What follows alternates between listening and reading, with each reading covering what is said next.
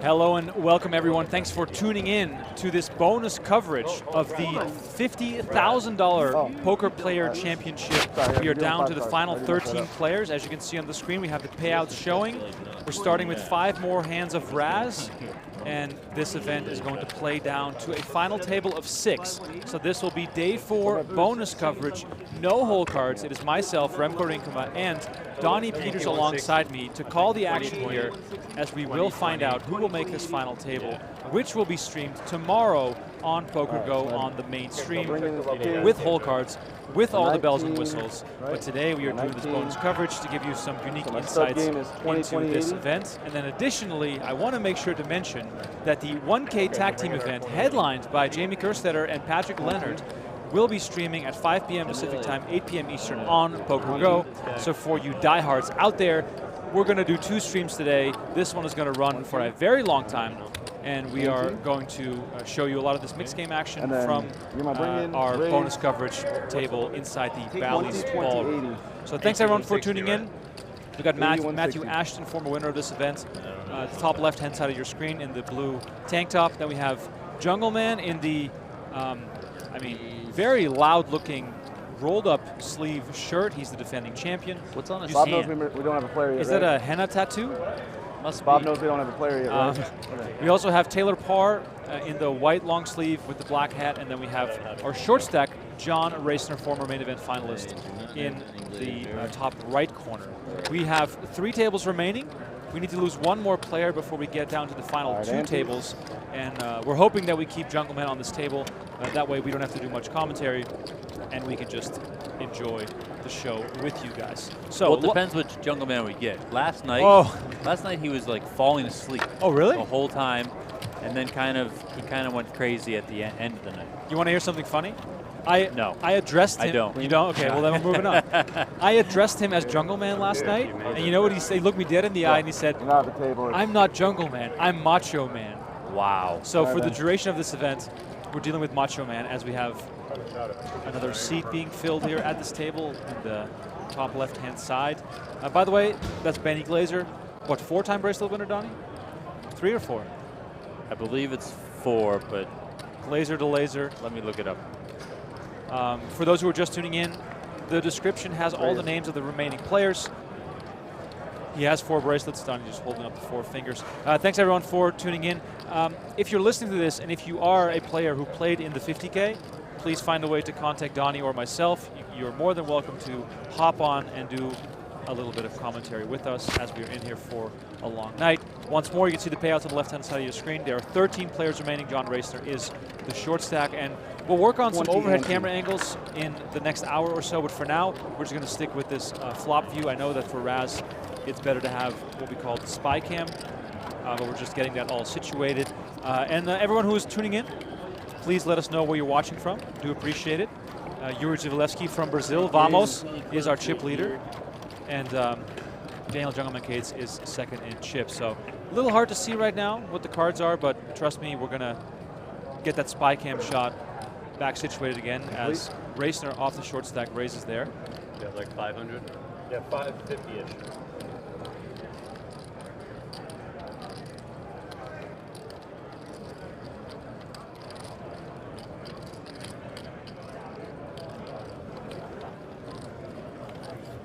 There we go.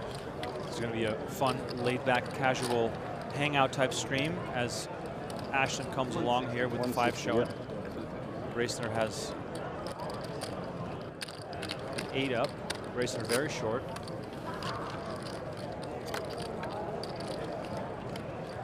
Ace for Ashton and paint for Racener, who might live to fight another day and get out of this hand.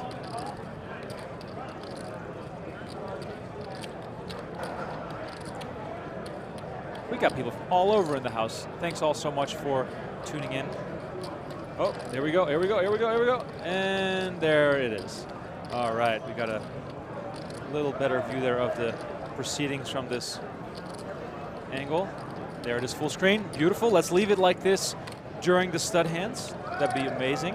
Ace-5 showing there for Ashton. He takes it down, and Racener lays it down. One more hand.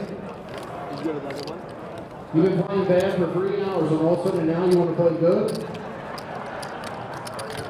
Charlie Teresi in the background calling the, riling up the super seniors who are on the money bubble right now here in the Bally's room. Mladen Penchev, Donnie from Bulgaria, is asking, for how long do they play each game? 6 hands, right? Exactly. Yeah. It's a 6-handed tournament. Little tricky with it being 5-handed right now, but yeah. Most of the time in the mixed games that have many different games, horse, 9-game, etc., you play as many hands as you're seated at the table, or that the tournament is maximum seated. So horse is 8, for example. There's Daniel Cates bringing out the bracelet. It's been a theme. A little early for that. It's been a theme ever since day 1. By the way, we're on day 4 right now. That's Daniel Jungleman Cates, defending champion, bringing out the bracelet that he won last year. Great card protector that he chose, as Racener's still looking for a quick double here, coming in as the short stack. By the way, shout out to everyone who's tuning in. We got Brazil in the house, Southern Florida, Lithuania, Ohio, Connecticut, Canada, Vegas, Vermont, Sweden. Lots of Vegas in the house. Appreciate it. As Racener picks up a much needed pot here. Donnie, I believe the green chips are still 25Ks and the reds are 5. And then we have the baby blues, the North Carolinas. Those are the 100Ks. Yes. Unless they change something on us, I believe that is correct. For last hand of this game announced by the dealer. I think we can see that. If you look very closely in the well, which is just in front of the dealer, you see a stack of black chips. That's how they count the amount of hands that are yet to be played.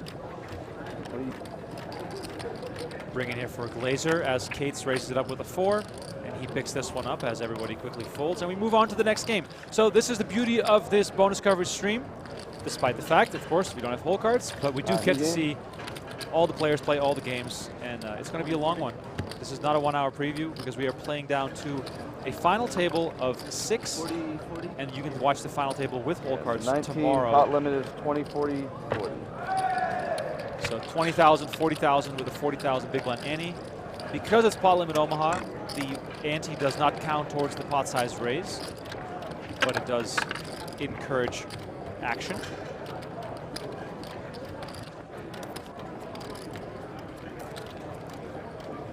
So we switched it up, playing pot limit Omaha.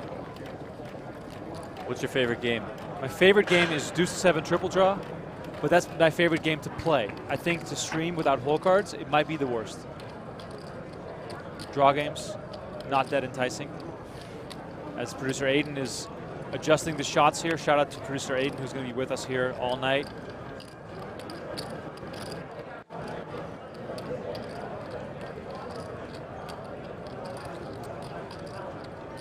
We got Amsterdam in the house, Latvia, Pearl River, New York. That sounds like a great place. I don't know. That's a beautiful name.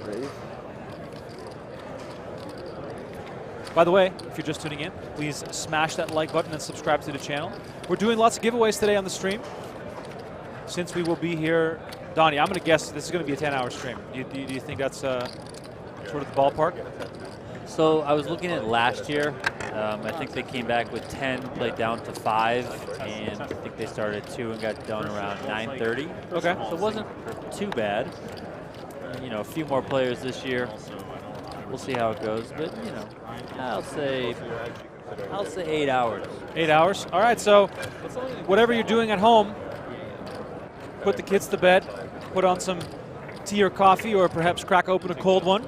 We're going to be here for a while, providing some entertainment. As Matthew Ashton has had a change of wardrobe, trying to match Jungleman with the intensity of the colors of the pattern. Is he still Macho Man Dan, like with this outfit? I don't understand. He looks to me like rich businessman Dan with this outfit. Yeah. That's a multi-way action brewing here, potentially. Cates has the button, Paur and Racener in the blinds, as we see a raise. Does it look like, is it 110,000, Donnie? Is it a blue chip? I believe so. All right, so we got a 20K, 40K blinds, raised to 110 by Ashton, and Glaser makes the call. Heads up to the flop we go. Wow, royal flush one time? Ooh. Or actually second time?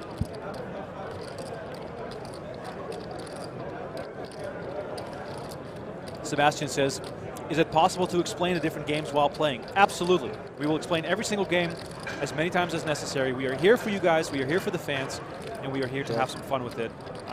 For those that are unfamiliar with this type of streaming, there was not supposed to be a stream of this event.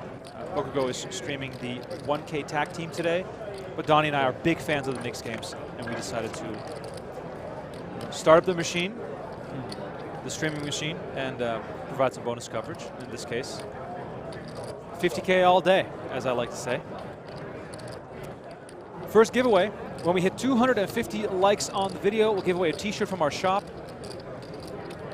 Please like the video. When we get to 250, we'll give away a t-shirt from our shop. We've been giving away lots of t-shirts over the past few weeks. Check. If you've won one and haven't received it yet, trust me, they are on their way. Spoke to our head of operations as far as the t-shirt business goes. And Dealers, please take your seats. we got a 5-diamond board here, Donnie, but as it goes in the game of PLO, that has almost no impact on the way the hand plays. Yeah, you can't play the board in PLO as much as some players, I'm sure, would like to at points in time. So we have Ashton versus Glaser here. Not a single chip went into the middle post flop as we checked it all the way down to the river. Andres is asking, shipped anywhere in the world? Yes, for t-shirts we do go worldwide. Thank you so much for asking. I always feel like the big bet games play smaller than expected as compared to the limit games in here. I think a lot of people naturally think, okay, the 2-0 limit games, the pot limit game, like, let's go, people are going to get their money in, but I think these players recognize that they can go broke in those situations, so they proceed cautiously and don't go too crazy. Also think that, you know, for many of them, that might maybe be their weaker games. So they don't want to go too crazy, so they play a little bit more conservative because of that. It's very interesting because someone like Koray Aldemir, who's also still in the tournament, the reigning main event champion, he's looking to really spice it up in the PLO and no limit portion of this game, just because he's facing so many specialists in these mixed games. However, when I look at the field that's remaining, Donnie, I see lots of players with tons of big bet success. Oh yeah, no, for sure. I mean, this table right here that we're looking at, Dan Cates, obviously, Taylor Paur, you know, has played the big bet games, especially no limit hold'em, for a large part of his career. John Racener as well. He finished second in the main event, so we know he knows what he's doing to some degree in the big bet games, especially no limit hold'em. Matthew Ashton and Benny Glaser, I think, are, you know, very much more mixed game pros. As you think of like a classic mixed game pro. Oh, we got a showdown here. A little hard to see here from our vantage point. We'll try to get the dealer to bring in the card. There it is. Oh, Jack. Nope. All right. Thank you for I that. thought he had an ace in there as well, so he had a straight then. Okay. With ace jack. I think he had ace jack 10x. We'll try to instruct the dealers to pull the cards in. Thank you for coming out. On the money! All right. Super Seniors event is in the money. You guys heard Charlie Cerisi there. Dealers, shut up and deal.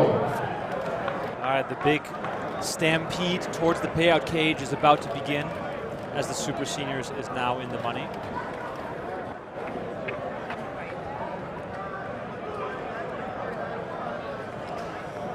Minneapolis in the house says, Herky's wings. Herky's wings? Where are your wings at? Can we get some? Sounds phenomenal. Thanks for tuning in. Four Piggies says, will this be streamed until someone wins? Yes, however, Not today. not today. We are streaming down to a final table today. There's 13 players remaining right now. And tomorrow on PokerGO.com, we will have final table coverage with hole cards. So this is a bit of a tease Bit of an introduction as Jungleman brings out the shades. Life's too bright. He's going to need the shades. Heads up. As we have a blind battle here between Racener and Ashton. Racener came into today with only 3 big bets, Donnie. It's definitely an uphill battle for him. Yeah, 3 big bets, but what does that translate to big blind-wise? You know, what is happening here with Jungleman? The sideways hat, the disco jacket. Is Jungle sponsored by 888 Poker? I mean, I'm guessing he's wearing the hat. I guess so.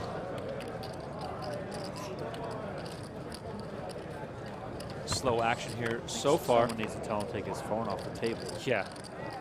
I mean, he's got. I think it can be on the rail, but not on the table. He's got his bracelet out, his phone out. Like he's taking up half the table this way. It's like he's home grinding online. Sohrab is watching from Walnut Creek, California. Thanks for tuning in.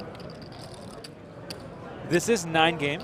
That is correct. It is the traditional 8 game plus no limit deuce 7 single draw.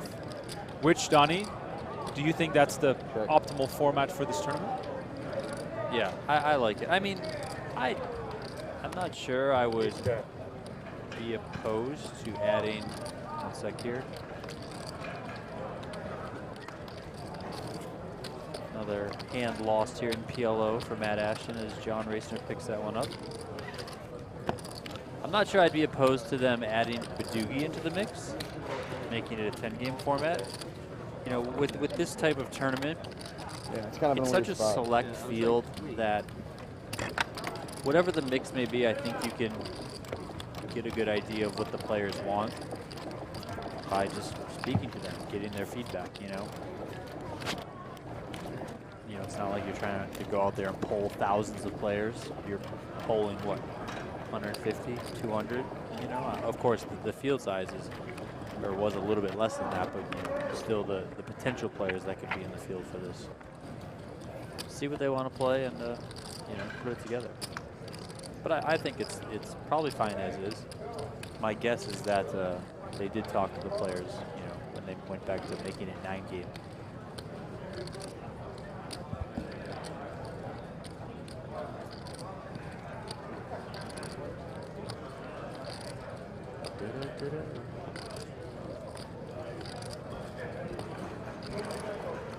Awesome.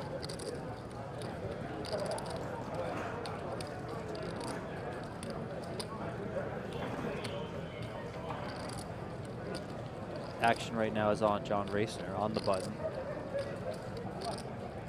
Mulling over his decision, how he wants to proceed. He did win that last spot. Call. Limbs in for 40K. I mean, the beauty of playing 9 game in this case is that when you're a short stack, the big bet games play so small, unless of course you want to get involved, compared to the limit games, especially the stud games where you have to ante. So for Racener, seeing a few flops for cheap in PLO might be a great way to get himself back into this game. He'll be forced to play many more hands in stud. Yeah, and Racener's probably in a spot here where he feels confident, given that Ashton and Glaser, he may feel he has an edge on them in PLO, and he has position, which is obviously very important in PLO. So he can, you know, come into this one with a limp, see a flop for cheap, and try and go from there.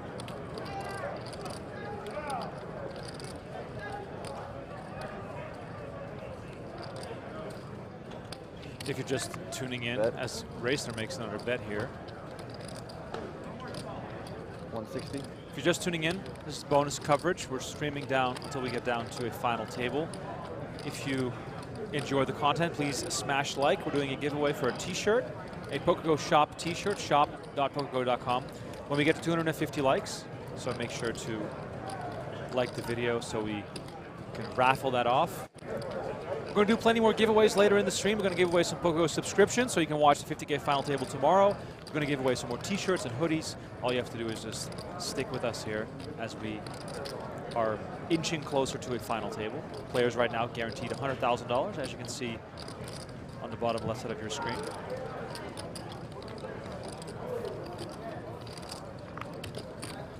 And Racener picks one up, and you know, with the the 2 big blinds and the big blind ante, that's a lot of chips for him to rake in here. Oh yeah. In relation to his stack. Nice boost. Nice boost indeed.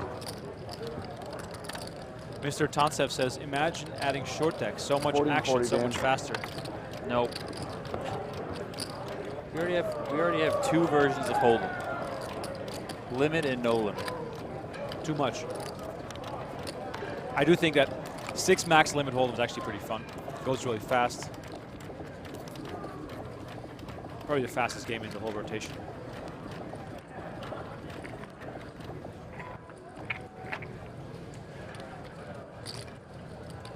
Koray is asking, would winning this tournament back-to-back be one of the most baller moves in poker for Jungleman? Oh yeah. I mean, it's Hall of Fame stuff, right? And he's going to let us know about it Oh my God. when he does. Next year Or he'll if bring he does. both bracelets. Oh, for sure. I haven't seen the trophy yet. Have they had the trophy out? I haven't seen it yet. The Chip Reese trophy, which needs some work. 160. Needs to be updated. 120. Sorry. Maybe that's where it is. Getting a little refurb. Was the race, was it a limp and then a race to 120 from Jungleman? I think that's what I saw. Limp from the small blind from Benny Glaser. Heads up. Raising a call. Jungleman, one of the most accomplished online players in the history of the game. Check. Ooh, we're almost at 250 likes. Love to see it. Thanks everyone for tuning in.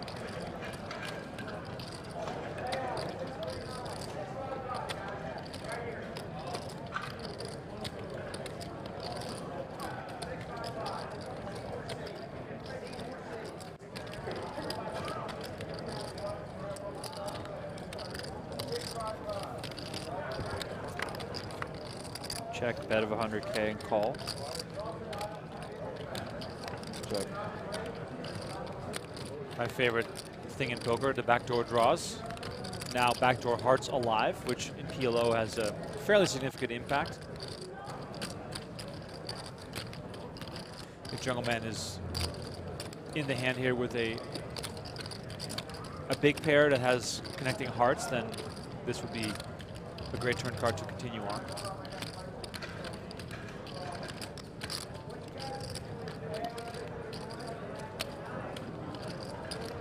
Luis is asking, where's Yuri? Yuri is on one of the other tables. 380. 380 is going to be the bet here. Yeah, it's too much. There you go. 380 is the bet. 380 is the bet. I think that's full pot. Full pot. Jungleman not wasting any time to get aggressive. By the way, you can follow along on WSP.com for live reporting of this event. So if you are like me, if I was at home, I would have this up, I would have live reporting up, and then at 5 p.m. Pacific time, 8 p.m. Eastern, I would have the 1K tag team up on a different screen. It's just all poker all day as Glaser is counting down his stack. Glaser came into the day with 1.5 million.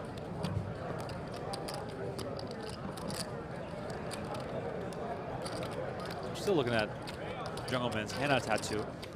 I wonder what the reasoning behind that is. As he brought a giant tub of protein powder.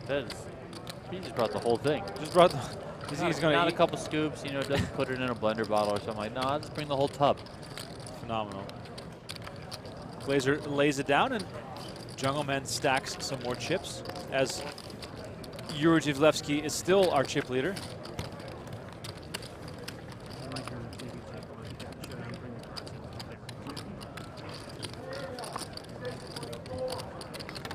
All right, last hand of this game, gentlemen. We hit over 250 likes. Time for the first giveaway. We have 12 players remaining in this tournament. You can see the names in the description of this video. And my question is, who do you want to see win this tournament? Who do you want to see win this tournament for the first random draw giveaway? Please let us know in the chat right now. Who do you want to see win? I'll run down the names real quick. We got Dzivielevski from Brazil. We got Jungleman, Johannes Becker, former winner. Taylor Paur, Koray Aldemir, Naoya Kihara, Daniel Weinman, Matthew Ashton, Benny Glaser, Lou Garza, MJ Gonzales, Philipp Sternheimer, and John Racener. Those are the remaining contenders. Let us know in the chat, as Jungleman is just getting all the love. All the love for Jungleman.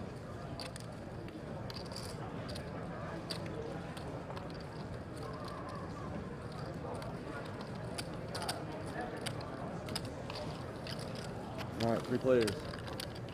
Looks like a raise from Ashton. Jungleman and Paur called from the blinds. Got some love for Koray. Dave Lovo's rooting for Garza. Love to see it. Ashton, Johannes.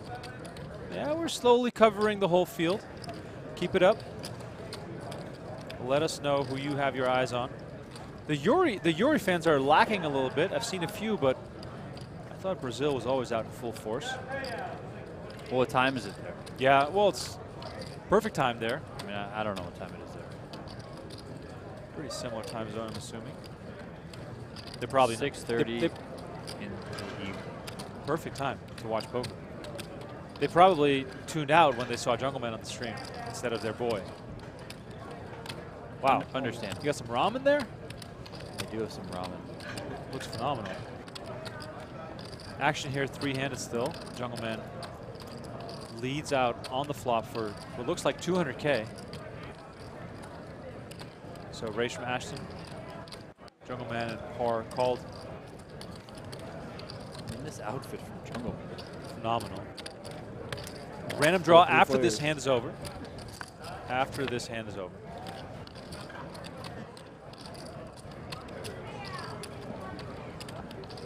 Check. Check.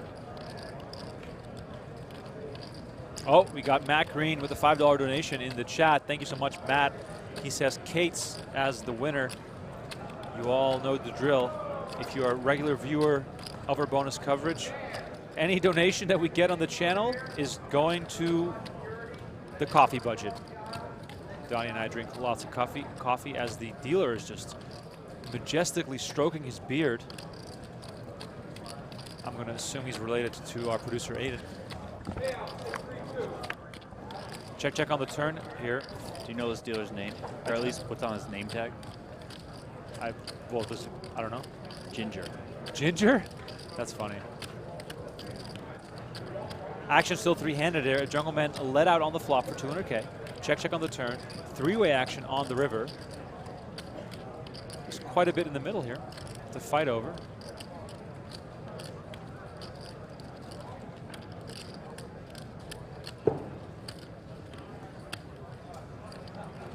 Jungleman reaching. Looks pretty significant. Looks like about 460 perhaps. Maybe could be 360.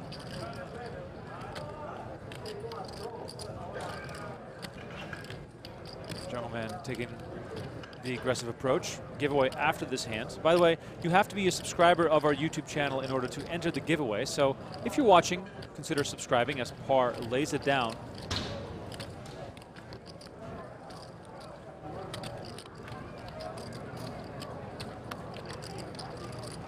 Ashton also kicks it in, and Jungleman.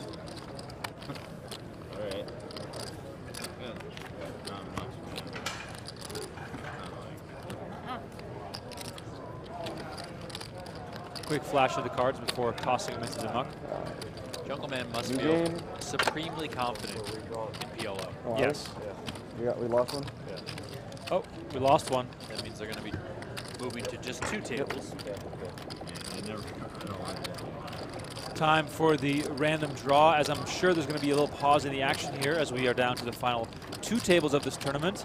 If you're just tuning in, this is bonus coverage. We are streaming until we are down to a final table of 6 today, and that final table you can watch on PokerGO.com tomorrow with hole cards and expert commentary, I believe, by Norman Chad and Ali Nishad, as we have a redraw. So I'll fill this time with a giveaway. Remind everyone that you can use promo code GETWSB30 to sign up for PokerGO. That saves you $30 on the annual subscription, bringing the total down to just $5.85 per month for PokerGO.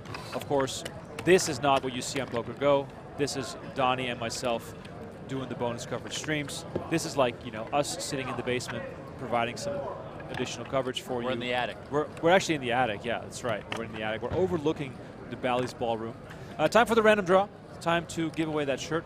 I'm going to spin the wheel. Everyone who has submitted chat in the last few minutes is automatically entered for a t-shirt in our shop.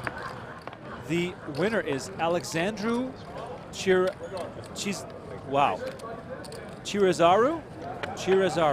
Alexandru Chirezaru. I think I got that right.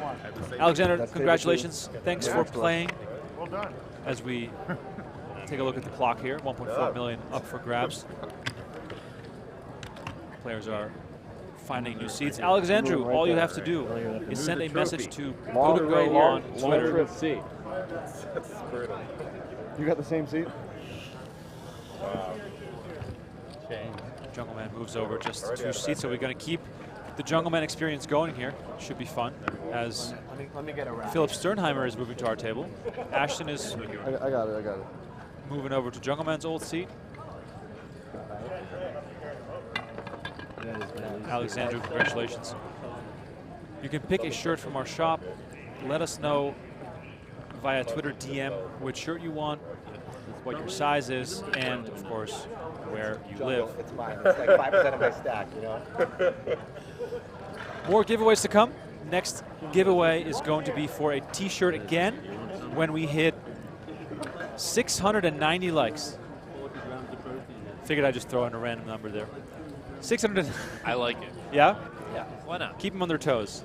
690 likes for the next giveaway. If you are just hitting this link and tuning in, this is bonus coverage of the 50K PPC. Eat a lot of protein. If you have questions for myself, Remko Rinkema, or Donnie Peters, who is alongside me, please let us know. But there's only so much protein you can that your body can process too. Protein talk there. I honestly feel like 3 of those is like enough for the day, no matter It- what. it- Other people might want some too. Very kind of you. That's very, very thoughtful. Coming with a C card. Oh, that's a big stack coming in. I'm going to guess that Yuri is coming to this table. That has to be Yuri's stack, or maybe someone else won a big one. Oh, there's AP or There was a Garza, sale and you couldn't resist. the best There was play. a sale and you It is couldn't not Yuri. It is actually Naoya Kihara. In this case, I just thought it was a good idea. I was tired of it. So Japanese poker star Naoya Kihara there in the 6th seat. Lou Garza, or AP Garza, depending on how he goes, what he goes by. He's the most blinged out player in this event. Got the diamond watch, diamond bracelet. He was wearing a cowboy hat with a diamond, sort of diamond shoelace on top. I got a full rack right here. No Yuri just yet, but we might get to see him later on today. The chip colors, once more, the reds are 5K, the greens are 25K, and the blues are 100,000. As we have our Buttons in 6. final 2 tables, and 500?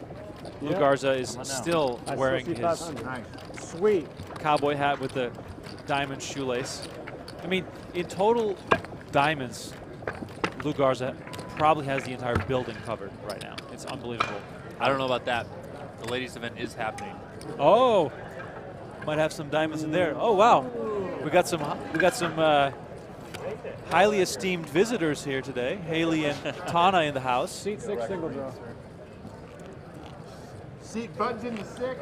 The game is single draw. Playing no limit single draw.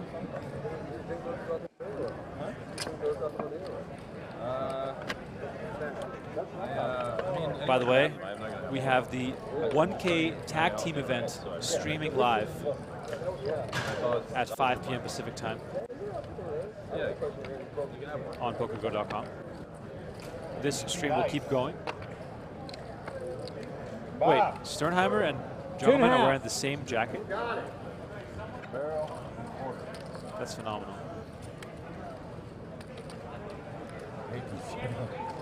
2.5. What? No way. Dude, that's so badass. So Tana just handed me a Vladdy Guerrero Jr. baseball card and a Mike Trout baseball card. My girlfriend Jess is a huge Mike Trout fan, and I am a fan of the Blue Jays, and I actually have a Vladdy Guerrero Jr. jersey. So this is perfect.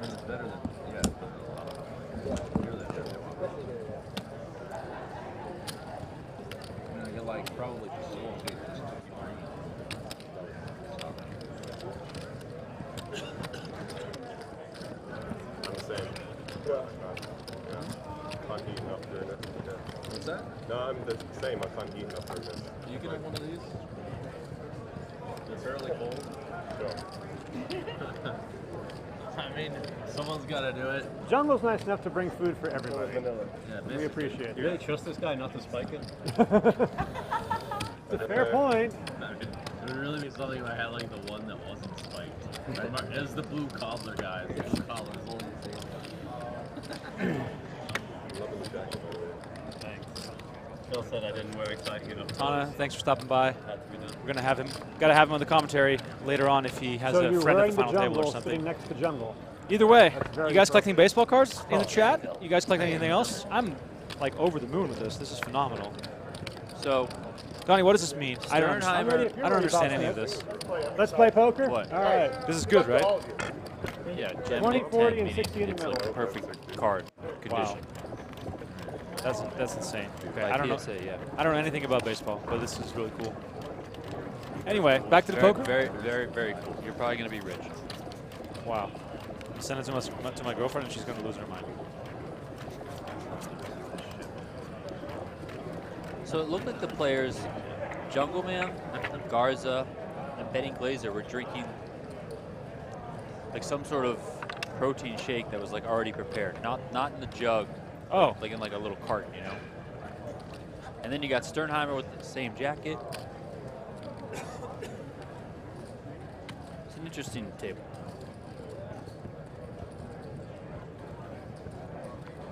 If you're just tuning in, apologies for that interruption there as we were receiving some gifts from Tana, who's in the house, one of our favorite guys. Check out the Run Good Poker series, ladies and gentlemen. We welcome interruptions. Yes. If you can find us. If you can find us, you can interrupt us. Yeah, check out the Run Good Poker series. If you live in the U.S., it's a lower bind tournament series, which is a lot of fun to play, a lot of fun to attend, lots of lower stakes events, lots of fun nights out, overall good vibes, and of course the Run Good clothing. Yes. Also a huge, or probably the best clothing in all of poker. Here we go. Naoya Kihara applying the pressure here. Makes it 310K after Ashton raised it up to what looks like 90,000. We're playing no limit deuce 7 single draw. 2 rounds of betting. The game is no limit. You cannot limp in this game. You have to come in for a raise.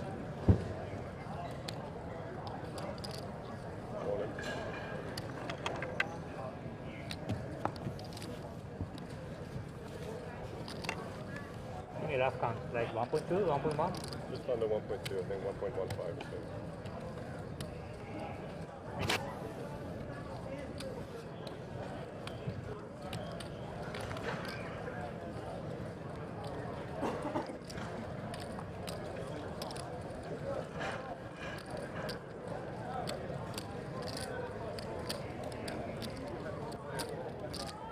There's Jungleman with the card. Oh yeah, lick the card. Oh, we got a shove from Ashton and a call. Or sorry, a shove from Glaser. He's actually licking the card. He was.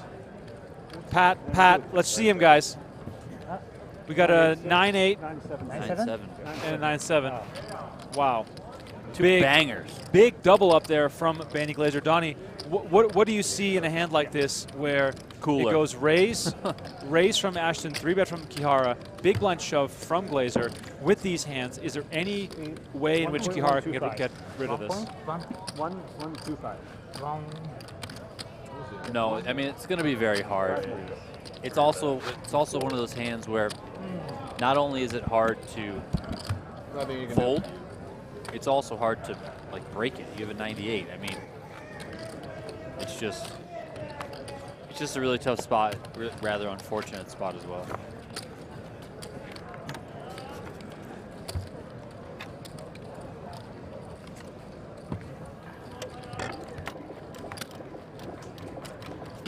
I need to know just what went into the pre-game conversation with Sternheimer and Jungleman about these jackets. Like what?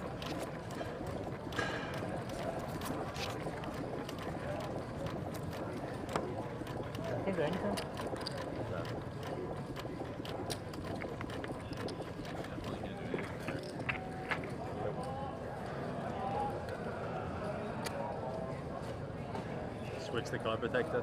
Looky one. I just forgot to put the bird cassette. Yeah, I was gonna say it's the same as this, though, right?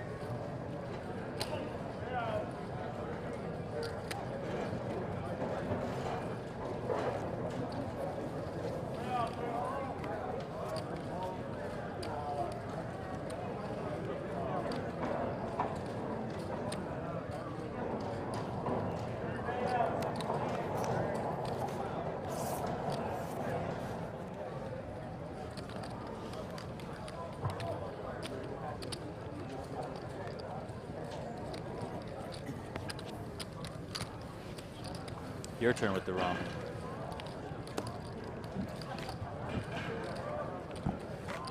Spin around.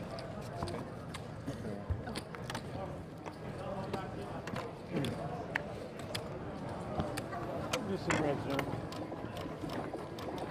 How much coffee do you think we're going to drink today? Forgot you didn't have your mic on your head. I didn't have my mic on. Judging by this event might going 12 hours. I think 4 coffees each, and I've already had 3 coffees today, so it's going to be one of those days. But I love it. I love everything about this, and I'm leaning on you, Donnie, to entertain the people while I scarf down this ramen, as we are still playing No Limit Deuce to 7 single draw. The players might need, or the people might need, a little bit of a gamer refresh because this is not a game we see all too often. Yeah, so No Limit Deuce to 7 single draw. Everyone gets dealt 5 cards, trying to make the best low hand. Straights and flushes count against you. That's why it is deuce to 7. Best hand is 2, 3, 4, 5, 7. Notice I didn't mention a 6. Pairs also count against you in this one. Only 2 streets of betting, pre-draw and after the draw. Unlike triple draw, this is a single draw game.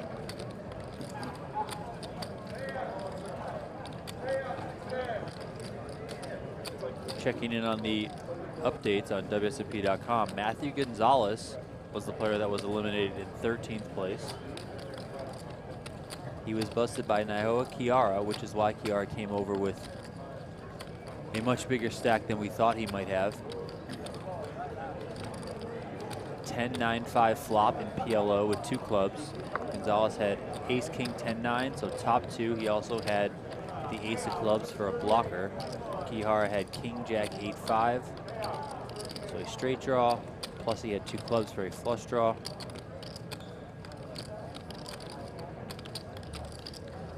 Five of diamonds on the turn, 6 of diamonds on the river.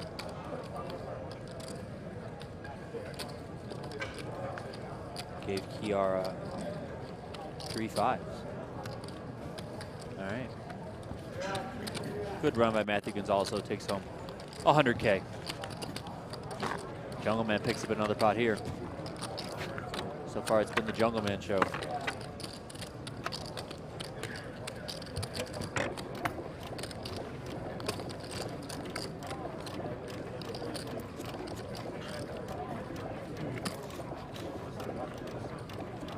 Behind you and in front of you.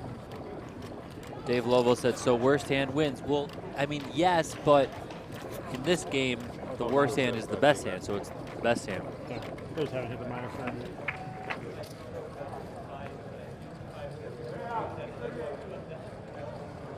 Because the worst hand would be ace, ace, ace, ace, king. And that's not winning. Or royal flush too, yeah. I mean, whatever. Just 5 paint cards and you're never winning.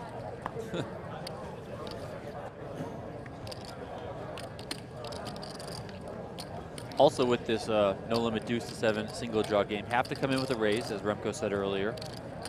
You cannot just be limping into these pots. It's the only game in the rotation where you do have to come in with a raise should you choose to enter the pot. Even counts from the small blind, which creates, you know, an interesting blind versus blind dynamic. Kihara takes that one down with a raise under the gun.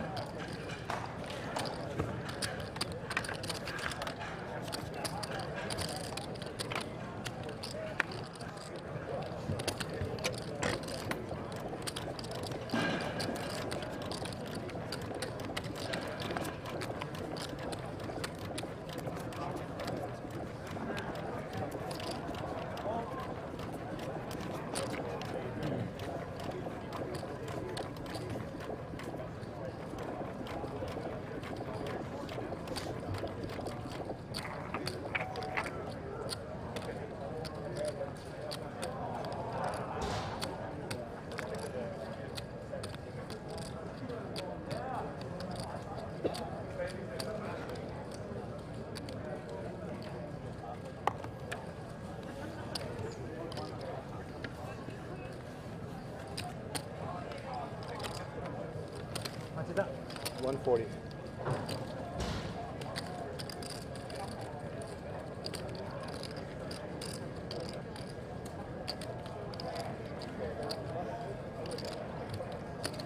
Oh. Taking 3?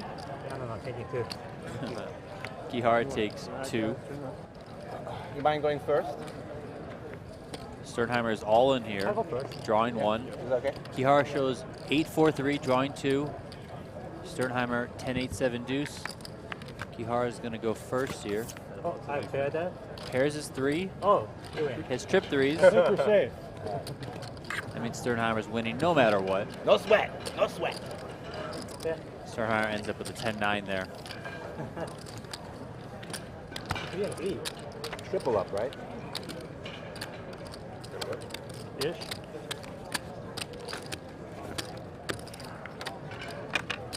$40.60. Yep. Roy.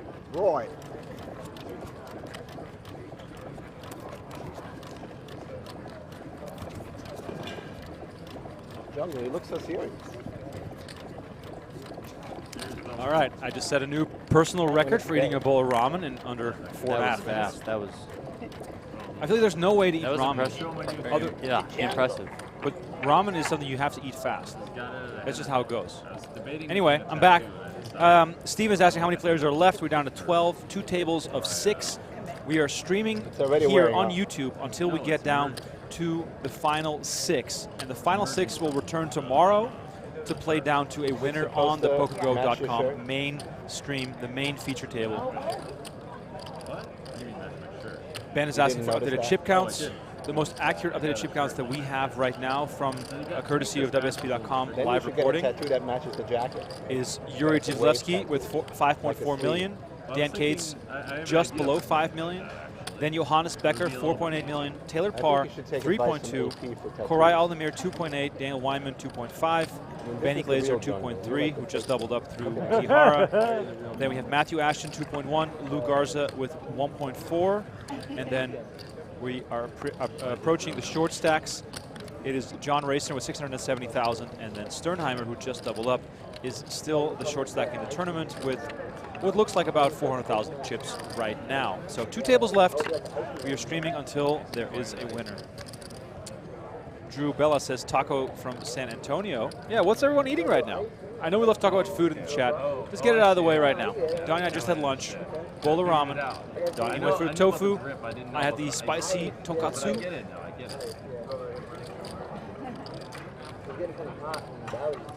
Are we rich, Donnie? I have no idea. I feel so lost when it comes to sports cards. You know, I mean, I'm fascinated by them and I love them and I would love to get into it more, but every time I try and enter, I spend hours on like a Saturday afternoon searching the internet and eBay and all these different things, and I feel like I get overwhelmed by the information, and I don't know where to start, so then I ultimately just give up, and then, you know, a couple weeks or maybe a couple months will go by, and another Saturday will come up and I'm doing nothing. Same sort of process. I'll dive in. I'll be trying to do all this research, figure things out. Again, usually end up just getting frustrated and overwhelmed and have no idea what's going on.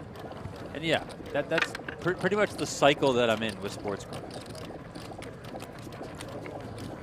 We got a special guest joining us soon. Oh, we do, huh? Kevin Gerhart is about to join the stream.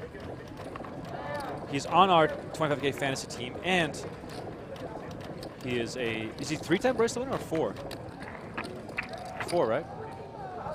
Is this a joke? What?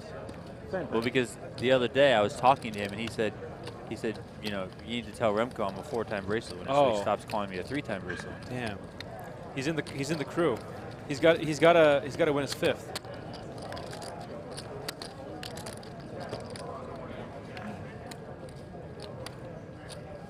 Crazy.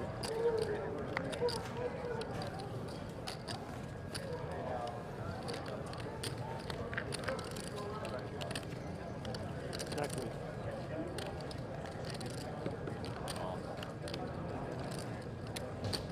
Oh. Screening. So Kevin Gerhart, 4-time bracelet winner, is about to join us here in the next few minutes to provide some insights that go well beyond the comprehension that Donnie and I have of these games, as we are playing 7-card stud high. Oh, sorry, high-low. Are we going 3 or am I getting kicked off? No, we're doing 3. Okay. We got 3 mics. Just making sure. Yeah. I don't want to kick you out. I need you here.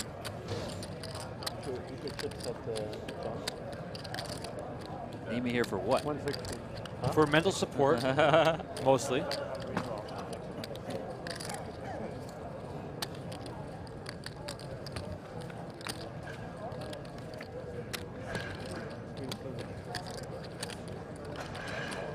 Cocktails. Cocktails to the main table as we see a big pot brewing here between Jungleman and Glaser. Glaser showing the Jack 3, Queen 4 versus Jungleman with the Deuce 3-5, which looks very scary from a low perspective. The 10 not likely to prove his hand in any sort of way. Glaser now has to be worried about Jungleman catching that Deuce. Not yet. Not yet. By the way, we are not on a delay. There's no delay because we have no hole cards, so no need for a delay. You can follow along on the WSCP.com live reporting alongside of us.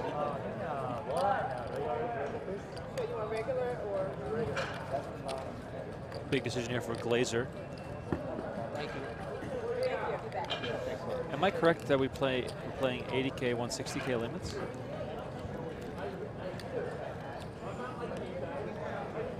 Glaser gives it up, by the way, and Jungleman picks up another huge pot. He's now going to be well over 5 million. I mean, it's the Jungleman show. It is totally the Jungleman show.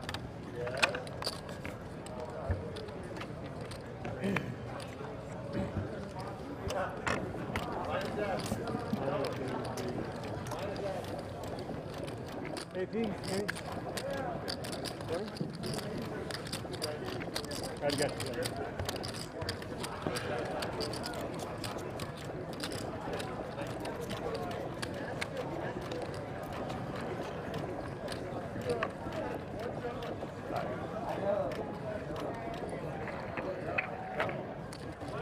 Finish the seniors, you're on a 15-minute break after completion of the hand. All please complete the hand show on 15-minute break.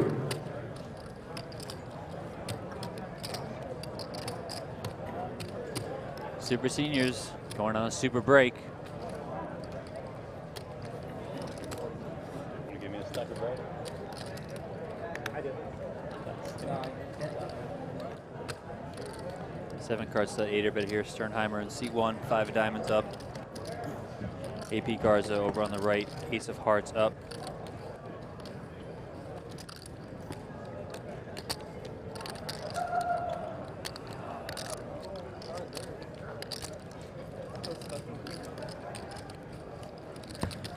Sternheimer gives it up. Garza takes this one down.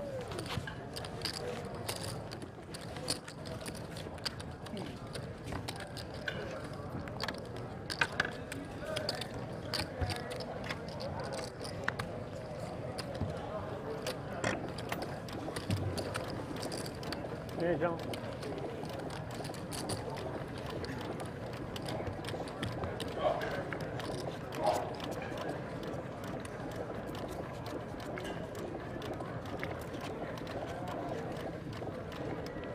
Diamond.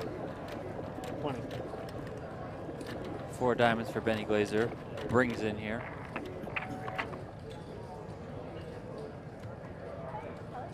Matthew Ashton with the queen of spades. Makes the call.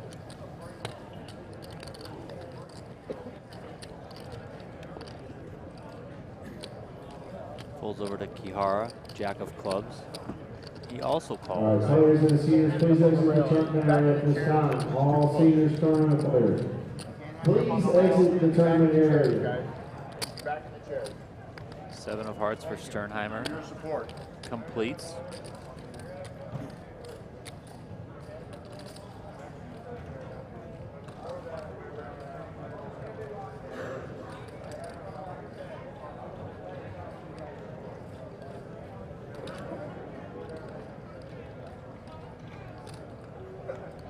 All right, players, if you're out of the hand, we need to push these dealers, so I need you out of the tournament area, please. And as you count your chips when you come back, we only have 12 minutes left in the break.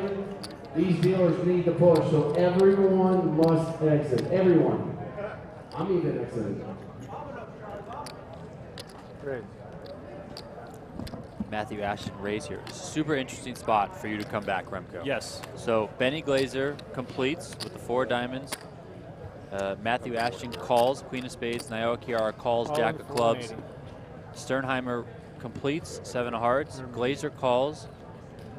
Ashton re-raises, or raises. Kihara gets out of the way, mucking his jack of clubs. And then Sternheimer and Glaser come along. And Sternheimer is now all in. Yes. All right, so Sternheimer has no more actions, just waiting for the cards to run out, as we will find out whether he's going to go into a heads-up showdown or whether this gets carried all the way to the river with 3 players. Glaser catching one of the least favorite cards in this entire game, the 9. Doesn't help you either way, unless, of course, you are making it straight. And Glaser gives it up right away, so we have a heads-up showdown here, as we have deuce 3, 7, 6. Strong low cards there for Sternheimer to at least get half the pot, as he makes a pair of deuces. Queens with a jack there. That's 2 pair for the Scooperoo. Let's see if we can hold up there. You good? 2 pair. Scooper. 2 pair and a low. 2 pair and a low. Philipp Sternheimer triples up, Donnie. This is a huge pot here when you include the blinds and antes. Or sorry, the antes at the bring-in. And Sternheimer lives to fight another day. Back in it. Don't give chips to a German. You might regret it. Pwned 555 says, is Macho Man still in? Yes, he is. Right-hand corner of your screen with the flashy jacket. That is Daniel Jungleman Cates with the henna tattoo on his hands. He is currently 2nd in chips behind only Yuri Dzivielevski. Going for back-to-back titles. Up, right? What do we do? Oh, I don't know what I'm doing. Never mind. Nice run out indeed there for Sternheimer. And thanks to everyone who is just tuning in. We have a giveaway when we get to 690 likes. Play all 7 cards face down. That would be fun. 69-0 for the next giveaway. Giving away a t-shirt from our shop. You can pick whatever shirt you want. Sounds like your game, AP. Dealers that's dealing the super seniors, guys, look around the table. Please pick up those racks for us. I never did. Any unwanted trash. If it looks nasty, you can leave it behind, but something simple like a bottle or something. If the bottle's full, we didn't mark on it. But if you guys can pick up those racks, help us out. Thank you. This is bonus coverage. We are streaming until there's a final table in this event. It's going to be a long day. The final table will be on PokerGO tomorrow, so Let's get hyped up for that final table. If you want to watch that, and today's 1K tag team final table with Jamie Gerstetter at the table, as well as Patrick Leonard. and I'll bet you it's going to be a really rowdy rail today in that 1K tag team event. That's going to be on PokerGo.com starting at 5 p.m. Pacific time, 8 p.m. Eastern. So in 2 hours, you're going to be multi-tabling if you want to follow both streams. All right, y'all. Looks like we have 2 games left with 7 stud.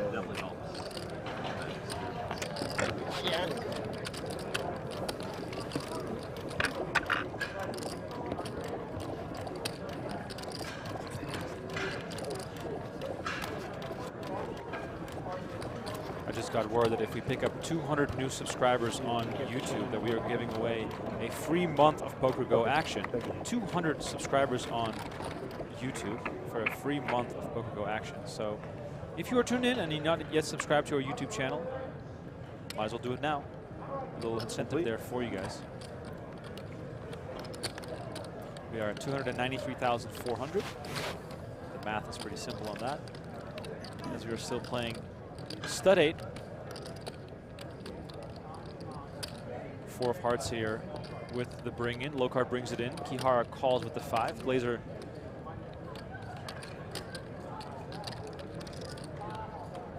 gets in there with the 6. Ashton raises it up, completes to 80,000. I had 2 dice and 2 people. Reds are 5K, greens are 25K, the blues are 100K. You call those reds? Those are red? What color is it? Rust? Rust? I like rust. That's good. What should we call the greens? The neons? They're like neon green. Or like slime. Slime. Good one. You're like head of chip colors. I like it. We go to 5th Street, three-handed, as Ashton is clearly going high here. Catches a 10. King of diamonds. No real strong low cards out there.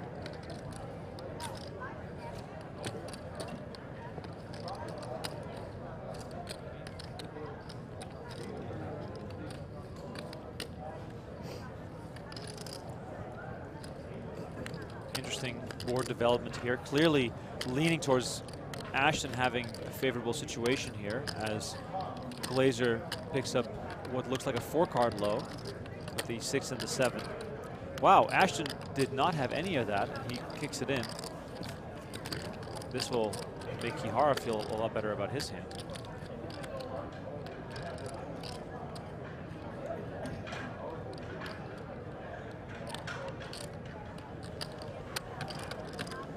Kihara makes the call. Ace of spades. Catches an ace. Great card.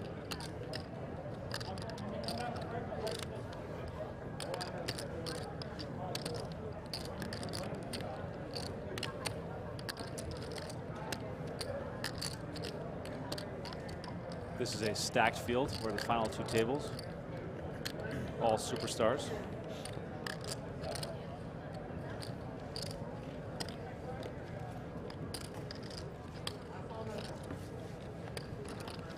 Board development going to come down to the final card here, as Kihara can only make a low if he has 3 low cards in his hand, meaning that 7th Street also gave him a low.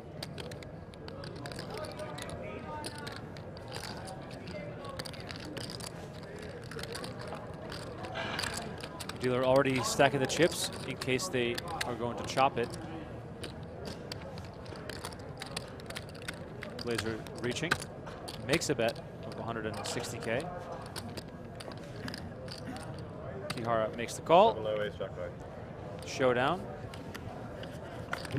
Ace Jack high, no low, and Glaser bluffs at it on the river, and Kihara takes it down with a pair of 9s.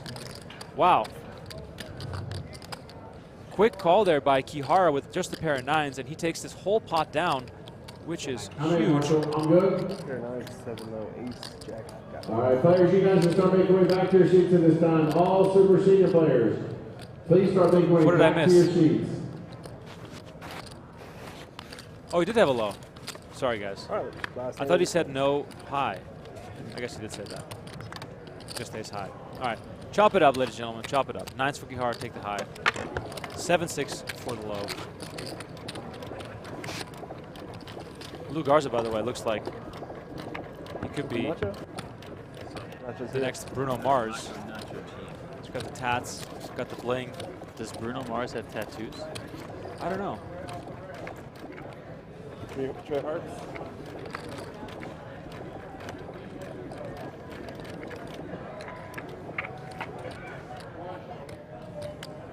Oh, gonna pick up Kevin Gerhart.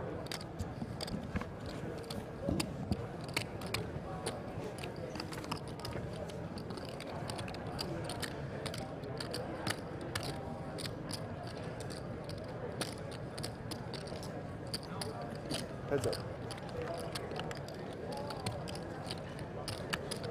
Ace of clubs.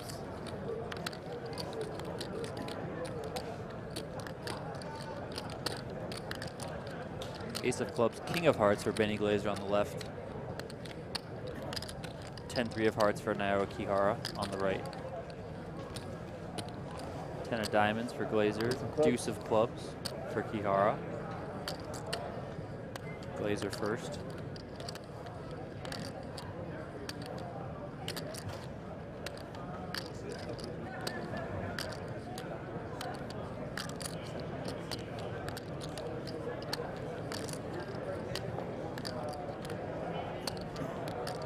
All right, Super Senior players, please don't make way back to your seats. Yes, we are aware that your next blind level is what it is, but it really is 3 and 5.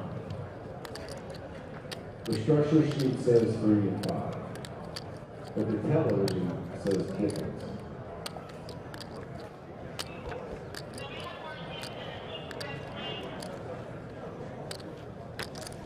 Ace of clubs. 3 of spades for Glaser. 5 of diamonds for Kihara.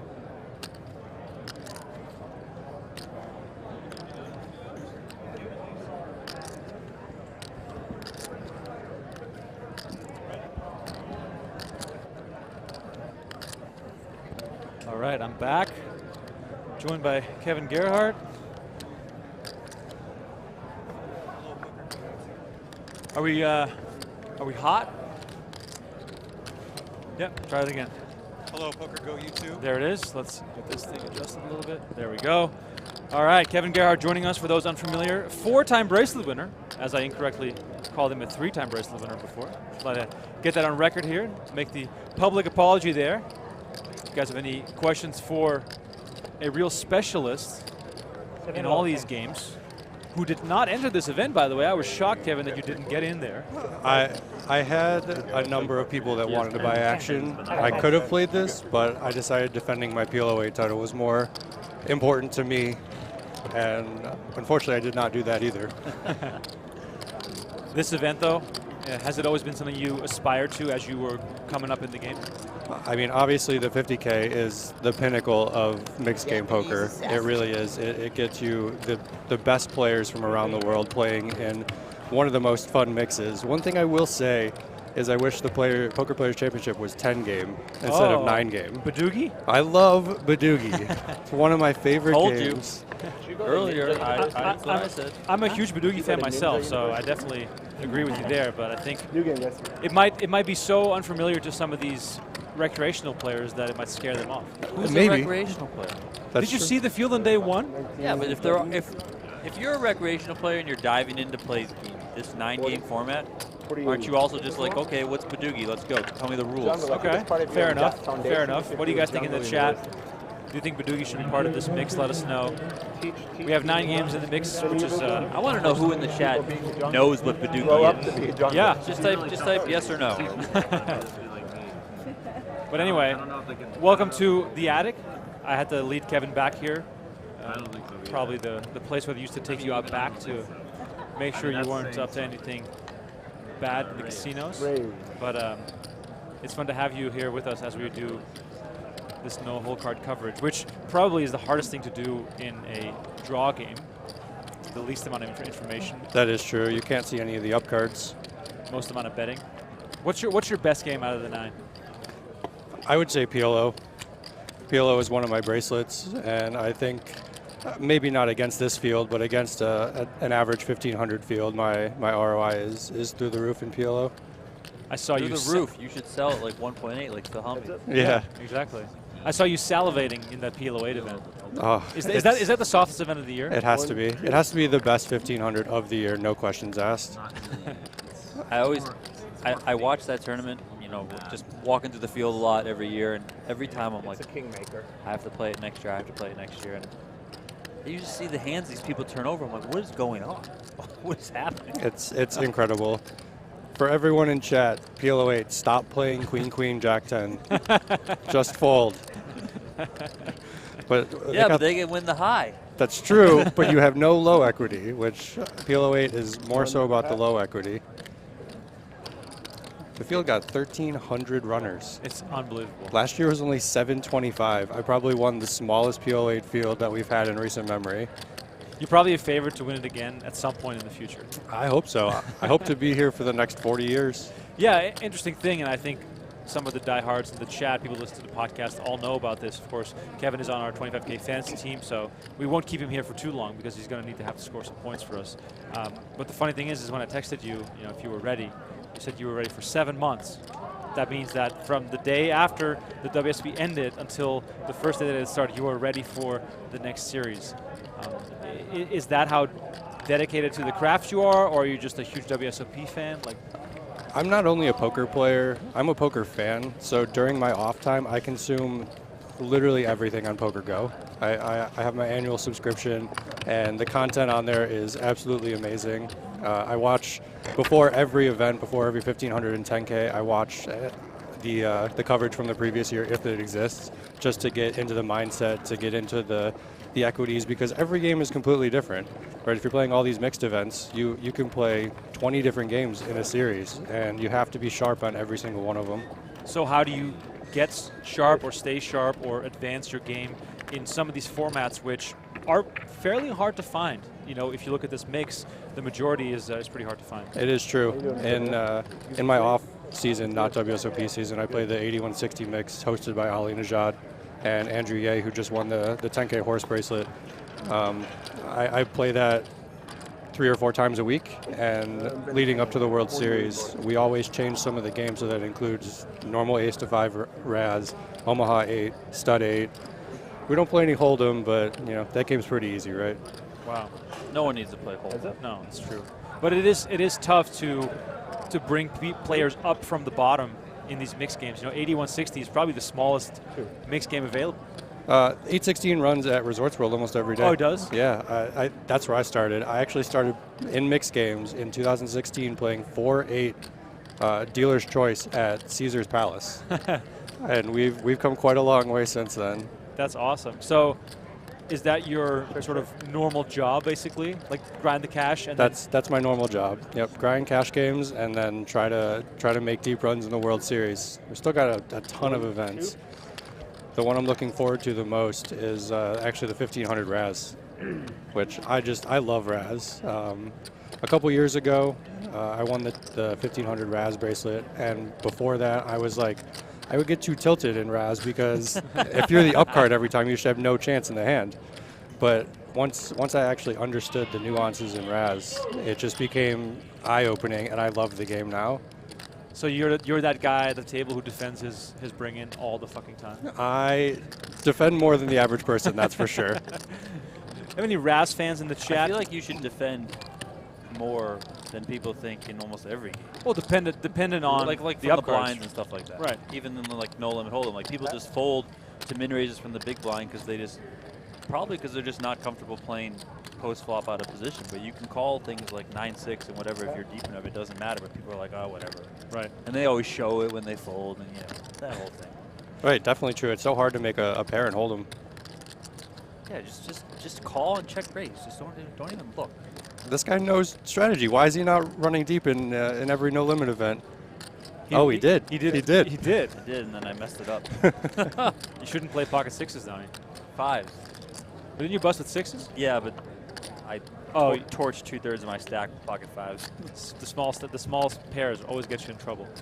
I feel like as poker has evolved, Hold'em in particular, I feel like the suited ace wheel cards have gone up in value and the small pocket pairs have gone down in value, which is really funny. People love a suited wheel card. You got the blocker equity. You just go nuts. You're like worst case 30% all the time. I mean, unless the guy has aces, but again, you have a blocker, so it doesn't matter.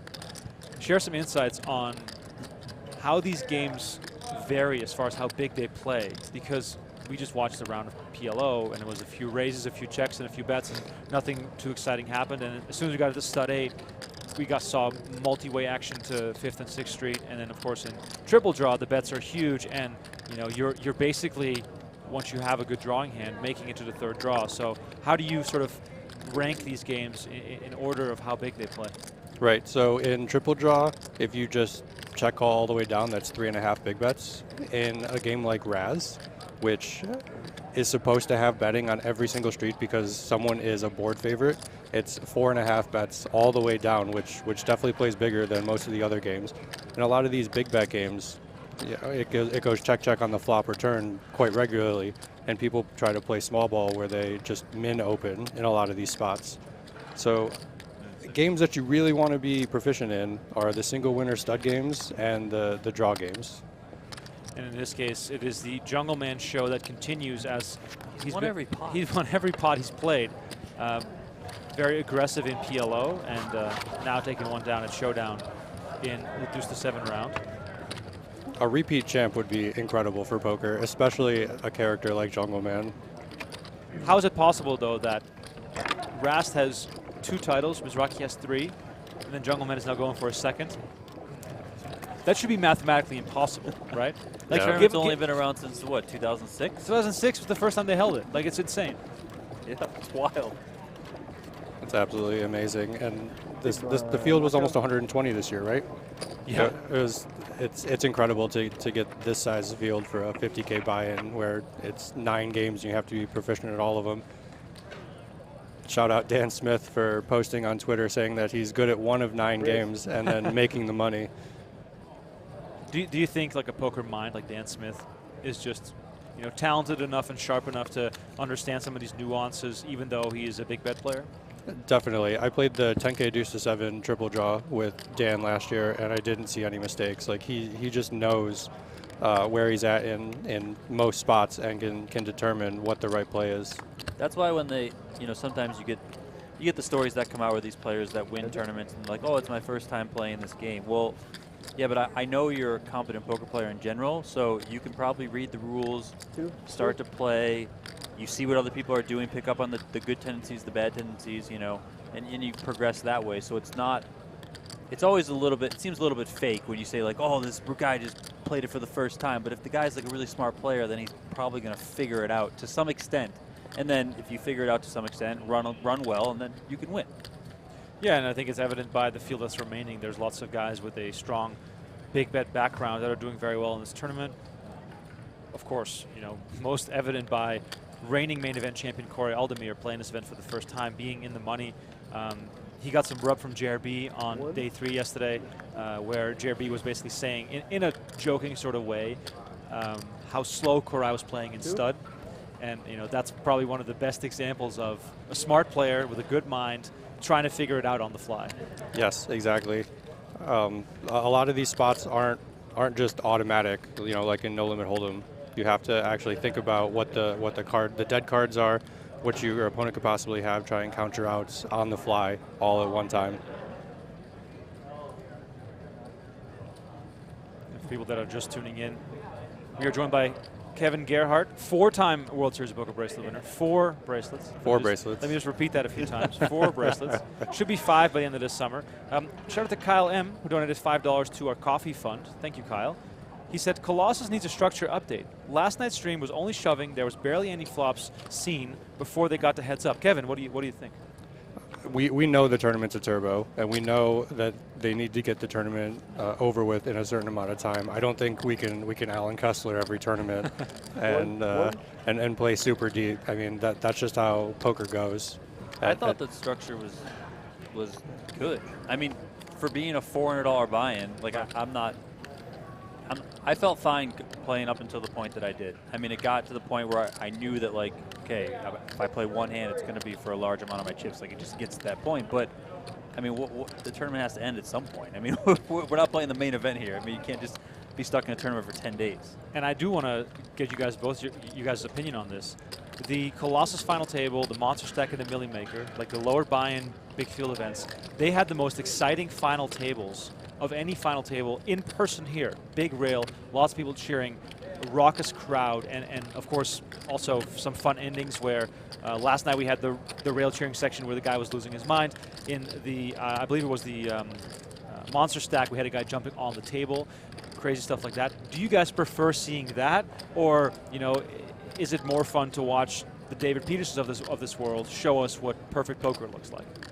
I mean, I'm going to straddle the fence here and say that I like it both. Right. I like to watch the craziness at times, but then I also like to watch the best players in the world, and I understand that oftentimes when you watch the best players in the world, it's in these large 10K plus events, and they don't have the biggest rails because their friends, their peers are probably playing the other 10K that's running that day. And that, you know, they might come over and check it out or see how that person is doing. And then there's the element of kind of like a been there, done that type of thing. You know, whereas on the other side of the scale, you have the players that are like truly playing for the poker dream. Like, people are buying in for $400 up to $1,500 in that price range, and they're playing for what to them is life-changing money. This is the shot, this is the dream, this is what it's about. So I like to see both sides of it, you know. It's kind of just like what I'm in the mood for. This year, I feel like I've been more in the mood to see the exciting rails. I don't know why I've been in that mood, but I've been just really happy with seeing, you know, those tournaments play out, see that guy jump on the table, that emotion, like see the people like run over to the sides of the walls and like hug their fans, that sort of thing. Like, that's been a lot of fun, you know. So that's where I am right now, but I mean, I like it both, not gonna lie. I feel the same way. As a professional, my mind is telling me that I would love to see the best players in the world make the right decision every single time, based on solvers or whatever. But seeing the raw emotion from people that get in spots for, like Donnie said, life-changing money, and, you know, the waterworks at the end of actually winning your first bracelet, especially in these huge field events, is unparalleled. The guy that finished second yesterday in Colossus, it was his first ever poker tournament. I love that. That's phenomenal. Like, there's nothing online about him, like nothing. Wow. It was crazy. And then I went and railed a buddy last night over at the Win, and there was somebody that was there, and he was telling me how he just ran deep in the Colossus. He got 61st first place, and it was also his first tournament ever. And like, he was like over the moon. He's like, I'm gonna retire. This is the best. You know, he's like half joking, but he was so happy. And he finished 61st. Imagine the guy that finished second for, you know, 250K or whatever it was. It's insane. It's honestly what makes this game so beautiful is that you can play at whatever stake you want to play, and someday it might be your day. And then things break right, and you get that once-in-a-lifetime experience of making a deep run, making a final table, and God forbid, winning a bracelet. I mean, we've seen it happen time and time again. I mean, Darvin Moon almost won the main event back in '09. You know, anything is possible in this game, which is also why it's sometimes so heartbreaking if you are a top professional and things aren't clicking for you. How do you look at your summer so far? My summer is a disappointment, honestly, but as a professional, you have to know that sometimes you're going to succumb to variance. You know, you can't win every tournament. You got to win the flips when you get it in. You got to win the 60-40s when you get it in. And, you know, if one hand doesn't break your way, then you just have to move on to the next tournament. There's always another tournament to fire, and you got to keep your head up. So do you get frustrated? Do you throw selfie sticks with phones attached to them? Or do you just, you know, go home and scream in your pillow? Or is it just sort of like it glides off you and you go on to the next one? I was frustrated one tournament this series, and it actually really got to me. And after I busted out, instead of playing the 5K no limit PLO half and half, I decided to quote unquote punish myself by jumping into the Colossus 10-handed no limit poker, ladies and gentlemen. The 10-handed thing, I mean, I know the viewers said the structure needs to change. The 10-handed needs to change. Okay. I'm fine with everything but the 10-handed. That's the worst part about it, and you can't do anything about it unless WSOP changes. Yeah. Jungle gets his own A few card. shout-outs here to people in the chat. Chad F says, I've never lost a WSB tournament.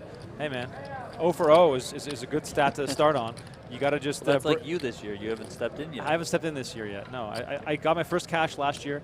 I'm still gloating off of that. Going out on top. Going out on top. If you guys have questions in the chat, please send them in. We have a donation from Naoya. It's 200 Japanese yen, which according to my calculations is $1.46. So real, or you made that up?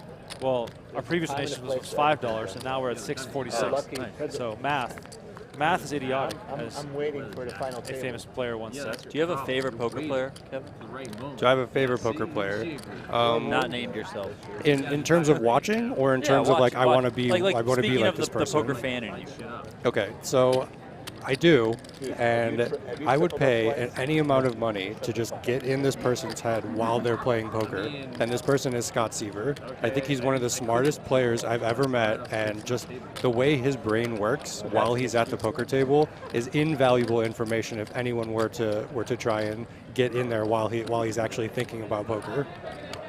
Wow, I think that's a great answer. I think Seaver does have that aura where you see the wheels turning. It's amazing, and his speech play game is also on point. You know, back in the Tobias Rankenmeyer hand, if you remember. Yeah. Oh my gosh, it's just so unbelievable what he can do with just talking to people, just getting them to bend to his will.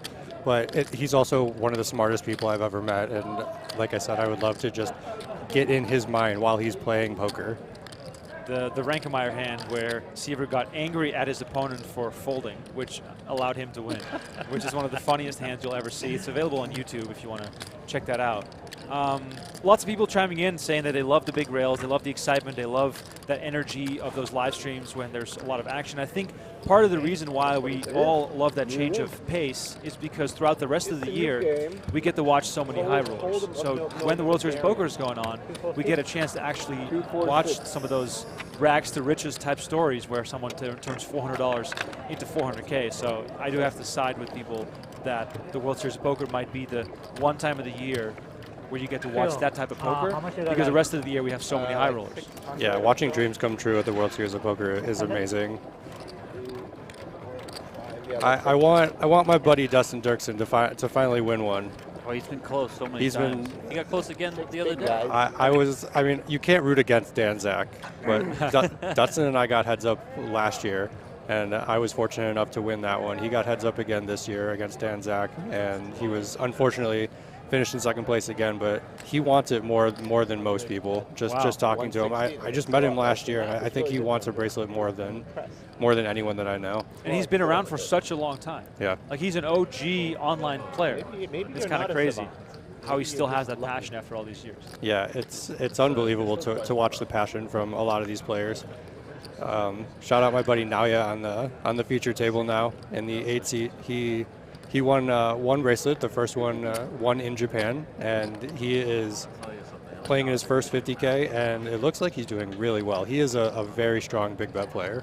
He won a big pot when he eliminated. Oh, I don't know if it was a big pot, but he won a good pot when he eliminated Matthew Gonzales in 13th place. He doubled up Benny Glaser in the round of no limit deuce, a pad 9-8 versus a pad 9-7. Oh. Benny Glaser tried to get a job with me once. Oh yeah. Poker News. And I didn't respond to his email. And then he showed up at the World Series of Poker, and he happened to draw a table right in front of the desk where I was working.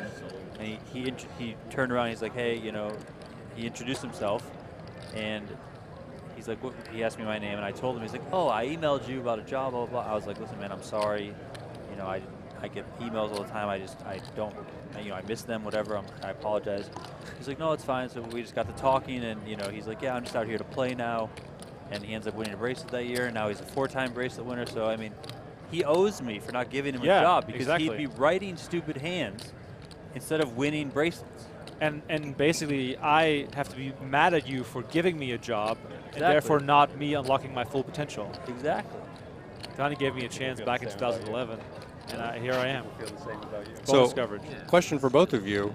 Would you guys ever consider learning mixed games to try and reach your full potential? Well, I think I can speak for Donnie. I have learned mixed games to the point that I know how to play them.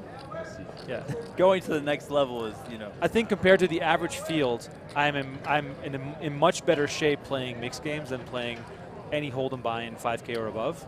Of course, in any sort of mouth breather type scenario, anyone can be a favorite. If you know the rules of No Limit Hold'em, you're probably a favorite in Colossus or in Housewarming. But having said that, I've played mixed games ever since I was like 18, 19 years old.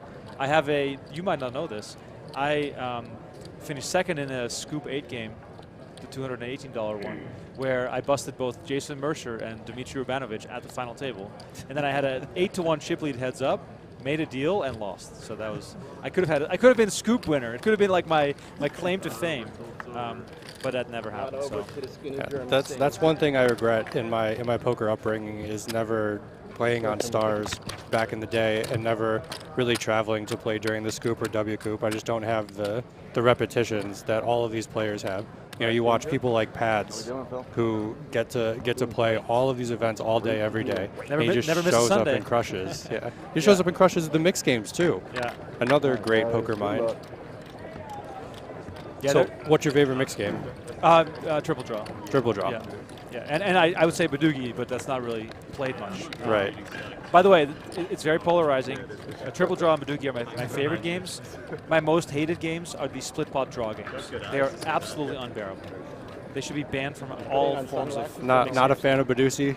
No, terrible. No, not at all. It takes too long. There's too many chops, and there's too much just talking during the hand, and it's just like slow. It's so slow. By the way, we switched to No Limit Hold'em. The Cadillac, as Dole Brunson once called it, as we have AJ Garza here under the gun, trying to make up his mind. The man that's got the most bling. I'm wearing sunglasses because I'm blinded by his watch. Makes the call. We're playing 40K, 80K blinds. I mean, look how the style. I wonder if we play like the lower limit mixed games, whatever. We get together with friends, and, mess around, etc.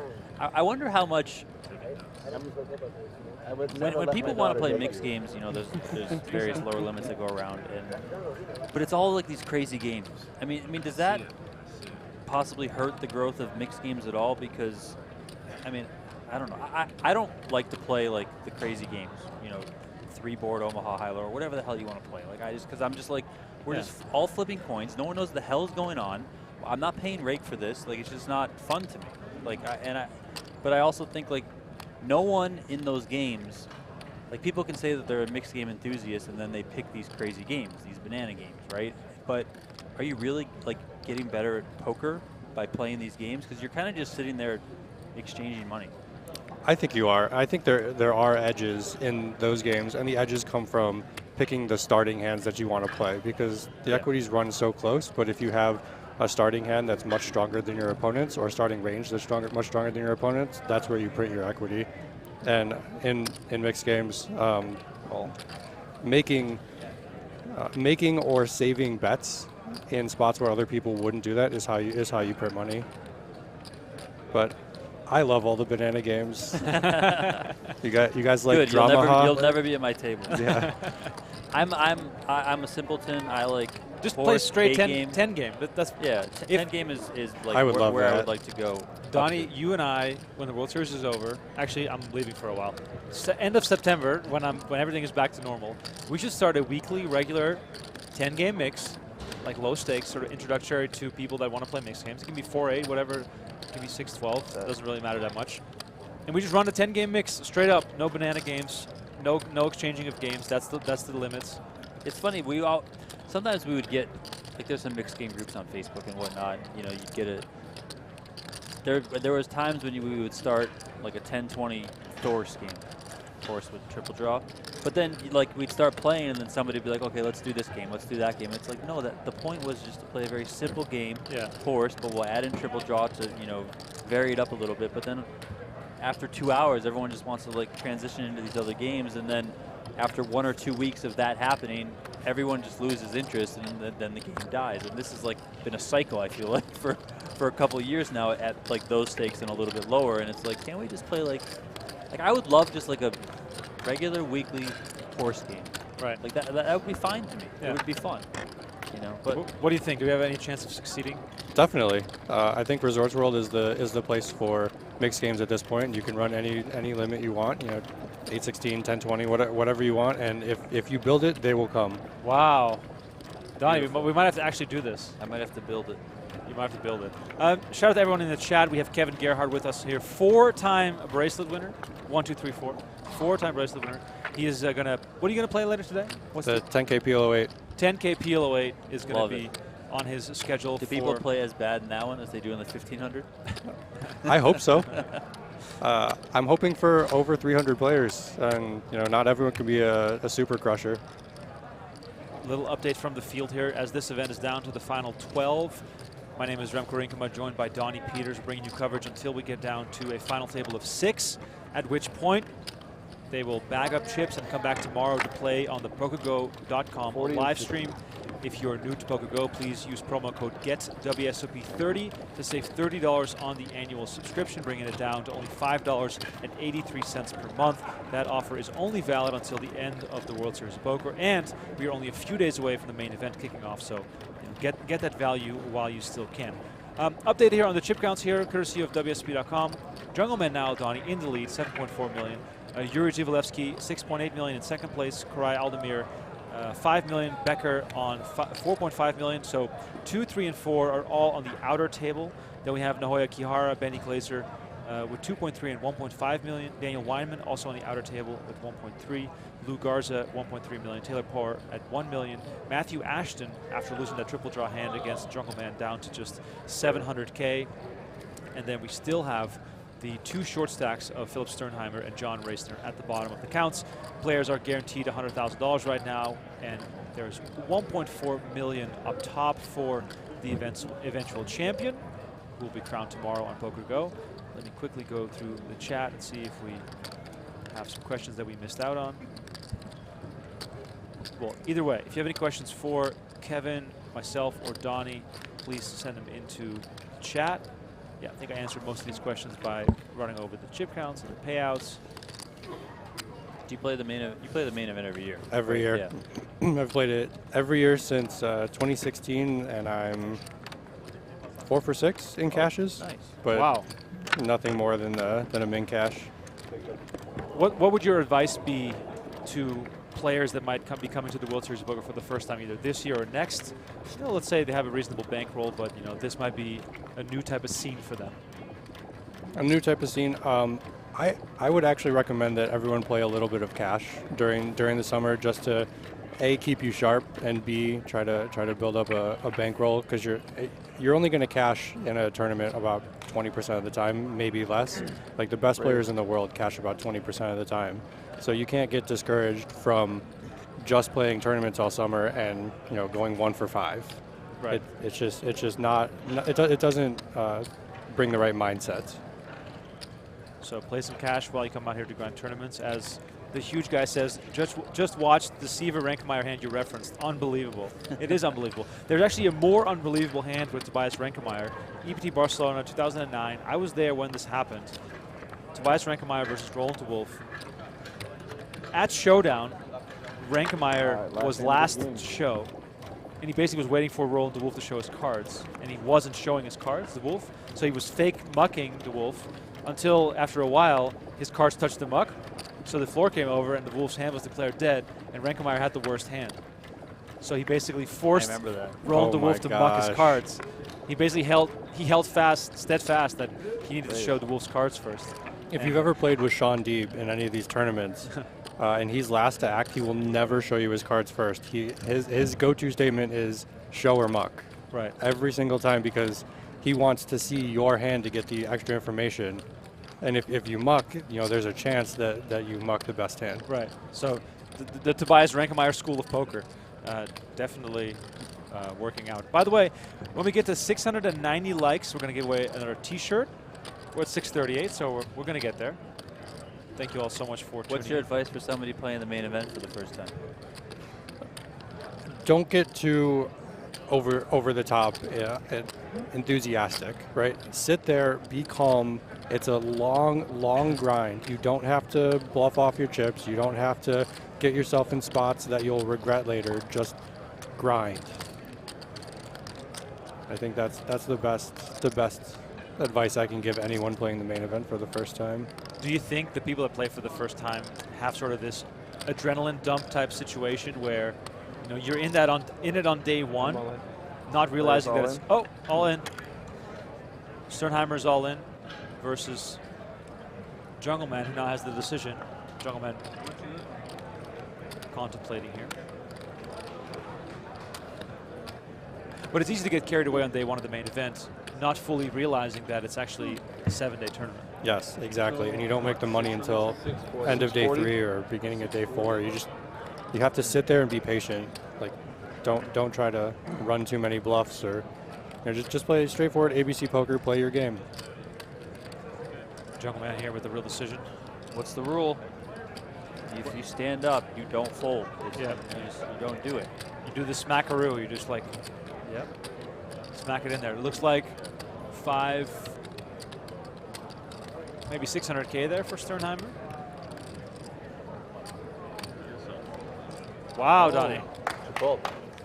What's your fold? You said we're playing 40-80, right? I believe so. So Jungleman, I think he limped in the cutoff. Limped and folded to a pair of queens. Wow, what a good fold. Wow. So if it was 600K, that's seven and a half blinds. Huh. Actually, tell me that hand where you planet. in the low jack, you flat 6 minutes left in this current level. See the payouts right there. Next player out gets 100K, double the buy-in. 1.4 million up top, and of course, the coveted gold bracelet, and basically the bragging rights for the rest of your life if you've won the PPC, which, you know, the money might be gone after a while, but you can always say that. Speaking of this table in particular, do you have any experience playing against these players? Any fun stories or things that come to mind?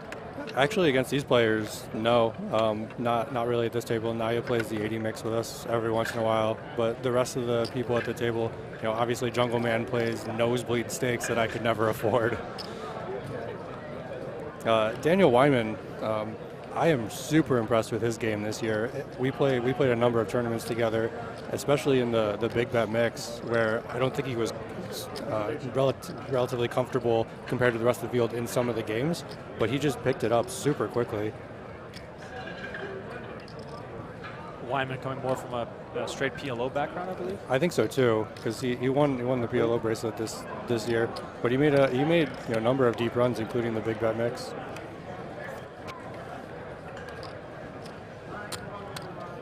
Video Love says, didn't Michael Mizrachi win this tournament 3 times? Yes, and he was chip leader on day 3 yesterday before busting out short of the money.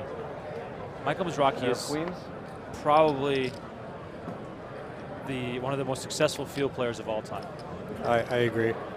Mizrachi actually came to play the 8160 mix with us one night, and I was like nervous. I didn't want to play stud against him. Why would anyone want to play any games against Michael Mizrachi? He's also one of the great minds in poker, especially in mixed games. So what makes him so good? Because when you see it on the surface, when you watch Mizrachi play, you feel like it's sort of like it's basically all in or bust every single time you watch him play. He's had more day 1 chip leads in no limit events than any player in the history of poker, but he also doesn't come across as someone who has the patient type of approach to play in limit games. I think what sets him apart is understanding where he's at in the hand and being able to get the check raises in where normally other people just wouldn't. Like understanding in spots where your opponent bets the river and him finding a fold, say in stud high with 2 pair.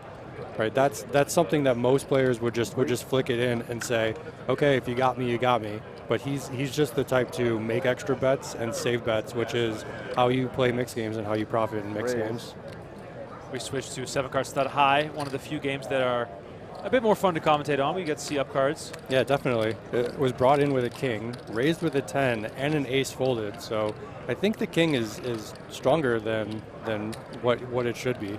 Normally in stud games, you know, the Phil Ivey school of thought from back in the day is if you have the highest up card, raise, and if you have the betting lead, bet until you get raised and then make a decision. But we know now that there's way more nuances to stud at this point. I mean, having Phil Ivey back on the grind in the poker community is amazing for poker. Just one of the best players ever, probably the best poker player of all time. Oh. That's right. Phil's back. Donnie fell out of love with Ivey for a while, but now mostly because he was not playing any hands on high stakes poker. That was just tilting. That's true. I did watch that. That was just frustrating. Like, spots I that other people would understand open. him, skipping the tournaments after having all the legal stuff going on. I get it. Stay out of the limelight for a while, but then show up on high stakes poker and just literally fold for 5 episodes. Yeah. No, couldn't handle. Let's go back to the overhead shot to look at these up cards as Cates lays it down here. A lot of the time people say 7-card stud is a race to 2 pair, but Adam Friedman, one of the best 7-card stud players in the world, thinks that it's a much more intricate game than that. And in this case, it looked like 2 pair was the winning hand. We don't have full cards, but it looked like 2 pair was the winning hand, and Jungle had to lay it down. How strong is your stud game? I think out of, say, the horse mix, I think 7-card stud is my second worst game. It's just so difficult because there's no real ranges. You kind of just have to, obviously remembering all the up cards in any stud variant is huge. But this really is like a feel type of thing where you can get the extra raises in, or you can fold to save bets. And I think players play 2 face up in this game, but I think my other games in the horse mix are just better. So how do you, the question is maybe a little bit oversimplified. How do you remember the cards? Do you tell them to yourself out loud? Do you just, at a glance, remember what's out? Like, how do you? At a glance, I can just remember what cards are out. I'm very lucky in that sense that I've always been a good visual learner. Very interesting here. The first ace limped, the second ace limped, and the 5 got a free card. Of course, 4th Street, usually where we still see a lot of multi-way action before the bet size increases on 5th. But Ashton wins back-to-back pots and sitting on a short stack. That's very important for him. If you're just tuning in, this is bonus coverage of the $50K, $50,000 buy-in Poker Players Championship. Final table will stream tomorrow on PokerGo.com. I can't wait for that coverage. Oh. I will watch that 5 times before the next World Series. I love it. I love it. Shout out Ryan Lang last year making the final table on his first attempt at the 50K PPC, and the fold that set waves through the poker community against Jungleman. The fold that was heard around the world almost. Yeah. Still pretty epic. Jungleman completes. Garza calls.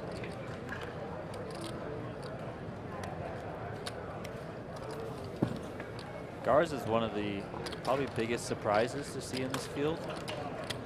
We've seen him in some of the stuff at the studio, but it's always been no limit or PLO. And then to see him out here, in not only a mixed format, but the 50K of all things. It's great to see, obviously, but still. It's great to see so many of these players.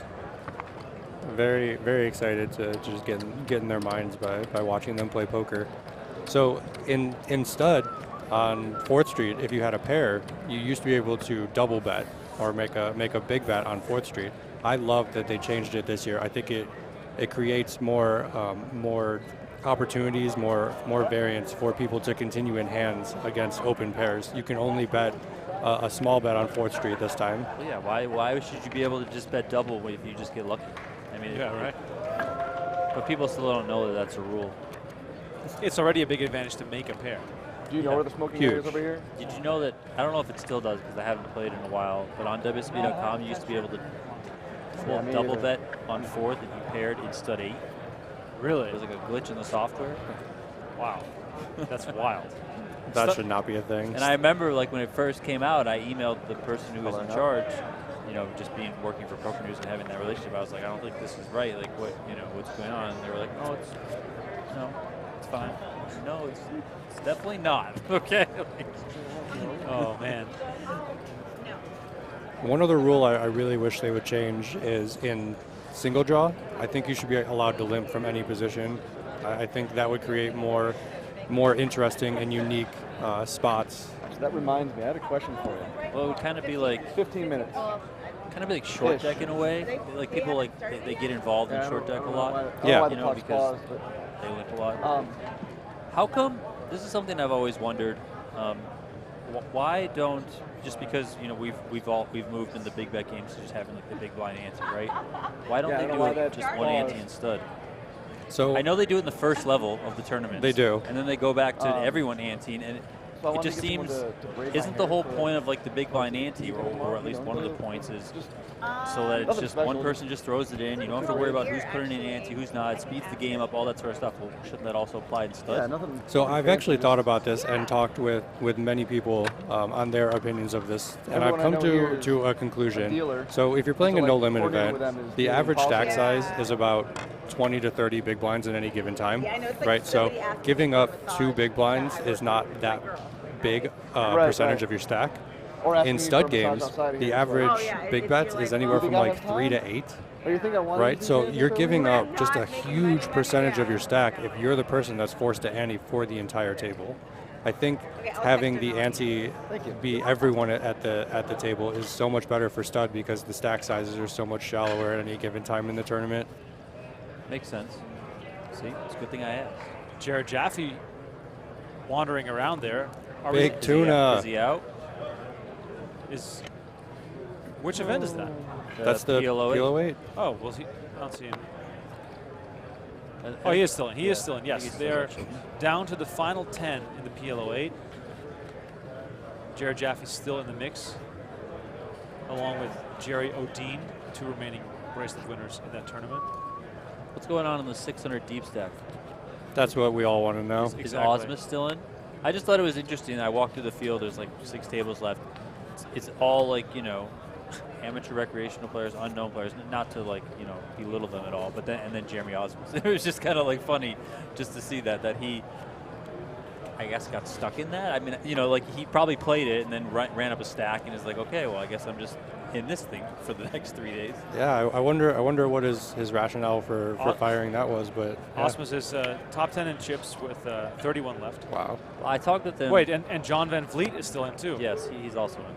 Ape Styles. I talked with Osmus when he won his last bracelet just about, how he kind of decides what to play, because he won the 1500 limit 6 max, which isn't a huge prize, and it probably held him out of some other tournaments. And he just kind of shows up and plays whatever. Who's that? Kevin spotted a friend. A friend, Patrick Trong.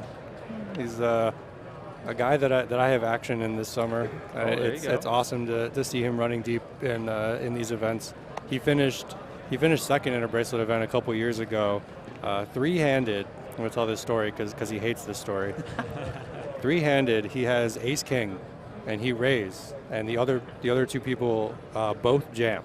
Oh, and he's the big stack at this time, and he tanks for a couple minutes and decides to fold.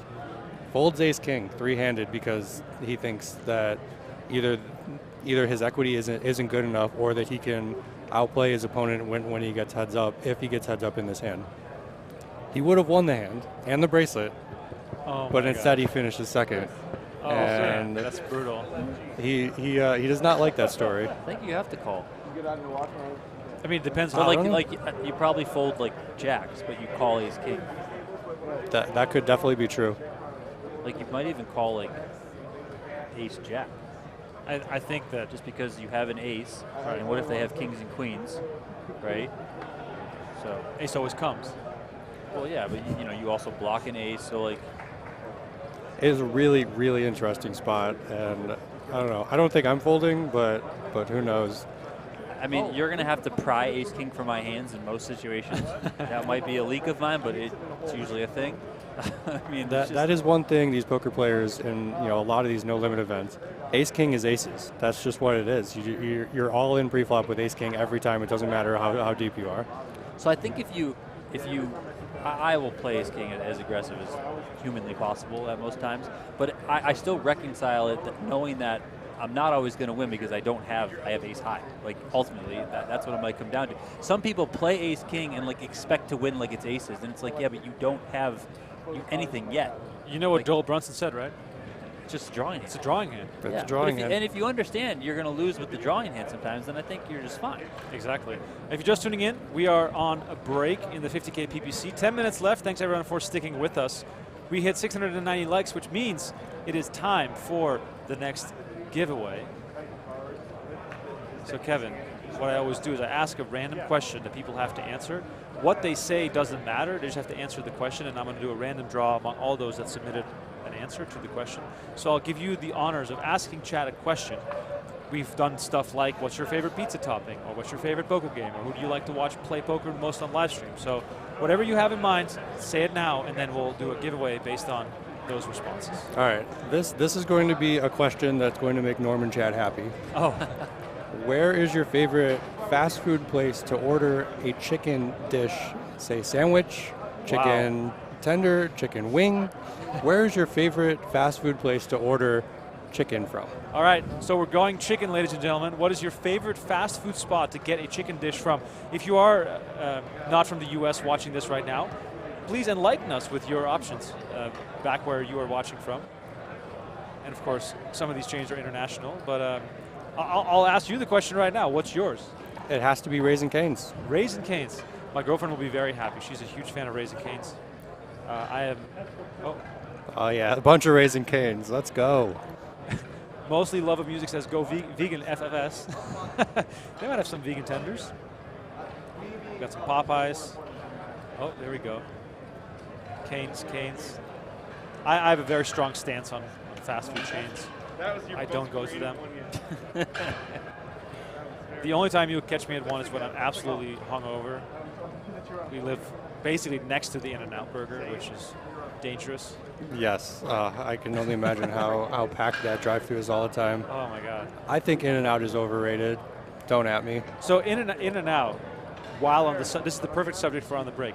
In-N-Out is exactly perfect for what you pay for it. Because In-N-Out is so much cheaper than a superior burger, such as Five Guys, for instance. But it's literally, like Five Guys is like a $22 meal. Yeah. An In-N-Out burger is like $9 and you have a fries and a burger. Exactly, you get what you pay for. Exactly. In-N-Out animal style, that's definitely my way to go. A little close up here of, this is actually Jungleman's bracelet. This is not even the bracelet that's up for grabs. Jungleman is using it as a wow, what a boss. Token of motivation, I guess, for him to win it again. Is he adding that to the prize pool? I mean, I hope so. what Donnie and I were saying earlier, he's going to win it again this year, and next year he's going to show up with 2 bracelets on the table as the 2-time defending champion. What's crazy is that not only did he win it once, but he could possibly win it twice after should have been eliminated. Right. Tournament. Yeah, that's true. You know, not only should he have been eliminated and, you know, then he went on to win once, but if he then goes on to win twice, like, because everything changes if he just gets eliminated. Like maybe he doesn't have the confidence to perform as well as he does, or whatever it may be. You know, just funny that could happen. Adam says Five Guys over In-N-Out, quality over quantity. But I live right next to an In-N-Out burger. What do you want me to do? Five Guys is like a 20-minute drive. I do like animal style though. It's nice and messy. Do you know the Five Guys hack? The Five Guys hack? Yeah, always get a double burger.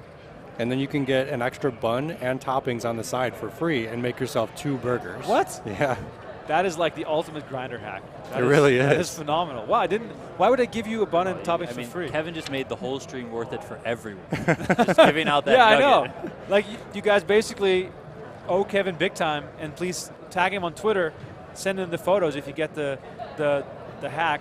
Let me make sure that I got this right. Yeah, at Kevin Gerhart. At Kevin Gerhart. One of the few people in the world, myself included, who was able to get their full name as a Twitter handle. Yeah, very lucky. Back in, I don't know, 2011, 2010. Right. So at Kevin Gerhart, give him a follow on Twitter, ladies and gentlemen, and send him photos of your Five Guys burger hack. By the way, keep sending in your favorite chicken spots, places to eat chicken, fast food chains. We'll do a random draw in just a few minutes for a free T-shirt from the shop. Are you a big fast food guy? You look way too healthy to know all these things. Unfortunately, with my lifestyle, playing all day, every day, I just need a quick meal every once in a while. So I don't frequent fast food places, but sometimes it's a necessity. And is it always Raising Cane's then when you go? Not always. Not always. Sometimes it's Del Taco if they're open. When I get done playing poker at 3 or 4 in the morning, I've been stopping by a local bar that has a 24-hour kitchen. That's awesome. On my way home. Nothing else is open, and it's hard to grocery shop and stuff when you're playing all day every day. Seeing some shout-outs for Nando's. Nando's is phenomenal. Never had it. Eaten there in the UK many times. Much, much healthier than any option that you would have here in the US. Everything's fried here. Yeah, over there it's just they have all sorts of different styles, but they don't have fried chicken. But it's a chicken restaurant. It's really, really good. Lots of Chick-fil-A, Burger King, Popeyes. We got some international people. Pollo Loco is in the chat also. Mary Brown's, what is that? Never heard of it. They are putting a KFC right by my house. I don't know if I'm excited about that. I prefer Popeyes over KFC. Well, the worst thing on the internet is the local community Facebook group or the Nextdoor app. Donnie and I have both ranted about this in the past. But our local Facebook group for the community that we live in had a post that was very excited about the addition of an In-N-Out, like literally across the street from our complex. And I was like, what are you guys excited about? Like that could have been an independently owned business. That could have been like a nice coffee shop. But now it's a dime a dozen burger joint that is not going to bring you anything more than, some $9 satisfaction that lasts for like. It lasts for the duration of the meal. Yeah. And then it's all regret. Regret later. So I made a snarky comment. You know how that goes in those Facebook groups. Yeah. Yeah. Good luck. Extra crispy KFC. Oh, Mary Brown's is a chicken place in Canada. It's a good name, I'll tell you that. Donnie, you never get fast food. I haven't eaten fast food in ages. I mean, I guess does like a Dunkin' Donuts count as fast food? I mean, it's not really a meal. Like if I'm in a pinch, yeah. Like if I'm in a pinch and need fast food, I just would go get like a breakfast sandwich from like a Dunkin' Donuts or a Starbucks. Right. That's like my fast food. Yeah, that's a good choice. But you would just get pizza in every other scenario. Yeah, which is probably the right call. People asking when play will resume. We're just about 3 minutes away, I think, from play resuming. So refill your cups, get your KFC or In-N-Out orders in. There it is, 2 minutes 45. Thank you, producer Aiden, by the way. Big shout running the show here today. Bonnie Lee's Fried Chicken in St. Cloud, Florida, says Poker Punk. Thank you so much. All right, time for the draw. Time for the random draw to give away a T-shirt. The winner is Jackson Andrews, who says Joe's Barbecue and foot massage. That's a combination. Okay. Do you get them at the same time? Like, this is phenomenal. This is very exciting. Jackson Andrews, send a DM to us on Twitter, twitter.com/PokerGo. We will get your information. You can pick a shirt from our shop, and we'll send it over to you. You mentioned having some action of your friend. Do you buy a lot of action over the summer? No, he's the only one. He's wow, look at that. He's a no-limit grinder and just plays all the big field events. That's actually really interesting. He's actually a student of Jesse Sylvia. Oh. Shout out Jesse for just being a sicko crusher. He's remembered for his second place in the main event, but he's a master. Still the longest three-handed battle ever. Jake Balsiger, Greg Merson, and Jesse Sylvia. Jakey. You were there. Where's Jake Balsiger now? I always find it funny to like. Obviously, I find it interesting to look back 90 seconds. To look back on where various people are, but especially like the main event final tablists.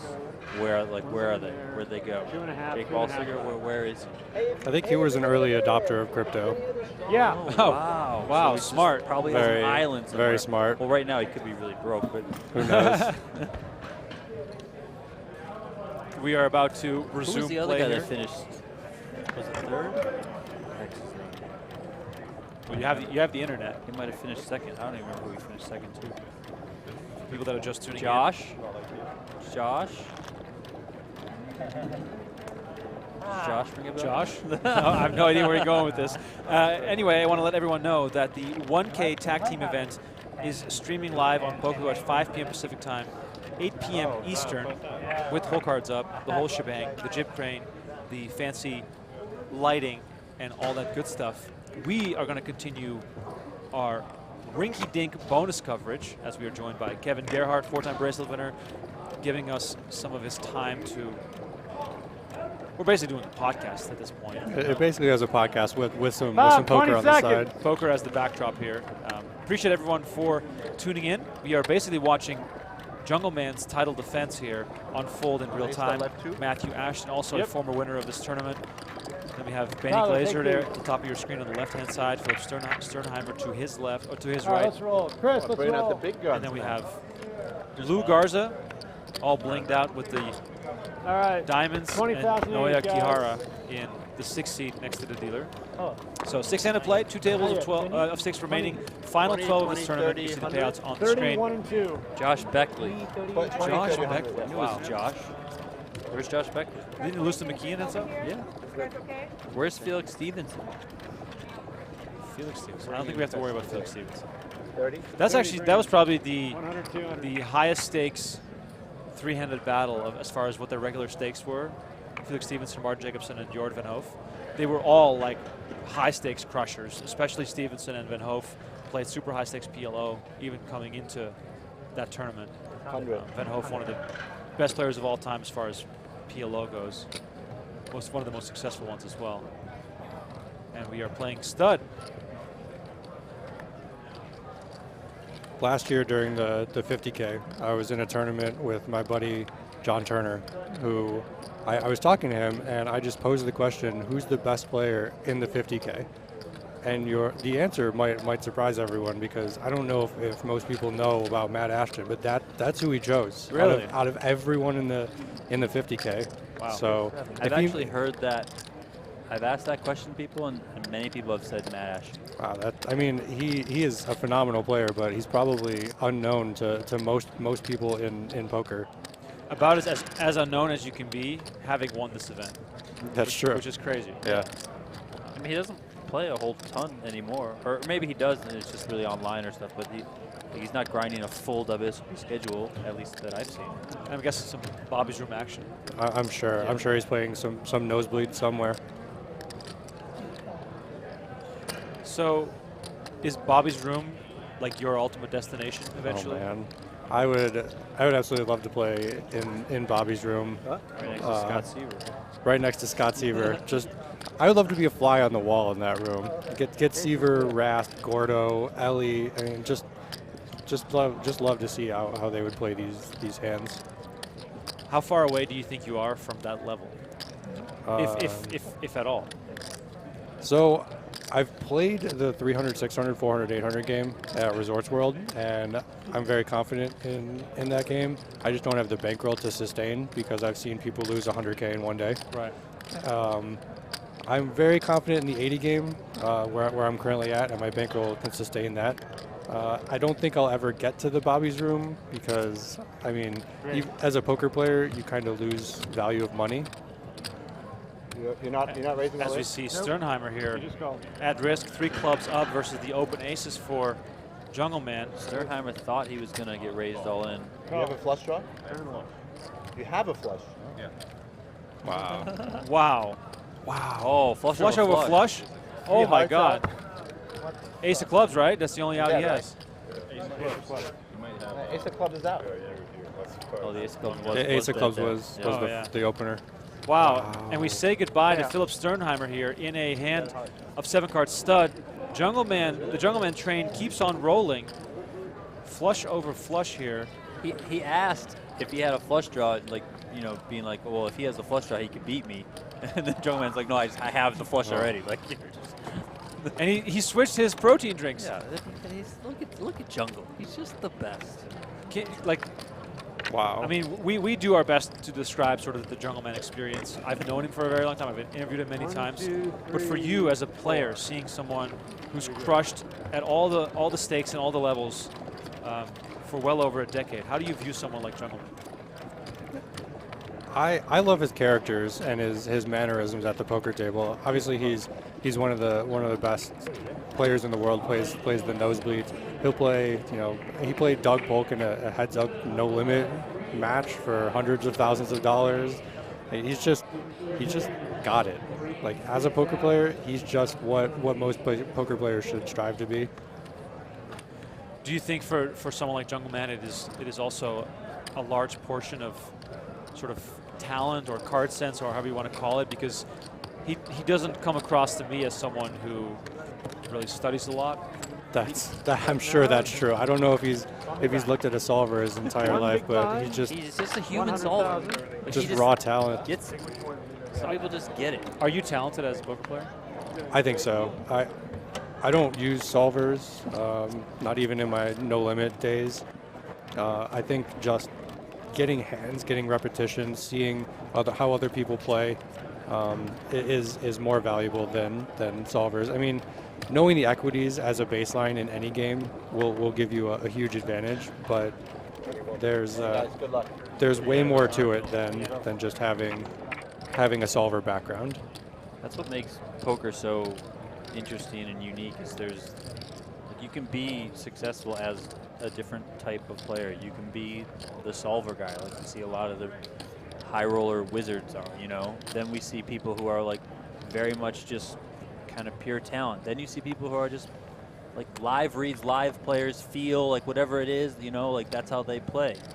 It's just you can win in different ways. It's not just one or the other, which is why it's funny then when like people are arguing, well, you have to know GTO, you have to do this, you have to do that, like you have to do what the solvers say, or and then other people on the other side of the spectrum are like, no, live tells are the best, and it's just it's you can win multiple different ways, or you can combine everything into one. Well, we all know that you're a no limit crusher now. Do you use solvers? I look at them here and there. I don't fully dive into them for probably two reasons. One is that I don't necessarily know how much they relate to like the types of games and tournaments that I'm playing.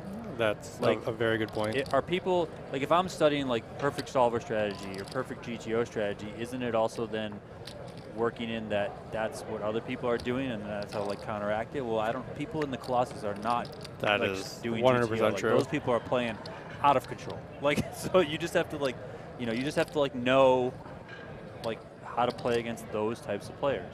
Right. And player tendencies is a massive advantage in especially huge field no limit tournaments. Yeah. And then another part of it is I'm not at the point where I fully know how to like look at a solver and study from it and learn from it. So I just sometimes I look at them a little bit to kind of get some basics or some foundations or whatever. But if I dive into it, I kind of get overwhelmed at times, and I'm like, okay, I gotta this is like a little too much for me right now. Let's just like, once I get the basics down, like, and I feel super comfortable, then I'll start working up. But there's even times now when I have leaks like in just basic stuff, and I just need to know that I need to work on that. So yeah. Meanwhile, Glaser heads up with Garza. We've had betting action to the river. Jack 8-8-3 king. No low possible. 08, probably the most popular limit game out there in the world. Always a huge turnout for these events in the World Series of Poker. Plenty of cash games at lower stakes. Also, check. 8-10. An 8 for Glaser.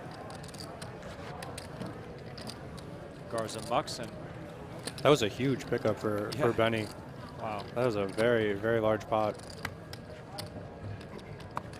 08 to me seems like the game where everybody thinks they're good at it. 100%. 100%. Have you ever played like 08 with people? Everyone's an expert at the table. It's ridiculous. And then they show up with like 3 9s in their hands. It's like, what is happening? I think people also think that they're experts in stud 8, but they don't voice it as much as they do in Omaha. They just quietly think it. Play every hand.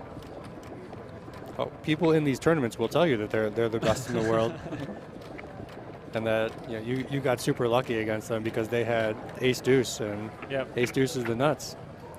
Ace deuce and just gets to the river.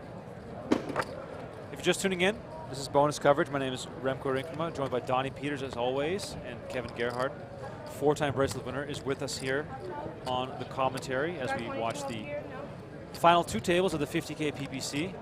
Lots of superstars still in the mix. And reminder here, we need 100 more subscribers on our YouTube channel to do a giveaway for a free month of PokerGO action. So 100 more subscribers on YouTube for a free month. And when we hit 1,000 likes on the video, we'll give away another t-shirt from the shop. T-shirt of choice. We have the High Stakes Poker t-shirts, Mount Rushmore. We have the No Gamble, No Future shirts. We have a Phil Hellmuth Queen 4 shirt. We have lots of cool new stuff in the shop. So go check it out, shop.pokergo.com. Do you have an opinion on Phil Hellmuth? Do I have an opinion on Phil Hellmuth? It's impossible not to have an opinion on Phil Hellmuth. I was playing day 1, and Phil Hellmuth and Josh Aurier were at the table behind me, and Josh scoops Phil in a pot, and Phil goes off on one of his rants, and Josh is fed up with the situation and calls the floor over to try and get Phil a penalty, and the floor just goes, "We'll give him a warning."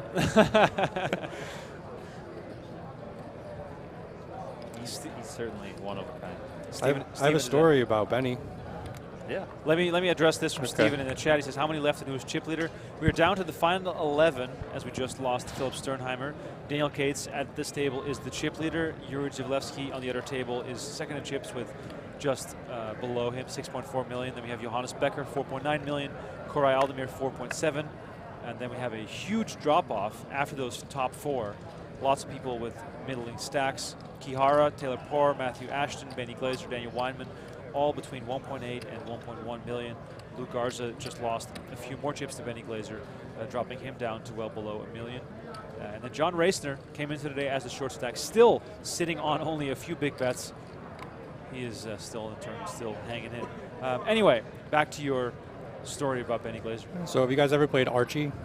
Yes. So Archie is a 5-card triple draw game that's split high-low, 8 or better, and then we play 6s or better for the high for a qualifier. So one of my, crowning achievements in the 80 game is getting to teach Benny Glaser a trick in Archie where you pat on the 3rd draw with 2 pair, make it look like you have a low, and then when they pair, say they're 6 or 7 or ace, they pay you off on the river thinking that you have a low and that they just made the high hand. Nice. I've actually heard that trick before, and I think it's really... A lot of these mixed games, especially banana games, there's so many little things that you can do to get an edge on your opponents. It's fantastic.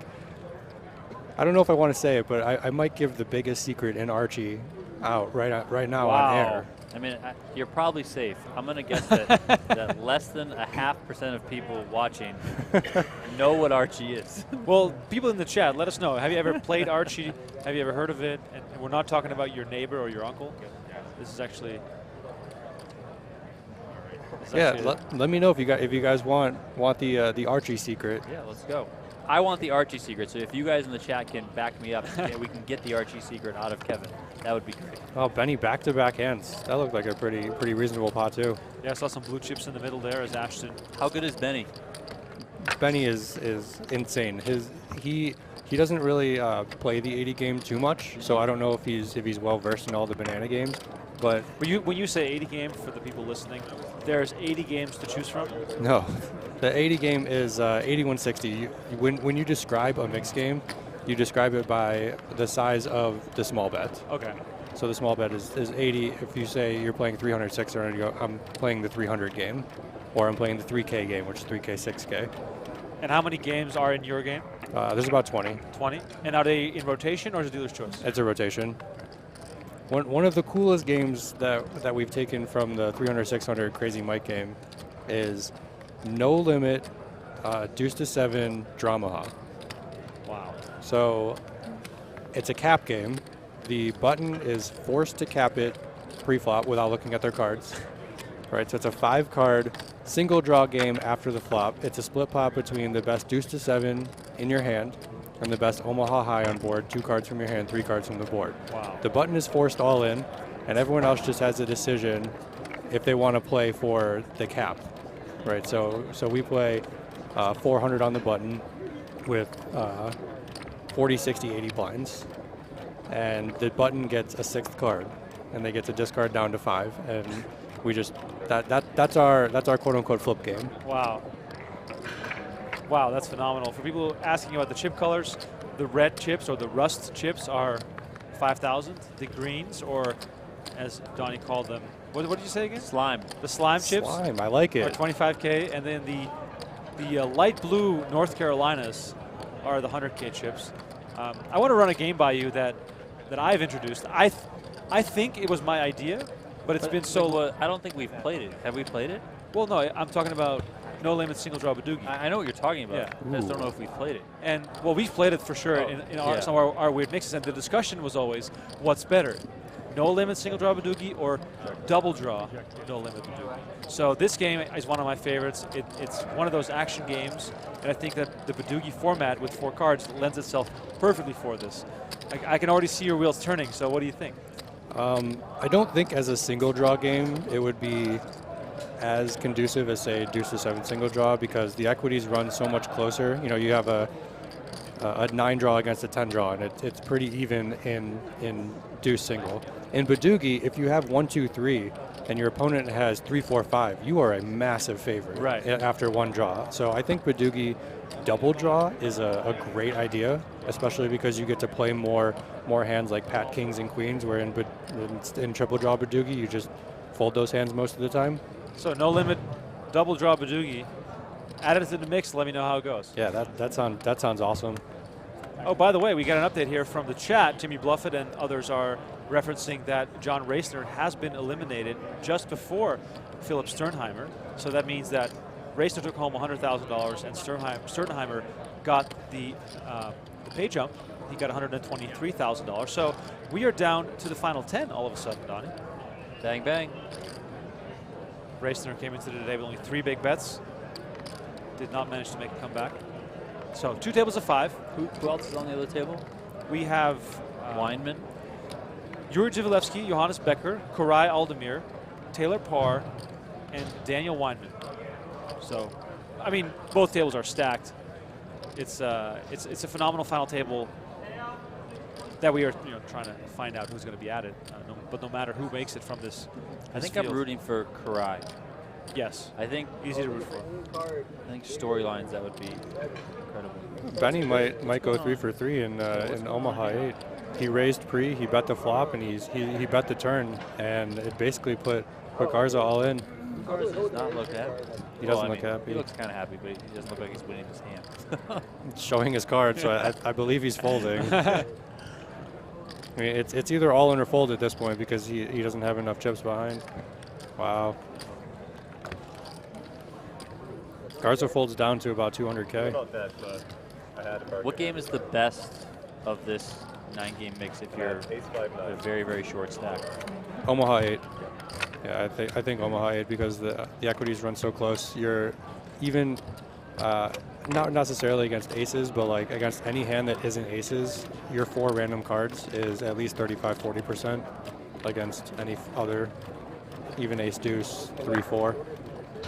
Sneaky Sue is asking how often does the game change? I remember that. I was every there. orbit, the game changed. Every 6 hands, right? 6 hands. Yeah, every 6 hands. So when you play 5-handed, it's a little bit trickier, but the dealer has chips in the well, as they say, and keeps track of how many hands are played. Which, okay, I think that system is severely lacking and is very outdated. We're switching chips. Right. Like, there needs to be something else. Like, this is like, no.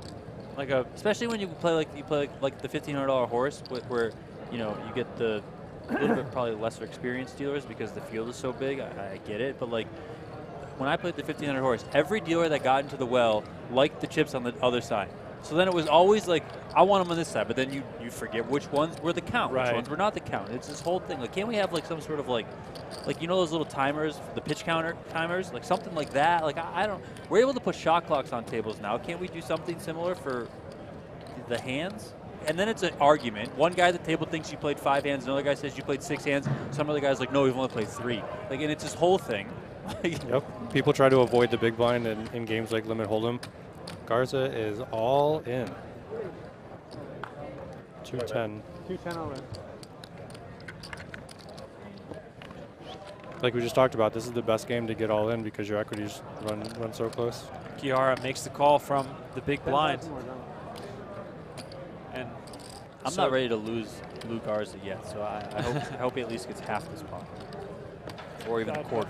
I don't care what he gets, just a piece of it. Action on the side here between Cates and Kihara. Queen 8 deuce. Check bet.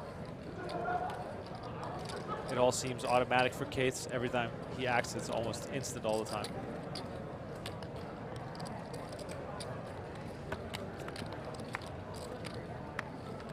Kihara calls, ace on the turn. Ace deuce, of course, in the range of a lot of the pre-flop aggressors. I wonder how loose Naoya is playing out of the big blind. Like, you're supposed to defend a ton in Omaha 8, so I wonder if he's playing hands like 3, 4, 5, 7. If he's playing hands like, I don't know, Queen 7, 6, 5. I guess we'll probably get to see it. Yeah. Jack of diamonds on the river. Lou Garza all in. Insta bet, insta call. And call. All 3 hands. Nut low. Kings and the nut low. Ace deuce for Kihara. Ace deuce 6-5. I mean, Kihara had a good hand. Wow.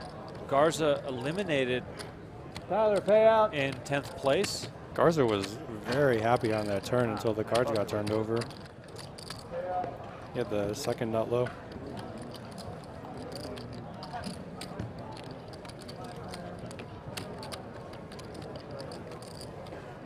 It's crazy to think. I was just talking about most hands being between 35 and 40%. If you run the King 3-4 against a King 9-3-5, I think Jungleman is probably 70% or more. Oh wow. I thought I had flush draw. Okay. Okay. Lou Garza eliminated in 10th place for $123,000, meaning that the remaining 9 players get a little pay bump up to $155,000. 10th place. We're down to the final 9, playing down to the final 6. Thanks for tuning into this bonus coverage. My name is Remko Rinkema, joined by Donnie Peters as always, and Kevin Gerhart alongside of us. 4-time bracelet winner. If you have any clever questions for an actual killer in these games, this is your time, this is your chance. I have a question. I mean, because I feel like people would act this way, so maybe Kevin can respond to it. But Kihara there had ace 5-6 deuce double suited, right? Why not 3-bet that out of the big blind? I think he wants to protect his big blind calling range. I think Jungleman is opening wide enough that Kihara might be able to get a check raise in on the flop return if he flops properly. You just see, I mean, I'm just asking because obviously, I think Omaha is probably pretty popular, Omaha high low, and people tend to get an ace deuce and especially ace deuce double suited, and they're just like, as many bets as possible are going to go in the middle. Right. So is it also a case where Garza being all in the small blind there makes Kihara less likely to 3-bet because there's more likely to be a showdown? So He wants to eliminate Garza, and I was actually wondering if Jungleman would take the passive route and decide to check down to see if him or Naoya could beat Garza, but Jungleman took the aggressive route, which with his exact hand is perfectly fine. 2 a.m. Burrito is asking, where do you keep your bracelets? My wonderful girlfriend went to IKEA and got me a nice trophy case, and she decorated it, and all the bracelets and all my win trophies and Run It Up Reno trophies are in that. How much more space for additional bracelets is there? There's enough. Okay, good. I'll pull up some pictures. Please, that'd be awesome. I wish we could share photos in the chat, but you guys will use your imagination. Exactly. We got Raz, by the way. My favorite game. Oh, anyone else in the chat who loves Raz? As you can see, Naoya defending a king as the bring-in.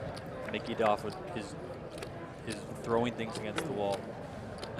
Our good friend Mickey Doff loves Raz, loves it, super passionate about it, loves it. But he also hates getting bad beat in Raz.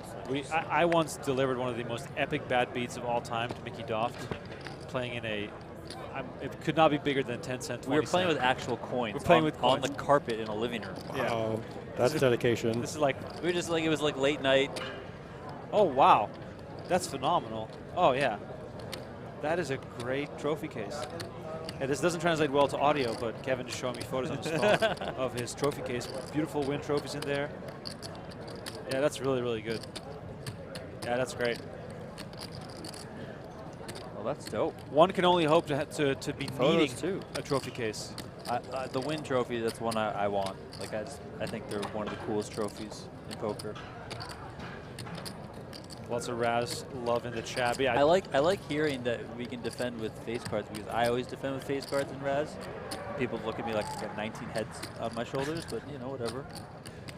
Because you know Jungle doesn't even have to look at his hand to complete with a 4 into a king. Right. So Jungle could have any 2 random cards in this spot. And this is where the thinking starts for Kihara. Yeah, for sure. If Kihara has any pair here, he just has to fold. But if he has any unpaired cards below a 10, he has to call, because Jungle has any 2 random cards. And as you can see, these Raz pots get very massive because someone has to bet on every street, basically. It's very unlikely for streets to go check unless it's 4th street.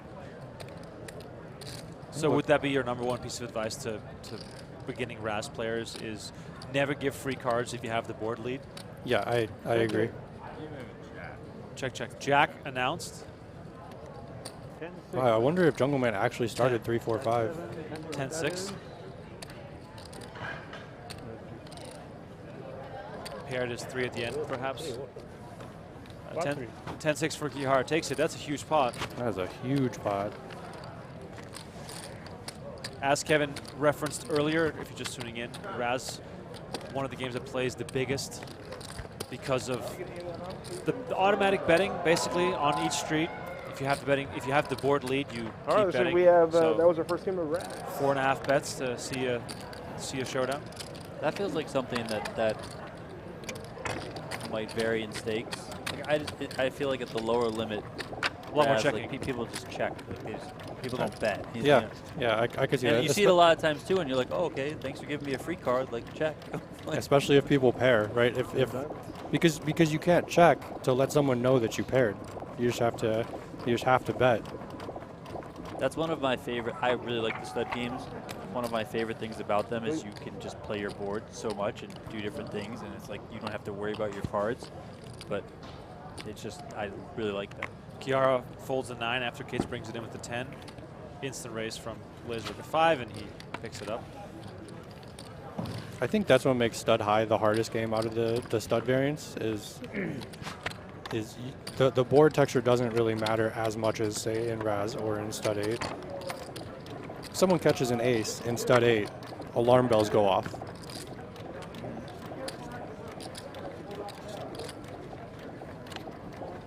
Yeah, people show up with wild stuff in stud. What I find intriguing in Raz is when you raise with a strong card, you know, below a 6, Like and then deuce of spades. and then you catch paint on 4th Street. I always find that interesting in Raz because the 4th Street bet is cheap, but do you call a bet in most cases there if you have a strong starting 3 card? Yeah, you are most of the time supposed to call. Ooh, this is going to be a large pot. Oh, I like it. Wow, we got Complete raise and 3 bet. Fair trade's new.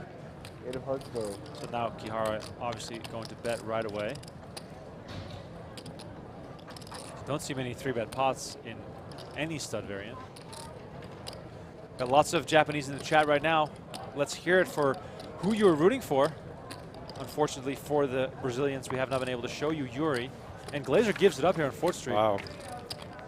How does your thinking there, if you're Glaser, knowing that you have 2 3s, you know, So how you view I think Kihara's he's played a lot with Kihara, and he knows that Kihara's 3-bet range is super strong, which is why you don't see very many 3-bets in Raz, because you don't really want to give off the strength of your hand. You want to be balanced with your 3, 4, 5 as well as your 2, 6, 9, right? You want to have a balance so that your opponent can't play perfectly against you. And Benny just kind of knew. Most of the time when you 3-bet, you have some sort of blocker or some sort of paired card to your opponent. So if Kihara had 2, 3, 8 with a 4, Benny is in dire straits with his pair of 3s.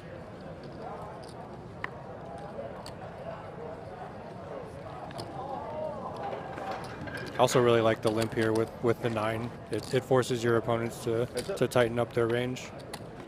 So now you know Benny has 3 cards below a 9. 9 of spades. And Benny just gives it up. I love Raz. I love Raz.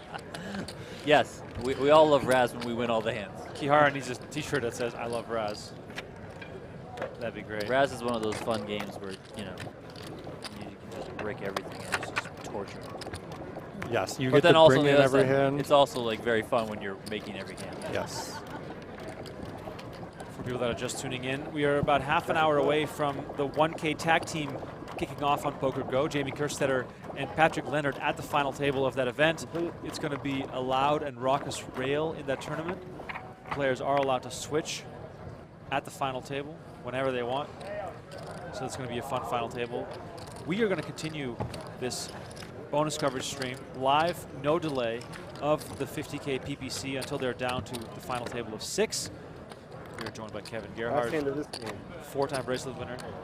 And Yuri the Nerd Guy is at the other table. So have not been able to show him or Koray Aldemir or Johannes Becker or Daniel Weinman. They've been on the other table. We are down to the final 9, so we are getting closer and closer to combining to one table as we are now playing Raz, and we're learning. We're learning as we go as Kihara brings it in with the Queen of Spades. And Benny gets to open without looking at his cards in this pot. And everyone knows it, and no one can do anything about Everyone knows it.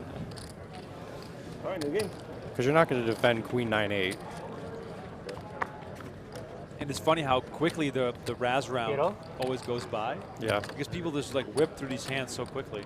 Especially four-handed. I would have loved to see a pot where we had the 6 of diamonds bring in. 25, 50, Yeah. 50. That's definitely a lot more interesting. As we switch to pot limit Omaha, as Kihara has been chipping up really nicely. Gambling is illegal. Gambling is illegal.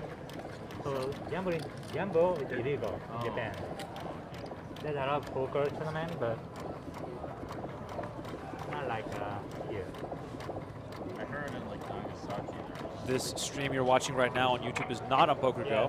We wouldn't dare to put this on PokerGo. This is called bonus coverage for a reason. Like you said, we're just having a podcast with some poker on the side. It's like the poker is the backdrop of this podcast, which I really enjoy. The format, enjoying these legends duke it out. Let's say you live in a place, you know, maybe in America where you're not close to a casino where they spread these kinds of games, or maybe you live in a foreign country where you perhaps not have good access. Are there good study tools of these games in the form of books and videos that are, you know, still relevant to this day? Because these games have not evolved as much as No Limit Hold'em. Yeah, definitely. There are a number of sites that I can name off the top of my head that would give people access to some of the best thinking minds in the world, giving their opinions and their strategy with, you know, solver-based answers to anyone's question. Any one direction you would send people in to check out? It's bankroll dependent. Okay. I think if you're lower stakes, you know, Upswing is pretty good for training sites. If you're on the high end, Run It Once is the best out there, no question. Dylan Lindy, done lots of video series on mixed games. Yes, love his content. ITO Pepe on Run It Once is one of my favorite people to watch. What are some things you pick up from watching videos? And I'll say right off the bat here, when I still had ambition in poker, we're talking about the OG Deuces Cracked era. I always watched the strategy videos and I consumed them as content where I was just enjoying them. Right. And I wasn't necessarily learning as much because I was just sort of, you know, watching it as if it was Netflix. how do you sort of pick up stuff from those videos? Do you make notes? Do you like, do you just remember it as you watch? Like, how do you do that? Most of the time you just remember it as you watch. I watch most of the content for one, strategy purposes, and two, equity purposes.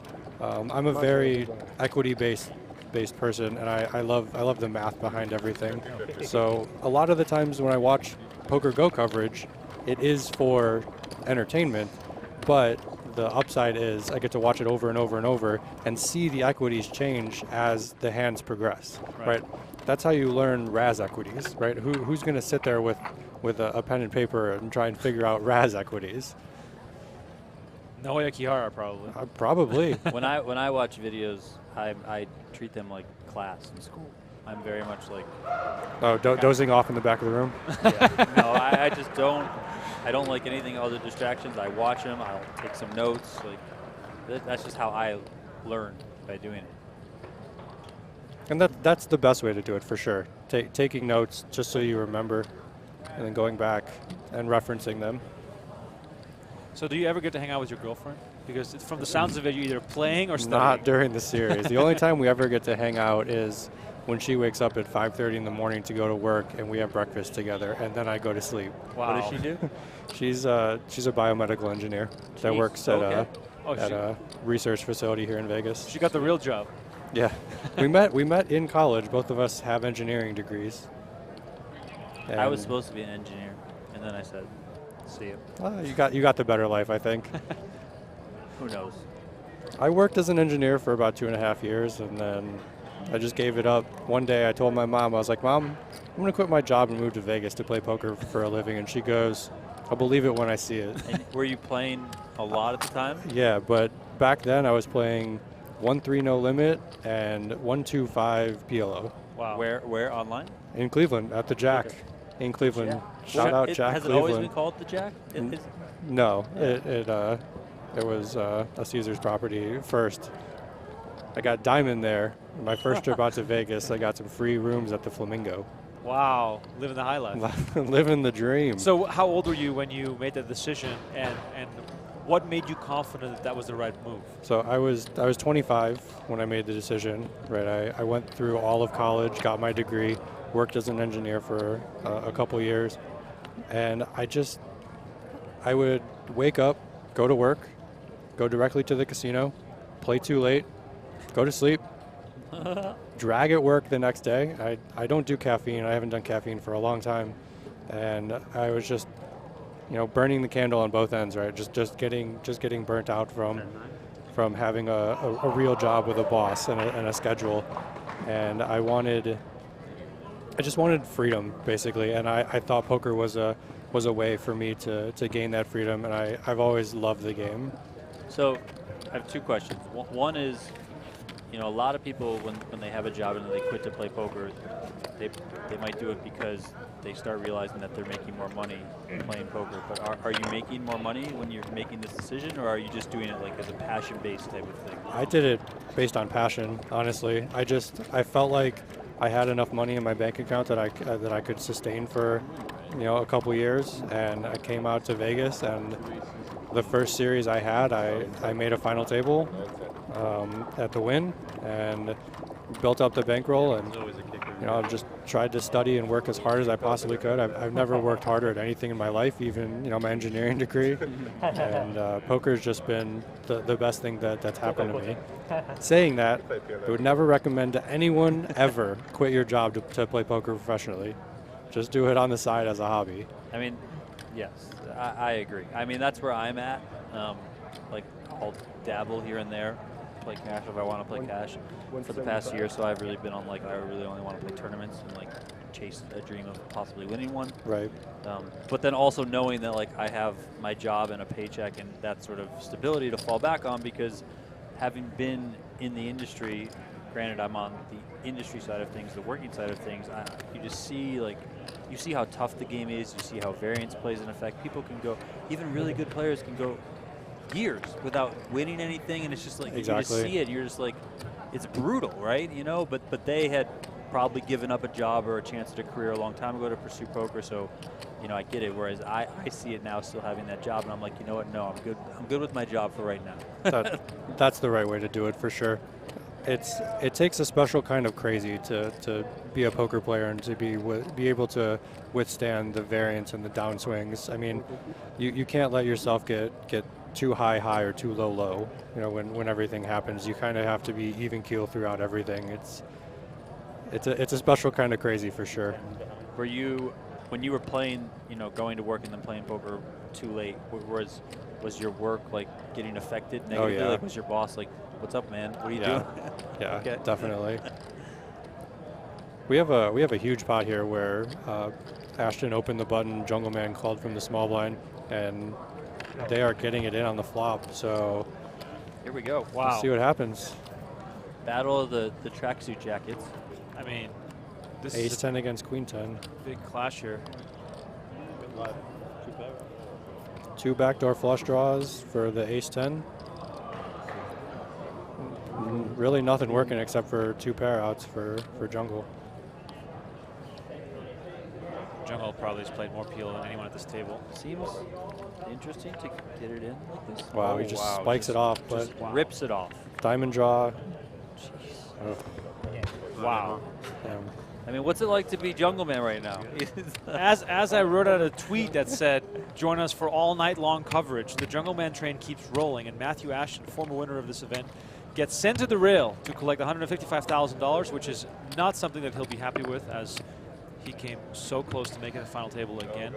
Jungleman rakes in the chips after spiking a queen on the turn, and we are down to 2 tables of 4 playing with just 8 players remaining in this tournament, and the title defense is coming closer and closer. It's really impressive. So if you had to choose one player just to watch from the other table to bring over, who would you guys choose? I know who I would. Koray. Koray for sure. Yeah. Because Koray has an incredible no-limit hold'em mind, and watching him play these other games is just so intriguing to me. Yeah. And it's more relatable for me as well, because I've played more hands in any of these games than Koray, except for no-limit hold'em, probably. I'm not sure how much PLO he plays. But it's funny because it's more relatable for us than, you know, someone like a Matthew Ashton, who's been sort of a, you know, decade-plus grinder of these mixed games. Just crusher, yeah. I want to watch Koray, just the story element, just going back to what we talked about a little bit earlier. Just if the main event champ can then go on to win the 50K, I mean, that seems like such an incredible thing, and honestly an impossible thing to think about in this day and age of poker, because the main event champion is usually, if they're not like a more amateur style player, then they're a no limit hold'em crusher, right? And they don't ever dabble in the mixed games. And then you never see somebody just like kind of transition over to start playing the mixed games, and Koray seems to be doing that. So to put those two things together would just be wild. I got huge breaking news for you, Donnie. Daniel Weinman busted in 9th place. Wow. We just lost Matthew Ashton in 8th place. We are at a full redraw for the final 7, and we're combining for the final table here. The unofficial final table. The unofficial final table. Let's go. It's unbelievable how fast this has gone. The Kevin Gerhart hot run for us is definitely in full effect, as we get to watch 7-handed play with all these killers as we say goodbye to Daniel Weinman, who, Donnie, is collecting some points for POI. He is collecting some points for POI.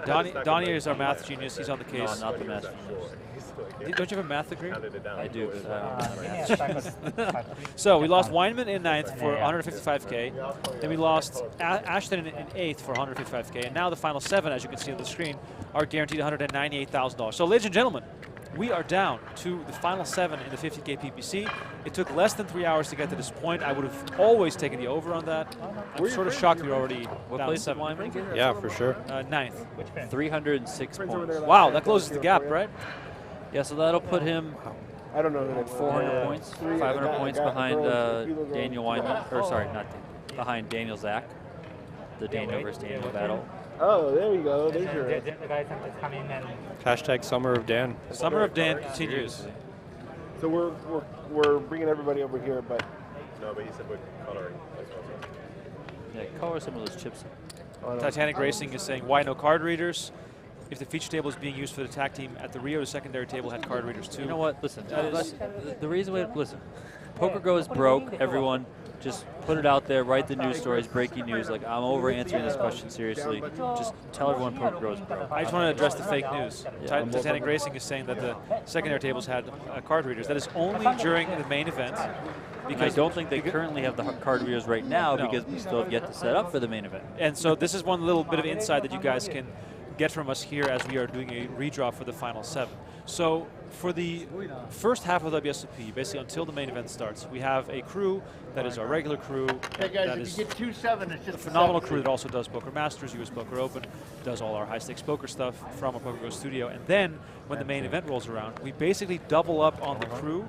This enormous fleet of trucks roll in. There's a Techno Crane jib camera that rolls in that they have to literally break walls down for to get into this building. It is quite phenomenal to go watch. And in order to make that transition happen, we need a few days off from streaming, which is going to lead into our WSOP Day 1G coverage. And that's when we also do the switch over for the secondary and the third table to wire those as well with whole cards for the expanded coverage of the World Series Poker main event. So the team is massive that comes in during the main event, and also the capabilities of our broadcast team are also heavily expanded during the main event. So if you're still on the fence about our coverage of the main event, please join us for that. There's monthly, quarterly, and annual subs available. The best deal is, of course, the annual subscription. If you use promo code GETWSOP30, you save $30 on the annual sub, and it comes down to $5.83 per month. And as Kevin Gerhart mentioned many times, and he's a good player, so you better listen to him, there's lots of content there to watch, not only for entertainment reasons, but also to study. Yes, for sure. And you get to watch me win a bracelet. There we go. Did you rewatch yourself winning a bracelet? Multiple times. Multiple times? Wait, hold on. Do you do that when you feel like you're on a high, like, yes, I'm in a good mood, I'm going to watch myself? Or do you watch it when you're at a low, like, let me remember that I can do it? If you, to be honest, watching the final table, I just ran pure. Yeah. I mean, everyone at that final table was so good, and it really wasn't too much extra skill on my part. I just hit the right cards when I needed to, but I've watched it a couple times, to get ready for the 1500 horse, to get ready for the 10K horse, and just to get back in the mindset. And here we've got Yuri Dzivielevski. The chat has been asking about him for a long time, but the nerd guy is finally here in the 5 seed. Jungleman in the 6 seed, Johannes Becker in the 4 seed. Then we have Benny Glaser facing the dealer. Actually, by the way, we're playing 7 hands, so I guess it should be 7, 6, 5, 4. Kihara moves to the 3 seed. Relevant. Have you played a bit with Yuri? Not too much. A couple events this summer, but it was never for very long. It looks like he has a bunch of chips. Yeah. Him and Jungle being next to each other is going to create some interesting dynamics. There's 1 million, 2 million, 3 million. In the game. How are you with your bankroll? Are you a bankroll nit? I'm a huge bankroll nit. Like, absolutely, will not play over my limits. Good. I feel like that's something that, I mean, kind of in the poker boom days, the golden era, if you want to call it that, there was a lot of talk about like your bankroll and how you should treat your bankroll, and people don't really talk about it anymore. So It's true. Curious, Yeah. but I assume it's not talked about now because I think most people just generally kind of understand it and they play kind of safe. Right. But I'm always just curious to ask people if they're out there just blasting away. I'm all in all the time. All my money is on the table. Nope, I can't do that. It's too mentally taxing to have too much of your bankroll on the table at one time. I have like some personal friends who aren't like big, but they're kind of on the opposite side where they're like, I have to like have my money in, like a lot of my money to like to feel like it means something, like the pain is there or whatever it is. What's the biggest shot you've ever taken? Ben, we got the game. The 400, 800. Yeah? Yeah. I still sold action to it, so it wasn't actually 400, 800, but to play in those games with JRB and ODB, a lot of the super high stakes players. Which shot do you prefer, Benny? If you, let's say, you win the main event this year, are you instantly playing like the 2K, 4K game, or what? Like, are you just diving right in? I would. Yeah. I love it. Let's go. That's amazing. So do you set yourself like bankroll targets for like, this is when I can be a regular in the next game up? No, it's basically just when I feel confident in my game. I'm not confident to the point where I can swing 50K in a day yet. Right.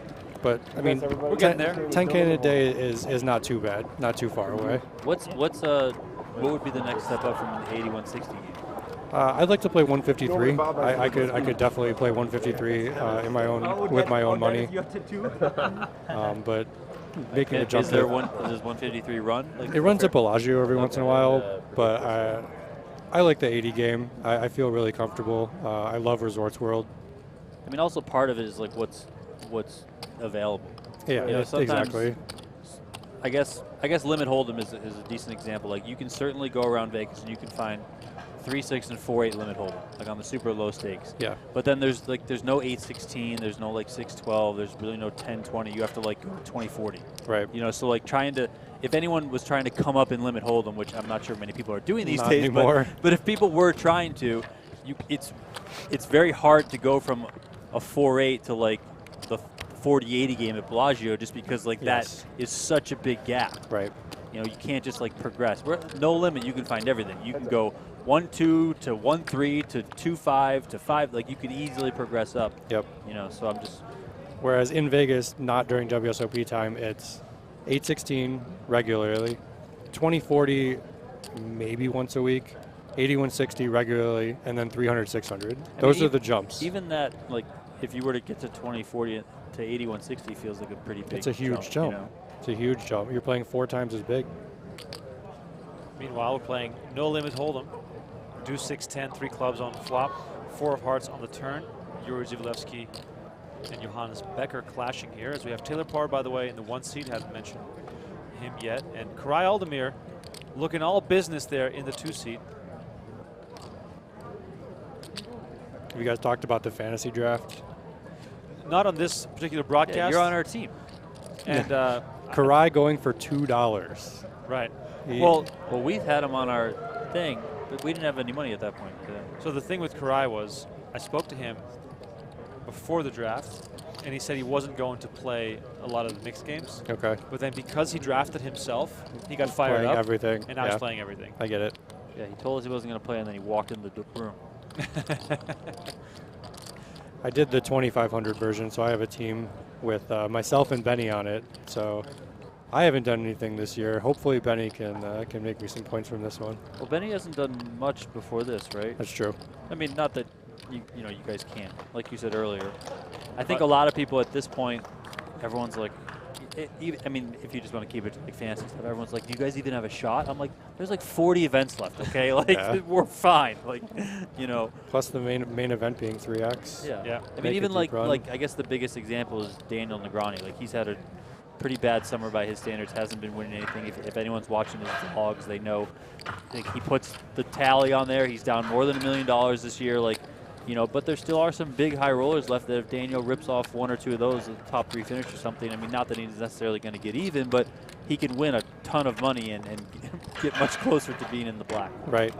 And Daniel's mindset is amazing. I watch his videos every day. Him going from being down $1 million to trying his hardest in the 1,500 just to try and win bracelets. Like, he says the money doesn't matter to him, but I mean, if you're down $1 million and you're still firing 1,500s, like that's some dedication. Yeah. I saw Chance Corner bust from the 100K and immediately jumped in the 500 freeze out. Right. How do you do that? I mean, that's just crazy. I mean, but good on them to be able to have that discipline. Johannes Becker just won that handoff Yuri after rivering the nut flush. Going tricky for the check raise, but Yuri did not bite. Becker finished second in this event back in 2017 to Elior Sion. Paxton got 3rd that year. Negreanu got 5th. Matthew Ashton, by the way, got 8th that year. Dang. I haven't seen Ike all summer. No, haven't seen him at all. He's been on Twitter. Yeah, just like everyone else. Everyone else. Twitter is the place to be, I guess.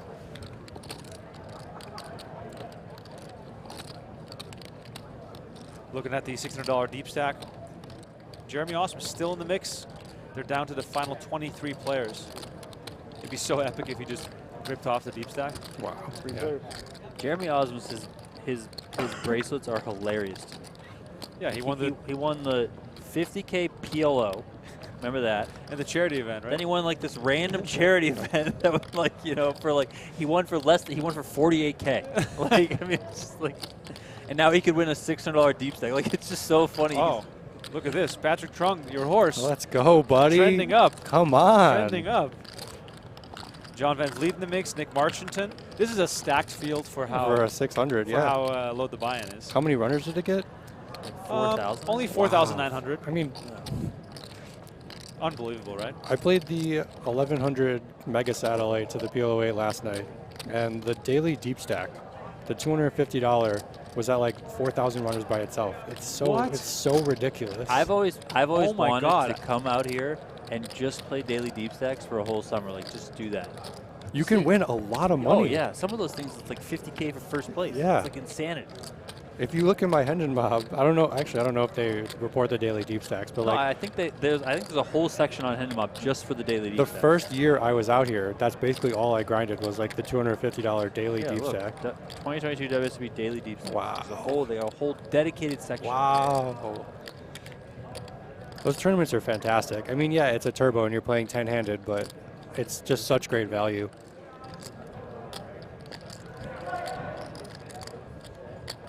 Which ones are the biggest? The 2 PMs? I think so. Meanwhile, to get you updated on the rest of what's happening at the World Series of Poker, the 10K short deck is down to the final 24. 17 places get paid, and it's a who's who of the international poker scene as Ben Lamb leads, Brian Raston in the mix, Gino Ream, Elier Sion, Sean Winter, Michael Watson, Alex Foxen, Stephen Chidwick, Daniel Negreanu. Like, literally everyone who's anyone is in that tournament. They're down to final 24. $43,000 for first place. Wow. For a $250 buy-in? Yeah. That's so incredible. Amazing. The $1,500 Super Turbo Bounty is also underway. Helmuth just jumped into that All right, one. everyone. They're up to 2,500 players. Wow. I should play that. That's a great tournament. Yeah, why aren't you in that one? I couldn't do it. It's a good gamble. It's definitely a gamble. That's the best way to put it. You are just gambling. 10K PLO8 just underway with 93 runners already. I'm hoping for 300 once I get in there and everything's all said and done. Raise.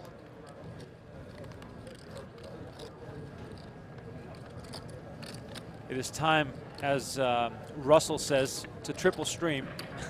We got, of course, our bonus coverage right here if you're watching us right now.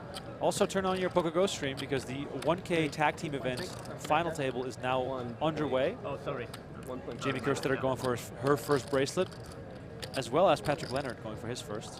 Do you think Jamie's the type, when she gets back in the booth, to get a big head about winning a bracelet? No, but I hope so. But it'd be hilarious. But I hope that she rubs it in the face of Jeff Platt every chance she gets. I was expecting her to rub it in Norman Chad's face. Fourth. Oh yeah, Jeff Platt's got fourth. I mean, she kind of has to get second or better because she's a team of two. So I feel like I have to have it because Yeah. It's an awesome event to tag team. The buzz in the room last night when they were playing down to the final, I believe 6 or 7 teams, was really fun. And you have an automatic rail because you have a teammate that's invested. In previous years, you could have up to 4 people on your team, but I was wondering why you couldn't do that this year. I really like it. It's an actual tag team, and there's no breaks in the event. One Having person no could breaks just is great. Iron Man it. Yeah. Meanwhile, No Limit Hold'em, the slowest game of them all. It's unbelievable how this rotation plays so fast. We've watched so many hands, and then now we're playing Hold'em, and it's grinding to a halt as Taylor Paur and Johannes Becker are involved in a hand here. At least it's not 30 seconds per decision. Right. I also want to mention that the average age of this final table is very low for this event. In the past, this was always the tournament where the old school grinders came out for, and it's probably safe to say that we have. Who would be the oldest here? Jungleman? I don't know. Is it Jungleman? Is there anyone over 40 at this final table? I don't think so. I mean, how old's Kihara? I don't know. I mean, is it Taylor Paur? I swear, like this might be the first ever no idea. PPC final table where everyone's under 40. Watch somebody be like 42. Becker fires out a bet. Looks like maybe 400K.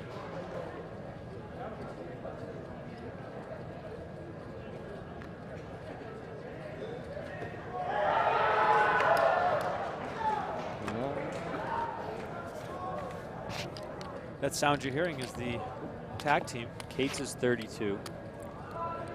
Wow, he's my age.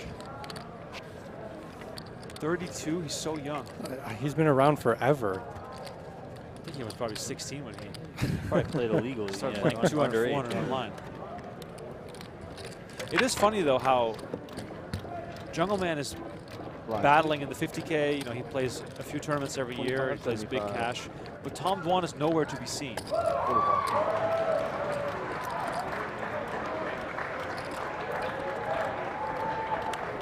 Loud noises. The energy in the Thunderdome right now with the tag team is crazy. Benny Glaser's 33. He's the oldest. So far, out of 2. Well, I tried to look up Johnny. Johnny's like erased himself from the internet. Yeah. So we're not gonna find anything on him. Taylor Paur, maybe? It's Taylor Paur. Yeah. Koray, I think, is like, he looks like he's 12, so I'm not giving Koray anything. Karay's 32? No way. Wow. I would have thought max 26. Babyface Koray, that's great. If you told me Yuri's like 35, I wouldn't believe you. Yeah. Right, well, like Yuri could be the guy who takes such good care of himself that he's actually 44. Yeah, and well, Yuri's a model. Look at him. Yeah. Look at him. Look at that hair. His hair. How does your hair look that good? Like, it's impossible. Yuri's 30. 30, okay. This has to be the youngest final table ever in the 50K. As we have action here. Looks like Jungleman raised it up to 125, and Glaser the Laser came in with a 3-bet. Looks like maybe 375.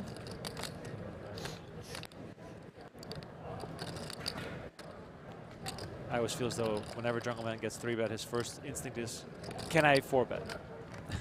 Whoa. Okay, so in 2012, when Kihara won his bracelet, 30. So it's 39. Wow. Or yeah, 30. He's 39 or 40. I wouldn't have expected that either. Here comes the 4-bet. We got some action here. It's almost like you prophesized it. 875. 875 is the 4-bet from Cates. We got some real action here. Let's have a look at the stack sizes. Yeah, he's trying to apply max pressure to Donnie. Glaser came into 7-handed play with 2.7 million.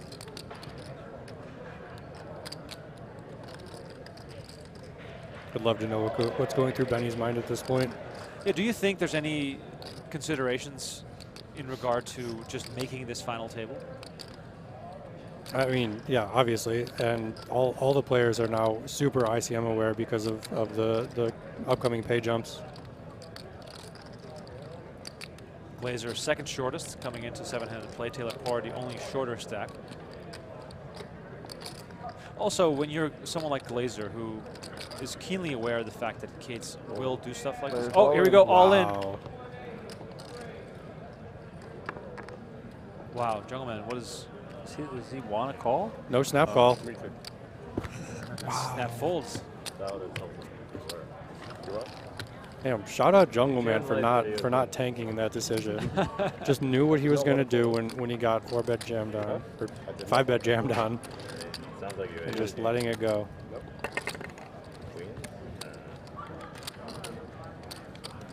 Jungleman came into that hand with a plan. 25, 50, 75. Now Benny has overtaken Naoya as number 4 in chips, or number 5 in chips. Yep.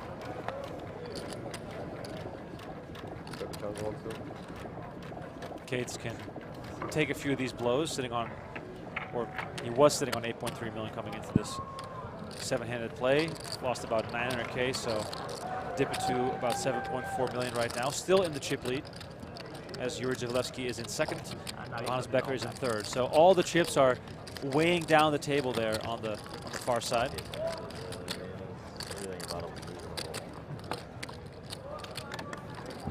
Final table of this event will be live on PokerGO tomorrow.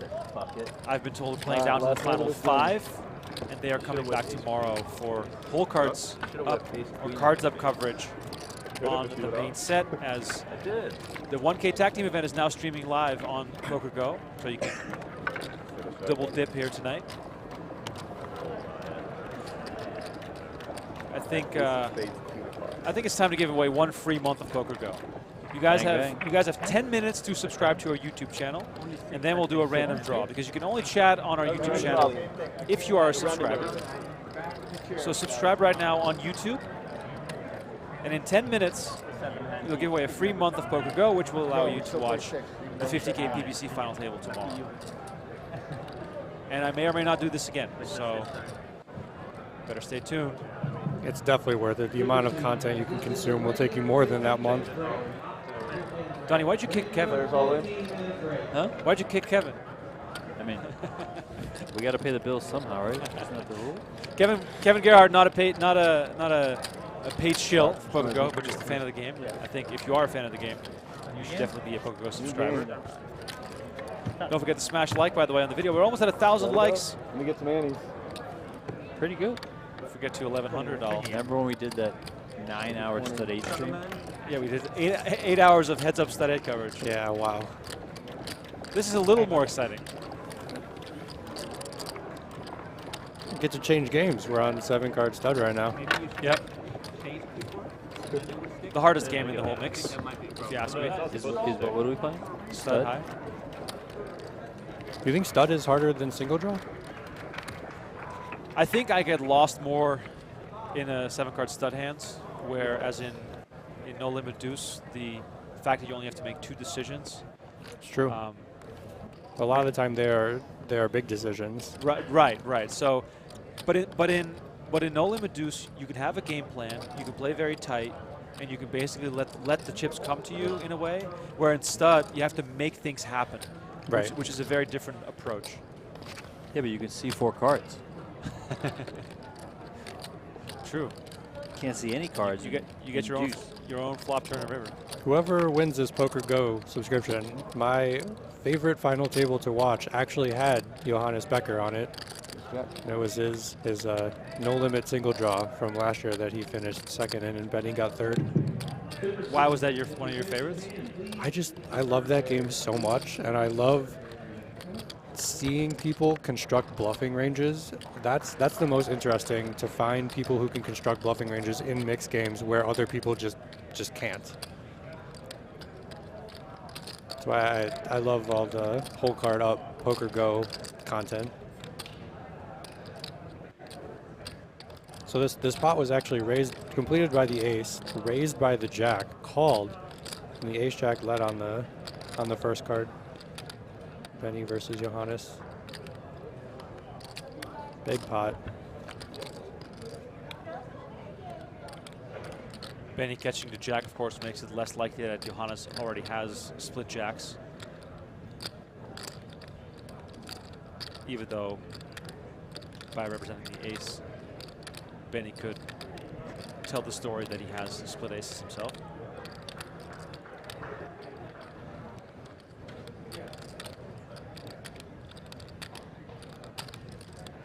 Benny decides to check. He's good enough to check raise in this spot, or he's good enough to check fold if he believes his hand is no good. 7 minutes left to subscribe to our YouTube channel before we do the giveaway for 1 free month of PokerGO. 7 minutes left. Subscribe right now. Would love it if you became part of our little YouTube family, and don't forget to like this video while you're at it.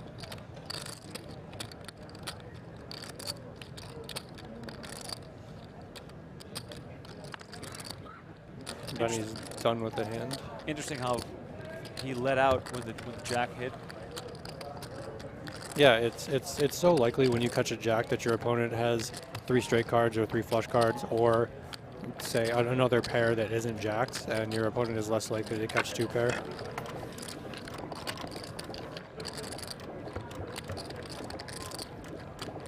So then does Benny folding there just mean he was just bluffing, basically? It means Benny could have ace, king, queen, ace, queen, 10. He could have had, probably didn't have a flush draw because he folded on 6 when his flush card got there. But he's also, I mean, he's never folding aces. He's never folding aces. I mean, it would take something very special for him to fold aces, just not into that board. Yeah. Jack 7, 6, 4. Benny completing this hand with a 5 with a queen up behind him.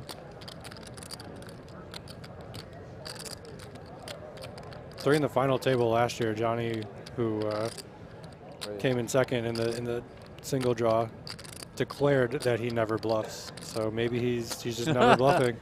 No, I think he was bluffing when he said that. Just depends on how good a poker you are. You know, sometimes you just got to believe him. Yep. Johnny does raise. And Yuri's thinking for quite a bit of time. Whatever Yuri decides to do, let's say, you know, I mean, he folded, but if he comes along there, how face up is his hand? I think in that spot, it's probably a raise or fold, because if you have aces, or if you're rolled up, or if you have kings, or 3 flush cards, you just want to protect your entire range. Like you said, if he comes along, your hand is so face up that you should probably be raising with everything that you have because your range is so strong.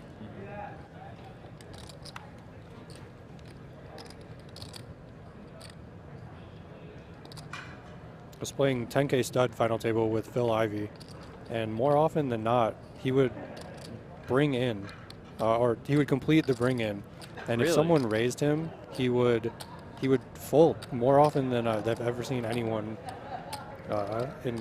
anyone at the final table.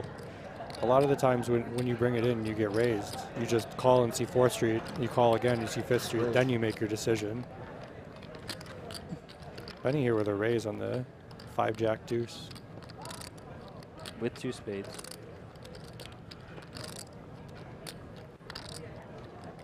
This could definitely be a leveling game. Yeah, I mean, one of the interesting things I always find with these bigger buy-in, especially the mixed game stuff, and also the unknown element when I'm doing commentaries, I just don't know the experience that, you know, Benny and Johnny have playing with one another. Right. So, and you know, they could have played, I don't know, this could be the first time they're ever playing together possibly. They could also have 500 hours playing together with each other, so it's just hard to gauge that. And then also there's just, even if they've played a lot with each other in this specific tournament, that still can be enough to allow you to do certain things or act certain ways against certain players. Right. With this line, Benny's representing at least 2 pair. Let's see if he checks on the river. If Benny checks on the river, I think it's more value oriented than bluff oriented. We'll see what Johnny does first act.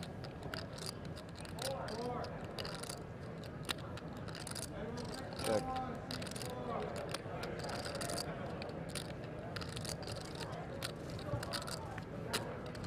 So it looks like Benny does have some value. Yep. 2 pair on 4th Street. And that check behind is just to protect that value and not get check raised. Right. Looks like Johnny had buried aces with a queen up. That's quite a strong hand. Yes. Especially when your range is wide open, you should be raising the completion quite a bit. When you get your 7th card down, do you mix them up or always? Good. Every draw game, I mix up my entire hand. You can't let them know what you caught, man. Exactly. And then you know, if you got super lucky and you were bluffing, then you just lie. You just say, yeah, well, I started with the ace, deuce, 3. Like, what, you think I started with this queen? Like, what are you talking about? If anyone ever asks me in triple draw what card I caught on the end, it's always the deuce.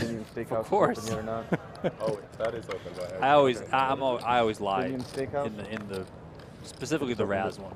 You know, just playing your up card, then your board, and then, you know, you catch something really good at the end and you end up winning. They get frustrated, but no, I had you know, deuce 3-6 to start. Exactly. Like, I did not have this. Where did this king jack come from? Yeah, I don't know what this is. This is my random 7th card. Like, All right, final minute to hit subscribe on our YouTube channel before we do the random giveaway. I'm gonna give Kevin the honors again to ask the question. I like his chicken question from earlier. Got some great responses to that. I might have to get some Raising Canes and surprise my girlfriend with a bit of Texas toast. All right, so I have a minute to think of a question. You have a minute to think of a question, and then everyone can submit their answer, and then we'll give you guys 5 minutes to submit your answers, and then we'll do a random draw for who's going to win the free month of PokerGO, and that would allow you to watch the main event, as well as tomorrow's final table of this tournament, as we are playing down to the final 5. There's 7 left today here on this bonus coverage.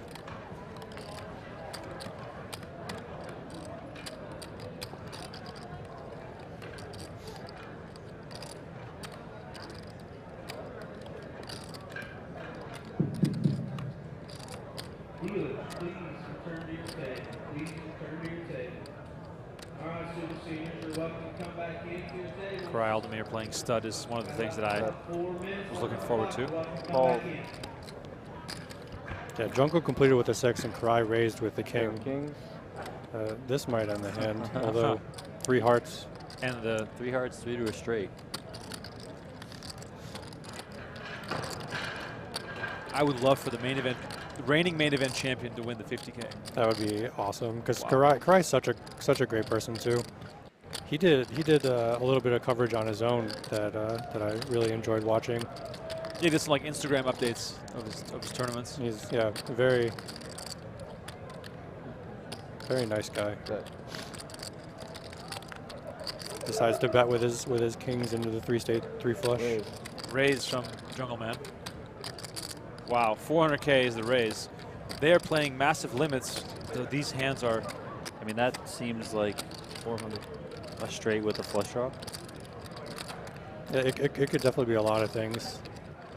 He could also have a 4 flush 4 straight and be trying to represent that he has better than kings at this point. In this situation for Koray, who is less experienced, what's going through his mind here?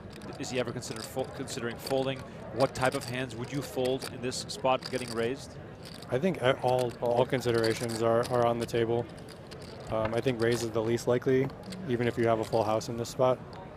Oh, he doesn't shuffle them. It's a rookie mistake. Oh, now he shuffles. Kings, of course, still first to act. This is always a check, right? And then you can go for the check raise in case you fill up. Is it also always a bet from Jungle? Oh, let's see him. Wow, just every heart just in the deck. 19 hearts. Okay, no big deal. Flush. Wow. Looks like a queen there. Ooh, Or he did start kings. 3 kings there for Koray. Close. Wow. Oh man. Broadway? All those paint cards and no full house. Oh, Jungle is a massive wow. pot. Those blue chips are worth 100K a pop. The 25Ks are green, and the red ones are 5K. Wow. Huge hand there. Huge hand. That was massive for Jungleman. Have we seen him lose a hand, Donnie? Other than no, he folded recently to Benny, but I mean at Showdown, I don't think we've seen him lose a hand. I mean, not the one that sticks out to me. He might have lost something small earlier, but every big pot he's in, he seems to have won it. I believe the limits have gone up. We're playing 100K, 200K limits, as evident by the bets we just saw. 200K on 6th Street, 400K, race to 400K from Jungleman. I don't think. Did Koray have any hearts there? I didn't see any hearts. He had a lot of black cards, I think.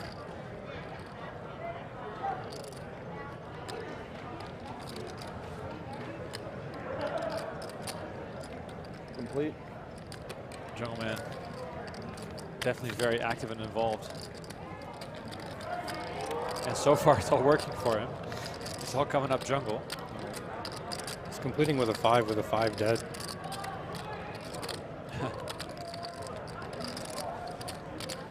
Raise, call. You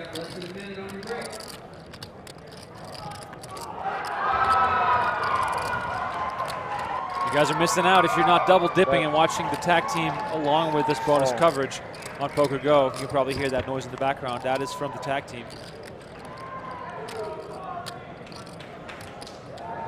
People asking in the chat, the games change every 6 hands. As Glaser picks up some more. And people are reminding us that, of course, Cates 4-bet folded to Glaser for 875,000. I said that. Oh, you did say that? I was reading the chat. But I said it's showdown. I don't think we've seen him lose. Right. It was something small from earlier. Nick is asking, thought you guys were stopping at the final table. Well, we're not technically there yet. Playing out to 5. The final 5 will come back tomorrow. So this could still be quite a while. As Taylor Paur is the short stack, looking for a double up. Deuce of clubs. Okay, I got my question if you're ready. Oh yeah, let's go. Let's go to question for the giveaway. Okay, so the PPC consists of 9 games, right? It's horse, it's no limit hold'em, it's PLO, and it's deuce triple and deuce single, right? Out of those 9 games, what is your favorite game? There we go. What is your favorite game of the 9-game mix? So all the horse games to choose from, along with the 2 forms of deuce to 7 draw, the single and the triple. All of your cards were dead. No limit hold'em and PLO also in the mix. What's your favorite game? Let us know in the chat right now. Get a few minutes to answer the question, and then we'll draw a random winner, and they will receive a 1-month free subscription to PokerGO. I'm going to say PLO is going to be the most popular. Really? It has to be hold'em, right? I'm expecting hold'em. I just told you a fold-up bubble. I wonder who's going to say Archie. That was the spot. I thought I was going to fold that up, so I said fuck it. Wow, we got some. You thought that was the spot that what? We got some games coming in. So I said fuck PLO, just 7 triple draw. Wow, no one's mentioning hold'em. We got a pure mixed game crowd with us here tonight. I like it. That is great to see. Mixed game movement. Triple draw, PLO. Yeah, Donnie's probably a lot of PLO. A lot of PLOs being called. What do you think about the structures to the 10K mixed game? I really like the structures. I really like that the last 2 levels of the night are a double level, so it gives you a little bit more play. The early levels still matter, but they don't. I mean, you start with 60,000, and say for the limits, it's always you start with 60 bets, right? So the big bet is 1,000. At the end of the night, it's 3,000, 6,000. You play 2 hours of that because it's hour-long levels. So even if you max late reg, at the end of the night, you get 10 bets, and then if you super max late reg on day 2, you get 8 big bets. So I think the structures are actually quite good. Are they too good? I don't think they can be too good. Well, if Kessler's in there, they're not. I mean, only because if some of the events are running 4 days. Beverages, if cocktails, raise. I mean, Dan Zach played 2 insane heads-up matches that just took forever. I mean, is that? That's true. I mean, you're playing these events, right? Are you then concerned about being able to get into the next one? I was a little bit surprised with the 10K study with the players that were at that final table, at least the final 3, the willingness to stop and come back the next day, because then they had to miss the 10K horse. Right. Which is normally these guys, like you guys are all like, play we want every tournament as much as possible. Like we want to get these in. Let's go. I think if WSOP could possibly do anything, they could make the single winner games slower and the split pot games faster. That's my only recommendation, because, like you said, the Stud 8 and the Omaha 8 just lasted forever. And it's not, I mean, it's not like the players in that weren't getting their chips in. I mean, they were. It's just, as you said, it's a split pot game. There's a lot of times it's going, the pots are going both ways. Right. And we're not getting anywhere. We're just spinning our wheels. But overall, I think they found a nice middle ground. If you never make a stand deep in the tournament, you just did. You're a PC player. Win tournaments by having some bucket. Got some action brewing here. What do you think the optimal amount of? Oh, wait. I haven't seen Taylor Paur play a hand. He's short, man. He's waiting for his spot. Yeah. I love how Jungleman is just persistent to keep his bracelet on the table, even though there's not as much room as there was before. mean, very, very nice of Yuri to allow him that space. It's kind of pushing up kind of close. I didn't mean 100% is 100% ahead. Let's see if we can turn up the table audio a little bit. Sorry, 24%. 24% both hands. Yeah, that's what I'm saying. Like, every time you get into like a too difficult spot, you say fuck it. Huh? I didn't think that the first spot was a hand there, so. That's the sign of the guy that says fuck it. Kihara keeps betting.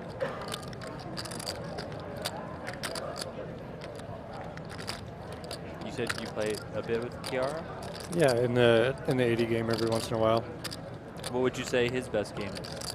I think the big bet games are his best games. I'm not too well versed in his stud high or Raz games, but obviously he's been playing well. If he made it this far. Yeah, of course.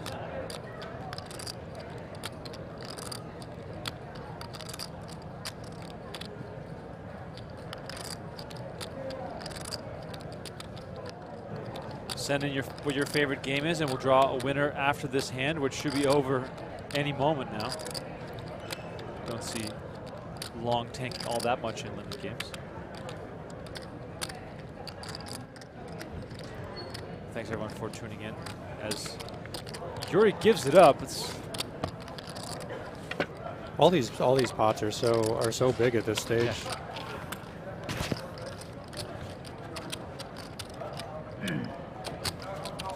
All right, guys, my time. You got Dom coming in. Okay. No problem. Thank you to Ginger. And no, that's not an insult. That's actually on his name badge. Right. All right, time for the draw. Who's going to win the free month of PokerGO? The winner is Will Rab. Will Rab. Congratulations. He called No Limit Hold'em though. Oh, he picked No Limit Hold'em. That's a shame. Should be disqualified from the giveaway. We're gonna let it slide, but come on, man. Will Rap, congratulations. Send a DM to PokerGO on Twitter, twitter.com/PokerGO, with a screenshot of you logged into your YouTube account, and then we will send you a promo code to use to sign up for PokerGO, and then you can watch tomorrow's final table. We'll get back to you tonight to sort it all out. Still 7-handed here in the 50K PPC. You can see Donnie and I on screen there. Follow us on Twitter, at Remko Rinkema, at Donnie_Peters. And our guest, Kevin Gerhart. Follow him as well, at Kevin Gerhart. I wonder if Donnie just caster cursed Taylor Paur. He entered this pot after Donnie said something. Lovely. And he just folds now. Wow, Donnie. See, he's the short stack by far, right? Yeah, he is. Yeah. You cost him. You cost him big time. Oh, we got more Kihara support in the chat. Another 610 yen donated by someone from Japan saying, Kihara, great. Damn right he is. Once more, the chip denominations. Blues are 100K, greens are 25K, and the reds are 5K. We are playing 100, 100, 200. 100, 200, yes. We're playing 100K, 200K.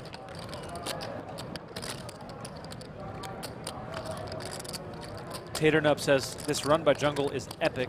It is indeed very epic. Hard to believe that he came into this tournament as Macho Man, the defending champion. A little glance over there at his henna tattoo and his impressive chip stack. But he was chip lead on day 1, chip lead on day 2. He held the chip lead for portions of day 3. Oh. And now he's chip lead on day 5, or day 4, sorry. Pretty ridiculous. Props to Jungleman for registering the event on time, or as close to on time as you can, because you can register this event till 10 p.m. on day 2.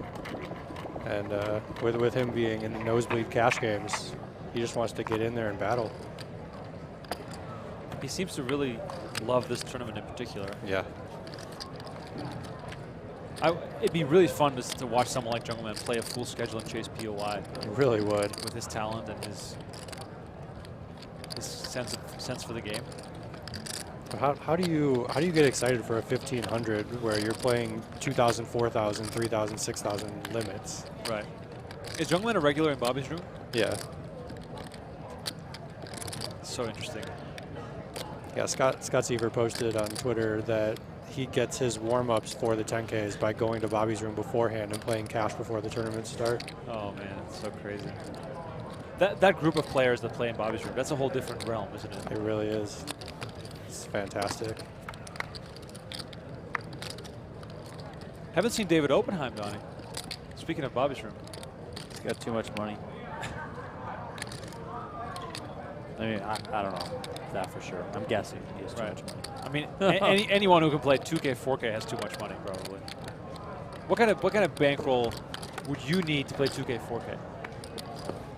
200 bets. I mean, you'd need, I don't know, maybe 2 million just to play that game. Right. Do you think the average person playing in Bobby's room has more or less than 2 million? Definitely say over. I would just assume there's many shot takers as well.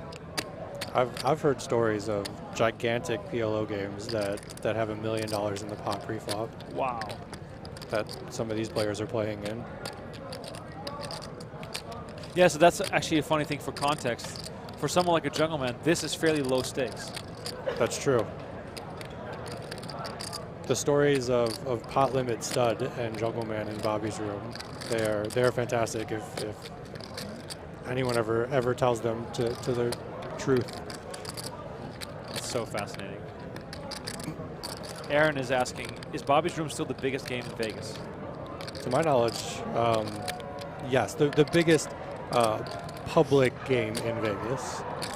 We really don't know about the privately held games. Yeah, there's got to be some big private games around, but yeah. I mean that's anywhere. I mean, I don't think the games at Resorts World get that big. I don't think the games at Aria get that big. This is the beauty of Omaha 8 or better. At the end of the hand, even though they're playing a 50K buy-in, everyone just turns over their cards and tries to figure out what they have.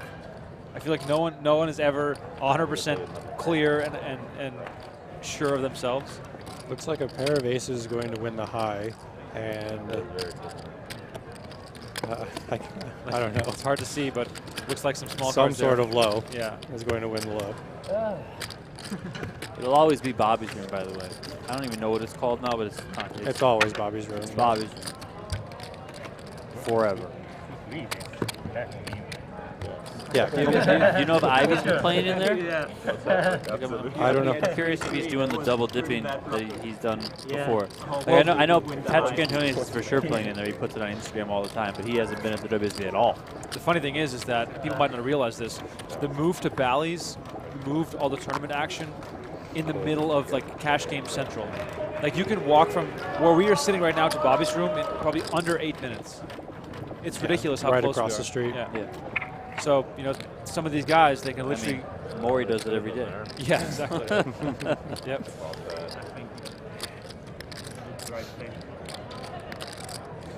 Donnie, Boogie Monster is asking, is the attendance this year at the WSOP back to pre-pandemic levels? Yeah. I'd say it's probably doing very well. Plus 10% across the board.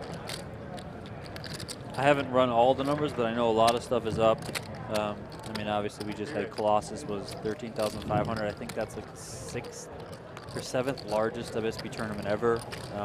The housewarming was the 4th largest WSB tournament ever, I believe. It's so crazy. You had the $1,500 Omaha 8, which seems like 3 years ago, but back at the beginning of the series, that set a record in that specific tournament.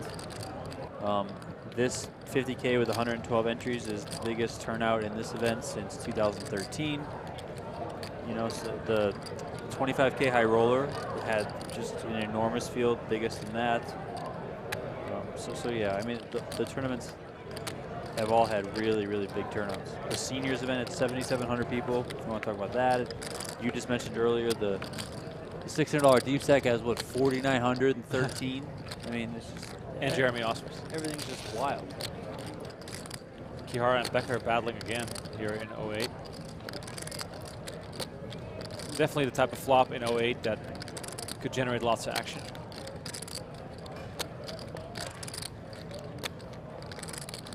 Yeah, noteworthy. Johannes is out of the small blind and not the big blind, so his range is much stronger. Ooh, that's a gin card for somebody. Yep. If you're new to Omaha 8 or better, you're looking to make a 5-card hand. It's a gin card for somebody, and it really screwed somebody else. Yeah. Check, check. 6, ace 4, 3, 5. Ace 6. And a set of 5s.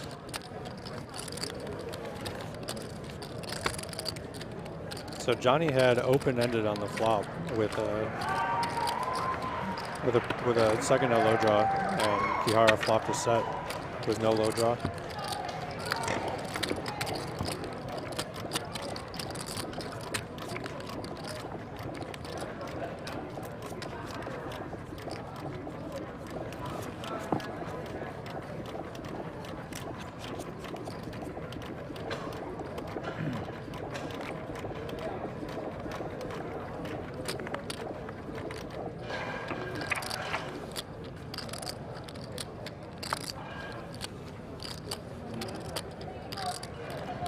If you're just tuning in, appreciate everyone watching. There's some speculation in the chat about this year's main event numbers. I'm curious to see 9K. If you guys think we're going to get an all-timer this year. I said over 10K. Over 10K, let's go, baby. I'm expecting the world for this year. Let's go. Is like 10K buy-in tournaments are of course about as big as it gets, with a few exceptions. But is the main event one where you take an even bigger piece of yourself just because it's the main event? Yeah, I think that's the best thing to do, because the ROIs in the main event with so many amateur players are just so much higher than all the other 10Ks. Oh, I asked this question to my friends. I guess it'd be a good one to ask here. What do you think the average percentage is by everyone in the main event that they keep of themselves? Oh, I'll go first on this. I think it's going to be like 95. Because most people have either satellited in. Well, all pros are 100% going to have 100% of themselves. Well, but most people that are non-pros out. are either going to have satellited in, meaning they don't sell action, or they're coming here to take their shot. And there's going to be a massive portion of those people taking their shot that don't even know what selling action means. Yeah. They just have 10K in their pocket, and they're here to. They're basically walking and saying, "I'm here for the tournament." Like that's what they do. So I think 95% is probably a good average.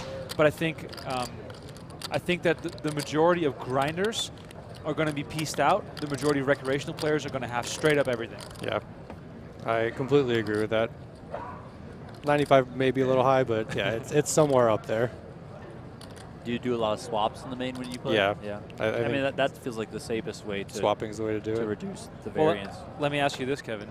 What's the smallest percentage you would play for if you were giving a free roll? Interesting. In your current situation, so not. Oh, current situation. Current situation, none.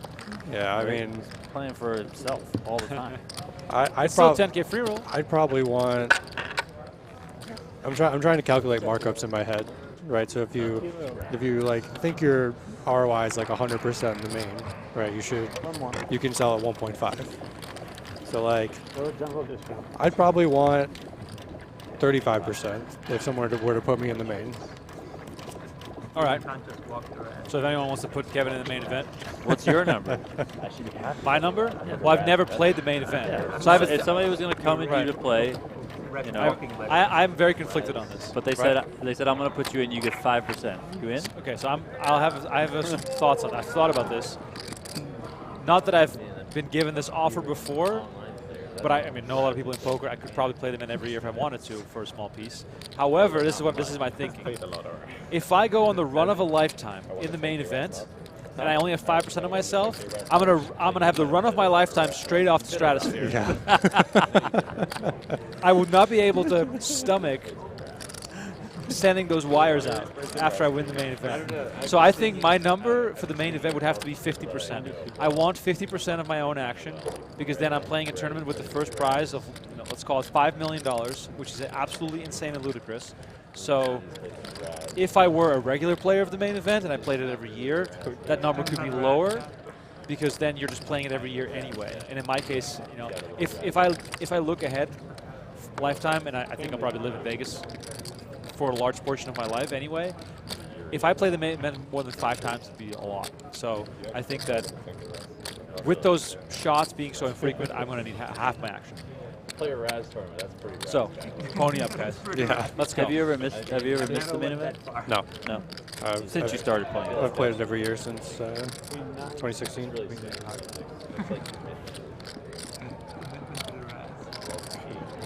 Well, unless you count the online main event. I didn't play the online main event. Well, that one doesn't count. Doesn't count. All right, doesn't count. For sure does not count as a regular main event. People in the chat, if you were giving a free roll to play the World Series Poker main event, what percentage of yourself would you need to have in order to play?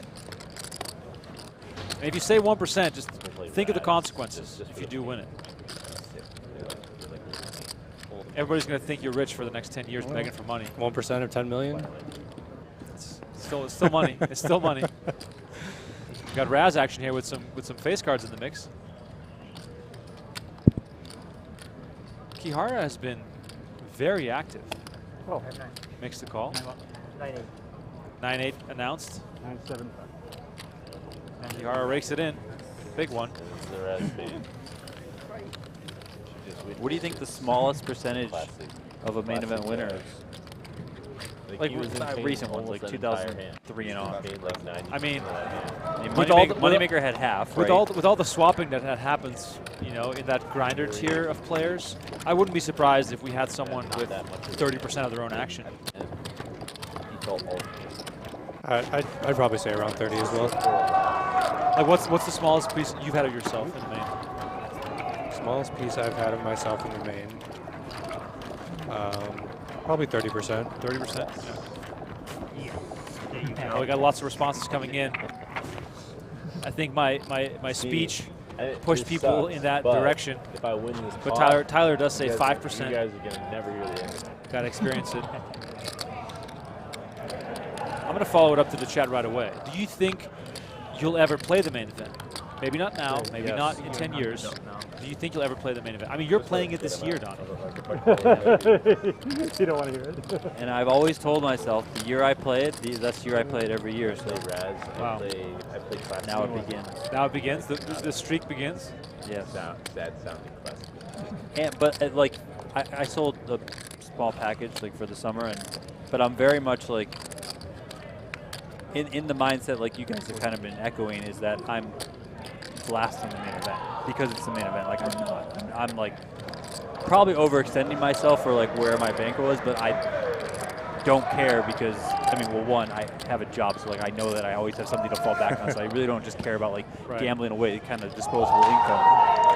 But I also know it's the main event, so I'm willing to hopefully take a shot that I could like set myself free in a way, you know. That's the way to do it. You make a main event deep run, your whole life changes. Yeah. Interesting spot we were talking about earlier where Benny catches a jack on fourth and decides to continue in the hand, and now we're has caught two good cards since, or at least what look like good cards since. And both of them have the cards that the other one would potentially need. This is Koray? Yeah, Koray and Benny. I'm curious. I mean, I don't know if we could ever find this answer. I would likely know, but I would be curious to know what these other players think of Koray's experience in these games, and if they're choosing to attack more because they think he's maybe a little bit weaker, being kind of newer to the mixed games, that sort of thing. I mean, he's obviously shown that I think he can hold his own, right? He seems like he's done well. We know he has a good poker mind in general, so. You start with 300,000 in this tournament, right? I believe so. I think so, yeah. Koray checks on 7th.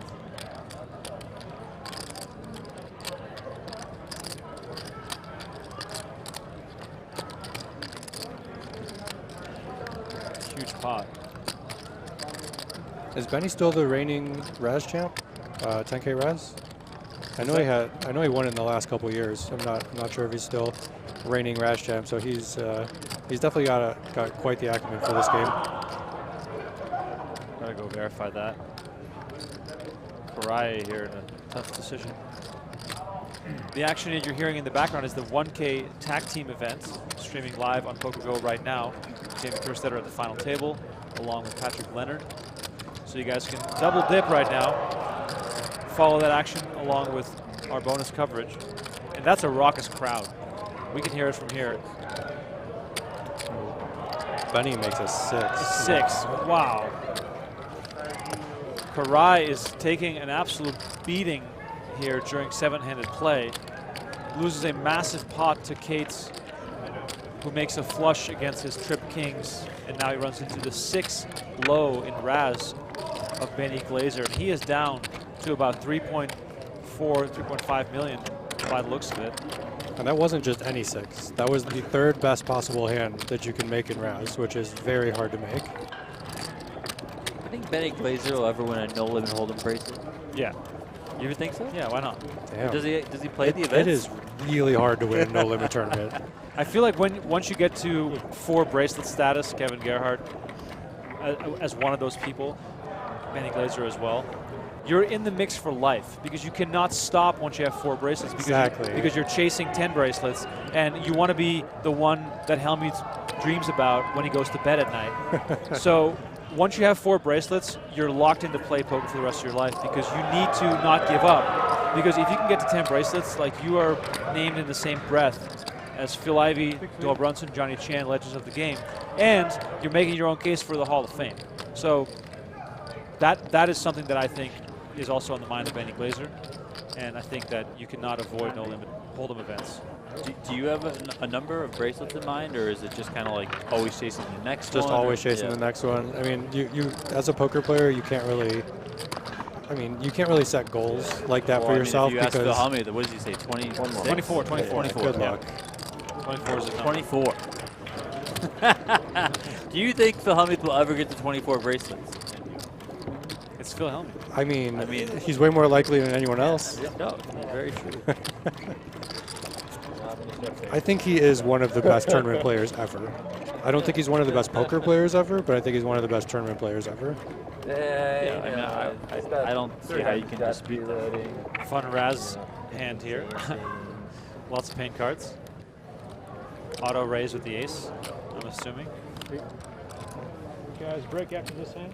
It might not be an auto raise with jungle directly on your left, but Yuri taking the opportunity to raise the ace. Koray here debating defend here. He does. Is that a drink? I like it. I always love the bring in defense in Raz. And now the hand's now over. His hand is over. Switch those cards and we have a hand, right? Exactly. I think we were just announced that the players are going on a short break. We're not going anywhere. We're going to do some giveaways. So you guys just stick around, or at least listen in as we come up with something creative.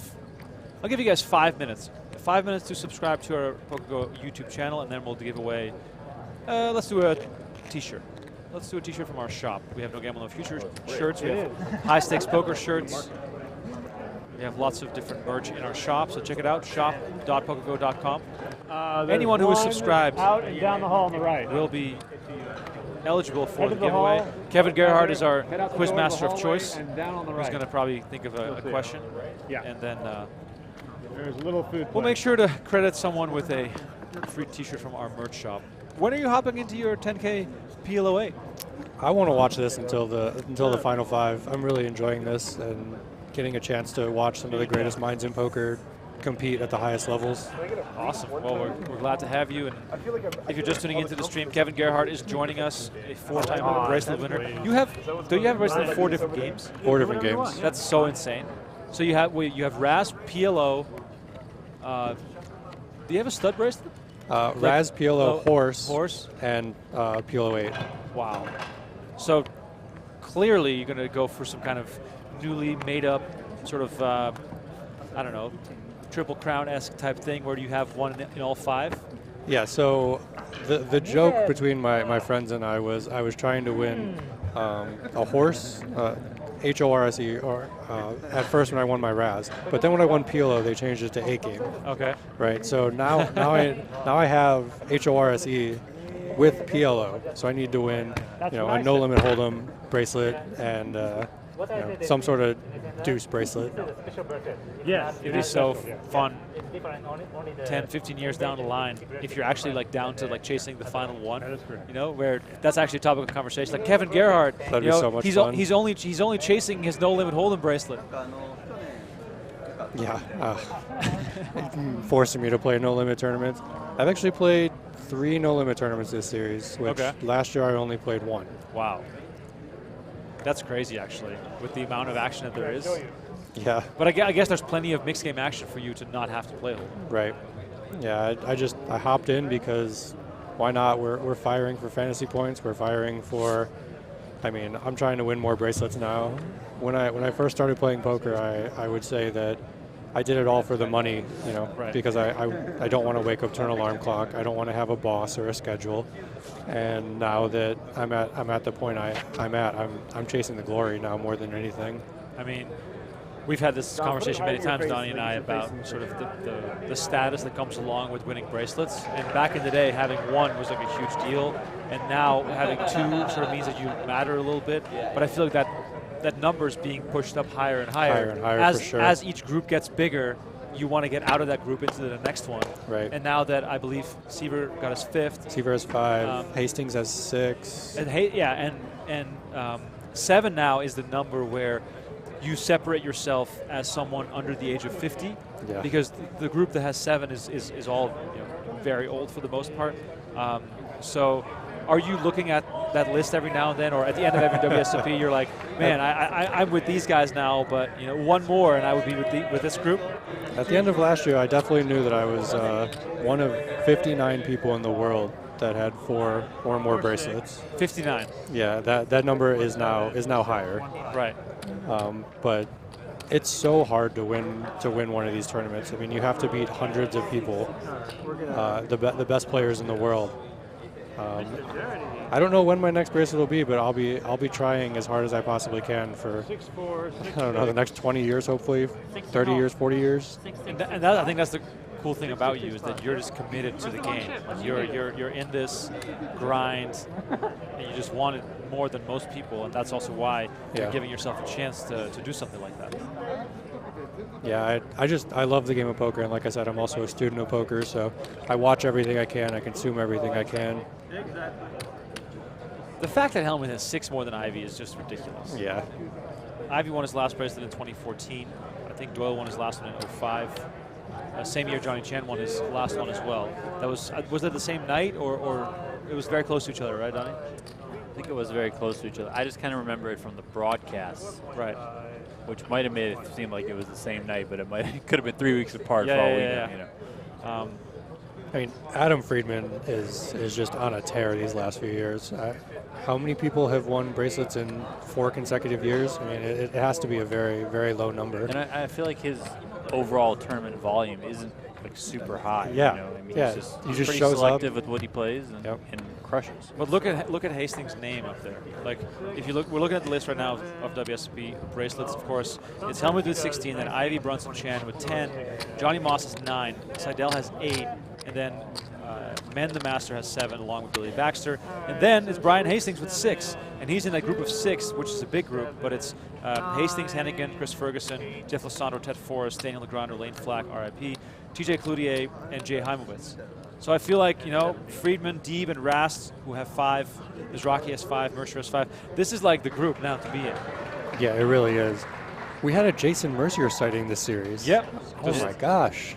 We had him on the podcast. Oh, that's so cool. He just shows up and wins like $250K and leaves. Yeah. What a life. One more bracelet and you're tied with Stu Unger. That's cool. Stu Unger has 5. Osmus now has 4. And that group of 4, winners of 4 bracelets, is pretty stacked. It's huge. Full of guys that are chasing hard, which is really coul. Someone like John Manette, he should have had 7 by now. If you just look at definitely how well he plays and how many different variants he plays. The fact that Hoxie doesn't have 8 bracelets is also kind of mind blowing for how many chances he must have had, back in the 90s and right. early 2000s. Where's Hoxie these days? Yeah, or he's standing in a pool somewhere. Dan Zach now with 3. Wait, what is this? WSOP is inaccurate. Wow, Donnie. You found a mistake. We got to call Eric Donnie. Well, the guy who won the 100K and beat Ivy, that was his second bracelet. They didn't have him marked down for his first. Whether it wasn't online, it wasn't on WSOP.com. He did win the 7777 online event. So you know that was missed as well. That I think has since been corrected. But yeah, I mean, last chance to subscribe to our YouTube channel before we do our next giveaway for a t-shirt. Shop.pokergo.com. Let's go. Pick whatever t-shirt you want. We'll have Kevin ask the question. We got a chicken question. We got a poker question. I wonder what he comes up with next. So final minute here for you guys to hit subscribe and enter. Give yourself a chance to enter. As we are on a short break here. Final 7 of the 50K PPC. This is bonus coverage, no hole cards. We are playing down to 5. And they will then come back tomorrow to play on the PokerGO live stream, which is live right now, by the way. Jamie Kerstetter at the final table of that event. They are playing down to a winner on PokerGO.com. If you're new to PokerGO, subscribe right now. Use promo code GETWSOP30 to save $30 on the annual sub. Who are you guys? Oh, you! Budget Chicken is asking for more chicken questions, which is really More funny. chicken questions. More chicken questions. Go ahead, Kevin. What's the question of the day? Yeah, I really want to know how many players chat think the WSOP is going to get this year. The main event. The main event. All right. Domo arigato. Let's go. Give us your main event predictions. How many players will it get this year?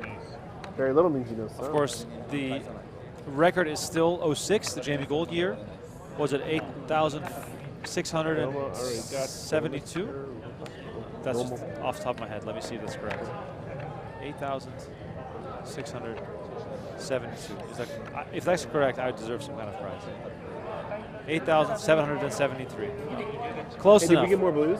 Second best was Jose Nenson, 2019. 8,569, and then a fairly big drop-off to the John Sin year. But we've been trending up in the right direction the last few years, and it would be so incredible the first year at Bally's that we break 10K. That would be so awesome.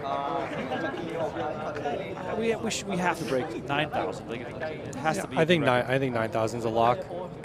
A lock. Wow. I love this confidence. Remember when it was normal to get 6,000? Like, it almost feels like these guys beat small fields. It's kind of nuts when you look at it. I mean, Moneymaker only beat 839 players. And then it went to what, 2,400 the next year? 2,500 in 04, 5,600 in 05, and then of course the record Boom. year. 8,773. Massive. 12 milli for first. All right, what do we got here? I see an 11,000. Yep, 9,000, 7,777. That would be a huge downturn. I don't think that's possible. What's your opinion on which starting flight to play? I think later is better. I think if you play A, you're going to run into a lot of pros. I think if you want more breaks in between, you should play B. I think C is probably the best flight to play, and D if you just want to grind straight back to back days. Housewarming, there were 5 different chip codes. 25K all the way up to 5 million in chip codes. 25K, 100K. Yeah. Seems like everyone's But coming even in in the right main, they around don't do that. 9,000 or a little bit more. Yeah. Law of averages. So let us know in the chat right now, how many players will the main event get this year for a chance to win a t-shirt of your choice from our shop? We have Phil Hellmuth Queen 4 shirts, we have the Positivity t-shirt, we have the High Stakes Poker Mount Rushmore shirt. Wow, Boogie Monster says, Bubble just popped into short deck, D-Nex still in. Uh-oh. Oh, Don't yeah. call it a comeback. Would it be epic if he won a bracelet in short deck? Like, the short deck is not a real poker game in my opinion. Should not be a play bracelet. short deck? I didn't play short deck. No, I've never played that game. Never played it. It's not a real poker game. Every time I watch short deck on one of our streams, I feel like everyone is just all in. Yeah, on it. exactly. It's 3 or 4 hand. way all in every hand. What is happening? Do you remember the time on Poker After Dark where we had PLO short deck? No. Oh my That was gosh. with Ben Lamb. It was the most insane thing I've ever watched. Were they just all in every hand? Ali Nishad was like, and they're all in again. Like, unbelievable. All right, just do the flips. Just everyone put the money in and let's just flip it out. Final minute to get your predictions in. Scotty says I'm going 3 bullets for the main. Well, that's an interesting topic too. Do you think the main event should ever allow for re-entries of any kind? And should the buy-in ever be raised? Hard no. All right, there you go. When they had the online 5K quote unquote main event that allowed for a bunch of re-entries, like 8 re-entries or something, it takes away from the prestige. The only reason I would ever bend on the buy-in changing is if somehow in the world $10,000 became $1,000. $10,000 in poker may not be like the biggest buy-in in poker terms, but the majority of people that play the main event, $10,000 is a crap ton of money. Right. And still, until that changes, which is gonna take what, 300 years to like, you know what I mean? Long time. Until $10,000 is like just giving $1,000, then we need to address the change. But that's never gonna happen in our lifetime, so it doesn't matter. So what do you say, Kevin, to people that pull out the inflation calculator and say, well, in 1970, Yeah, $10,000 was $70,000. Yeah. Well, like he said, I still think $10,000 is a lot of money to the vast majority of people, myself included. Double 21. And I don't think that's going to change anytime soon. So just think back and imagine of how big the balls were on guys like Doyle Brunson playing a 10K buy-in event back in the 70s. Probably with all of his own action. How big were the balls on the guys playing against the Doyle Brunsons, against the pros, like the more amateur players being like, oh, 10K, okay, let's go. It's insane though. Like having $10,000 in the 70s, you could buy a house for $10,000. Yeah. Like, $10,000 back then was like. Were you the one telling me the stat about the game, the fact about the game? Oh yeah. So you might not know this either. In 1969, when they were deciding on what the main event was going to be in 1970, there was 2 games being discussed as the main event. Do you know what the other game was? Stud high. No, it was no limit reduced to 7. Really? Kansas City lowball. It was between Kansas and Texas. And Texas Hold'em won. That's why we played Texas Hold'em in the main event. Imagine if it was deuce to 7. 9,000 players. No limit deuce. No limping. All right, y'all, 2 more hands of red. Yeah, no limping. No limping. 2 streets of betting. Let's go. Or 22-40. Phenomenal. Just absolutely phenomenal. Lots of people calling for the biggest main event prize pool in history. We love it. We think so as well. Time for the draw. Time to pick a winner. 30-30. The winner is Sarah Guppy.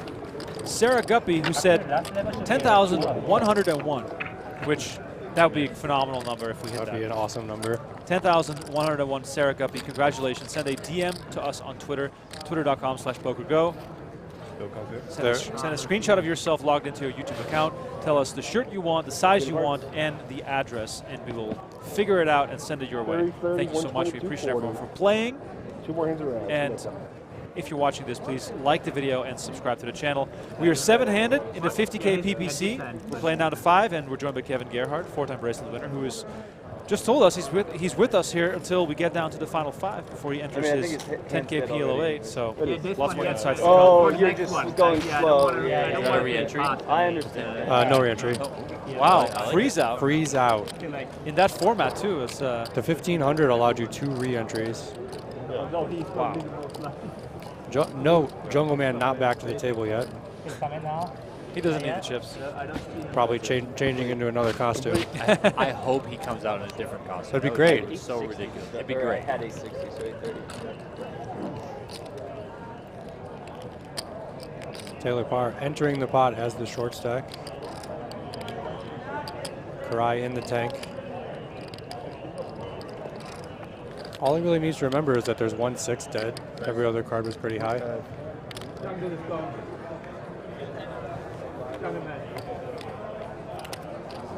I think if Taylor Paur calls down to the end, he still has chips. Calls down and loses until the end, I think he still has chips.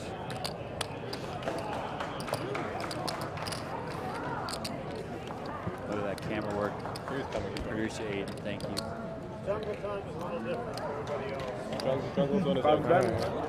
We're going to see some cards. Yes.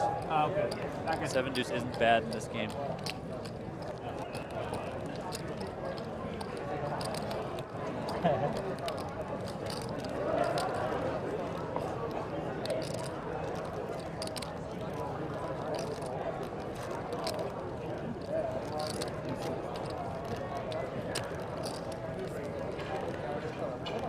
This is a spot where Taylor could definitely check, even if he has 1, 2, 3, 5, just to try and preserve his tournament life. It does go check, check.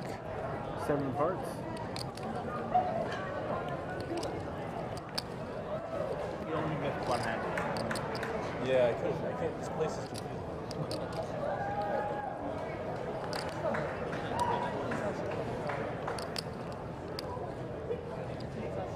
My glasses go.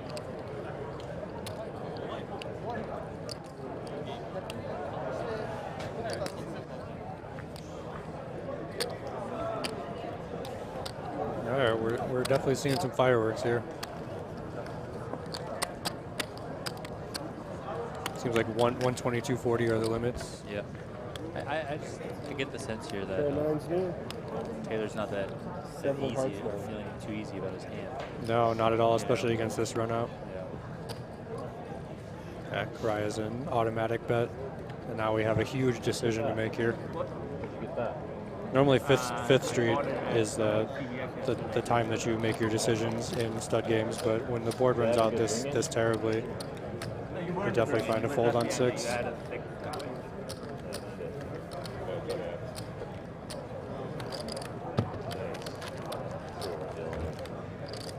one's not that old, but I'll try it. I'm sorry.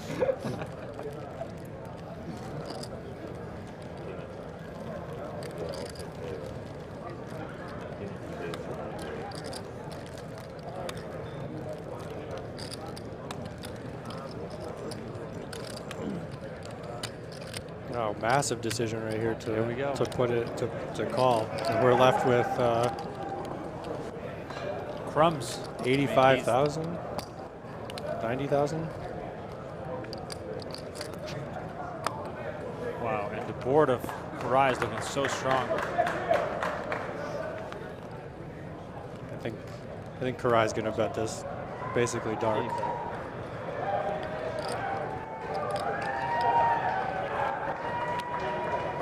And a snap call. Made an 8-7. What? Wow. He has full house? Koray has a full He made house. a full house. Sick. Or 2 pair, actually. No, he does have full house. 3's full 4s. Oh my God. Deuce 3-4. He did start deuce 3-4. No, bet. Wow. Deuce Oh 3-4, 7. They got a 7. Wow. Wow, what a hand. Koray's been getting absolutely punished by the deck. That seems like a bit of a bad beat there. Considering he starts deuce 3-4. And then gets a 7. There was an ace, a 5, and a 6 dead at that point, so some of his outs were gone. But no, Taylor checked with allegedly 7-5-2-1 on 4th Street. This city is in the middle of the desert. Almost like bizarre novel. Could literally be moved to anywhere else. Gotta love Raz. We're playing some Raz here. You just gotta love it. Unbelievable. That is disgusting. I mean, we're all like pulling for Koray to make it at least down to the final table, but right now he is trending towards being the short stack. Full double up for Taylor Paur. Have all the fantasies here essentially in the middle of nowhere. Like, the game's fantasy place. But I don't know, that's just my problem. Same thing happened with Dubai. With all the low cards, Yuri raise and take it. You know. Sure. Stacks are fairly deep, aside from Koray and Taylor Paur. And deep, of course, is relative in this form. Is everyone sharing the same ice cream bar, or what's happening here? It's snack time for sure. Yeah, definitely. Maybe Cliff Bar from the Poker Kitchen. Yeah. Jungleman has had 2 cartons of protein milk, and now he's eating a protein bar, and he brought a full tub of protein powder. So he's got to be Macho Man Randy Savage. Yeah, we might as well call him Protein Man from now on. I mean, where are our snacks? Now that I see him eating snacks, I'm getting hungry. Get some snacks in the next break.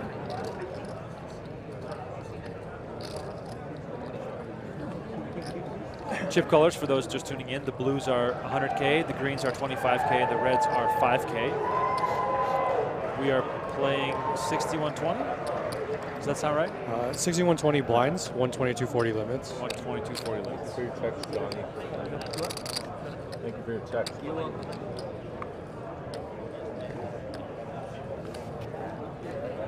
PLO is the name of the game right now. This is a 9-game rotation. The game changes every 6 hands. If you're just tuning in, please smash that like button and subscribe to the channel. We appreciate it. This is bonus coverage. Tomorrow will be the final table as Kihara comes in for a raise and Becker makes the call. Or did he just limp under the gun there? It's hard to see sometimes. I think it was a limp. 4 players. 4 players. It was indeed a limp.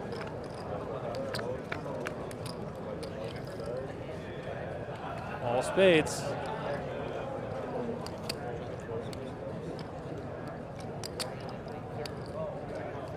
Updated chip counts from the break. Paur came out back from break with 860K. Koray with 2.6 million. So Koray now down to about 1.8 million, while Paur is up to over 1.8.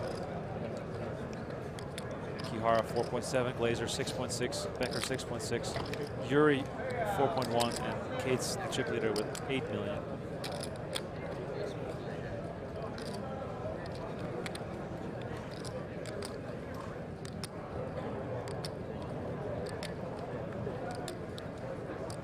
Kihara betting this flop.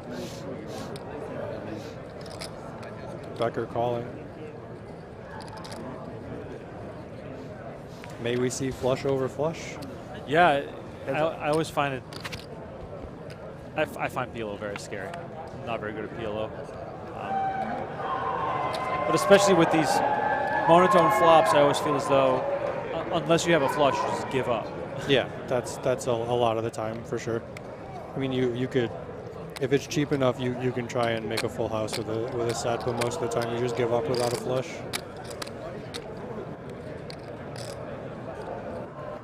Check on the turn.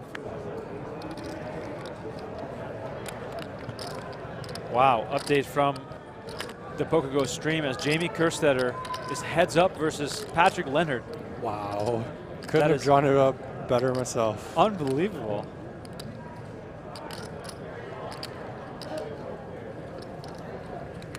I believe it is actually Patrick Leonard's teammate who's playing against Jamie.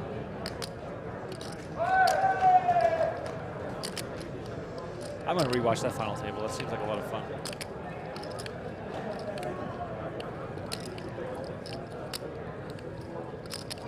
Once again, big bet proving to be the least enticing to watch for us. That's true. Check on the turn and river. Flush. Flush. Wow. Queen high flush there for Becker from what I'm seeing. Yep. Don't make me come over there.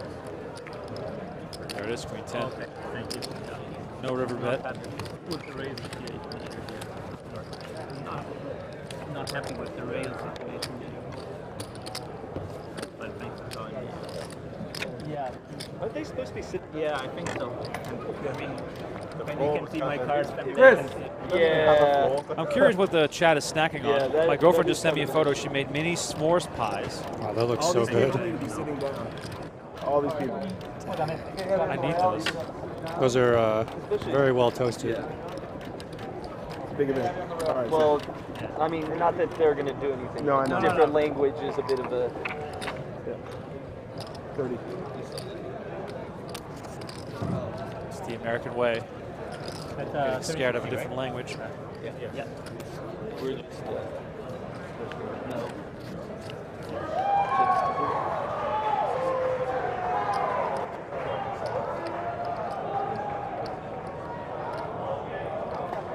William Carson's having a cheeseburger. Dillian is at Starbucks right now. Skol Pata says bulgogi pork from Aldi. I love me some Aldi. I wish they had one out here. Ever had? They have them on the East Coast, or? Yeah, back in my hometown. Actually, we had an Aldi. It's what I grew up going to. It's from Germany and in the Netherlands. They were all over the place. It's a very cheap grocery store. Yeah, and it has phenomenal stuff. They make a lot of their own products. What I would do is it's actually really silly. I ride my bike to school, to high school every day, and I think it was about probably 5 or 6 miles one way. But on the way back, we pass by the Aldi, and we stop in and get snacks and ride our bike home eating snacks. So we buy like whole bags of full-size bags of chips and chocolate bars. So because we were like 13, 14 years old, you have you have a few dollars to your name, and you spend it on chips and snacks. That's the way it goes. I've become a huge fan of Trader Joe's after moving to Vegas. We don't really have them back where I'm from. Yeah, I live close to a Sprouts. Big Trader Joe's fan. Big Sprouts fan. I should go to Trader Joe's more often. I always forget that it exists because we go to Sprouts just like on a regular basis. Yeah. Trader Joe's has a ton of really good pre-made food. Damn. Trader Joe's has great wine. Oh yeah, you told me about this last time. I love how this conversation, as soon as one of us starts getting hungry, goes into just food and snacks and all sorts of stuff. Yep. Is photographer Antonio listening? Maybe we should talk about pizza again. Oh my God. He actually claims that Domino's is good pizza. I can't with that take. But he also, every time he tunes into the stream, he says we're talking about pizza. Yeah. Every time. Pizza is one of the best topics. Like horseshoe, but it is kind of way too fresh. Yeah. Well, especially like when you got so many cars. Oh. Yeah, that's the thing. Like, you know, like if there was no limit, it's not like if it's triple drawn, you're constantly looking at 5 cards. Listen, guys, exactly. we've already have clearance. We will close that rail if you tell us to. Exactly. They told us last night. Yep. Because that rail is extremely close to this table, and it's like elevated a little bit. So it's just a little tricky. I mean, we are the ones who are really elevated. Yeah, we can see everything. Bird's eye view. How do you like our spot, Kevin? I actually kind of like it. I thought it would be more dungeony by your description, but it's pretty open. We can turn the lights down if you want.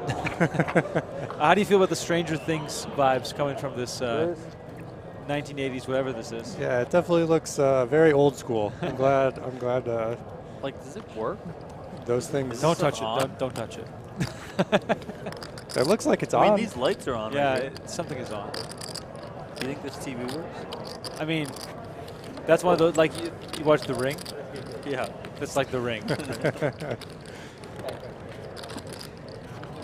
It's pretty amazing. This entire setup is now just a cell phone. Yeah. Right. All the power there is just way more. Like, our cell phone is way more. It's crazy. Than whatever this thing is. It is. Wow, Jimmy Bluffett says enchiladas from Javier's. Javier's is good. Javier's has the best That's chips what and he's salsa. eating? Javier's is great. Is Jimmy Bluffett in Vegas? And he's moderating the chat from Javier's. That'd be amazing. Gonzo says Whataburger. How much do we pay Jimmy Bluffett that he's just eating at Javier's? I don't know. Phenom Game is having Chick-fil-A. Hopefully enough to buy the chips and salsa. Yeah. Tater Nup says Remko girlfriend. Well, I just lost the bet. Wow. Do I look that ugly? That's phenomenal.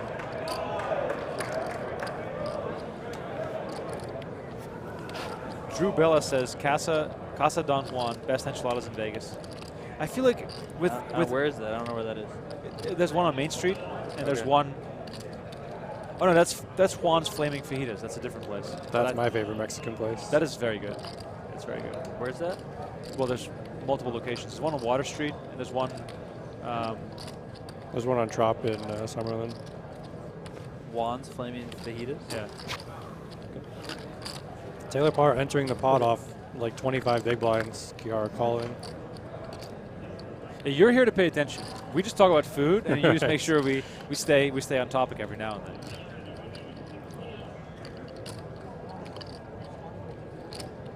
I'm just looking for some fireworks. I know, same. And lately, it has not been in the big bet games, with the exception of the 5-bet shove by Benny Glaser. Right.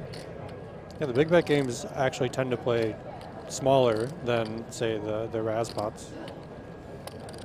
Yeah, we've seen most of the big hands that went to Showdown B in 08 and Raz in the last few orbits. Kihara, by the way, involved in most of the pots.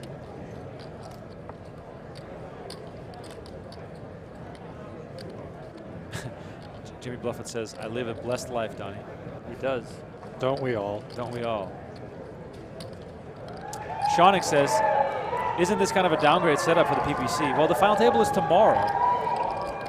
This is bonus coverage. We were not supposed to be streaming today, but Donnie and I fought for the right to stream this, and here we are, providing you with a little bit of insight into what to expect for tomorrow. We're playing down to the final 5, and those will be on the main stream, the main feature table, with hole cards and all that jazz.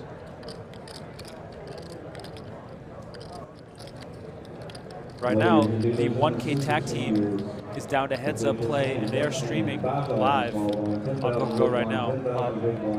If you're new to PokerGO, use promo code GETWSP30 to save $30 on your annual sub. As Taylor Paur is 820. 820? Yep.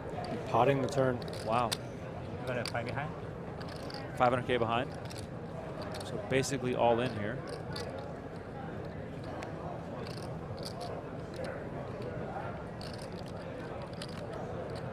Is it Josh Aria doing coverage of the Colossus or the tag team? Who? I'm trying I thought to it was remember Norman Chad, but from a photo I got sent, he's sitting in the He's sitting in the stands. Sitting in the stands with a Jamie Kerstetter sign. That is a What does it fantastic say? sign. Yeah, shout out Antonio. That's fantastic.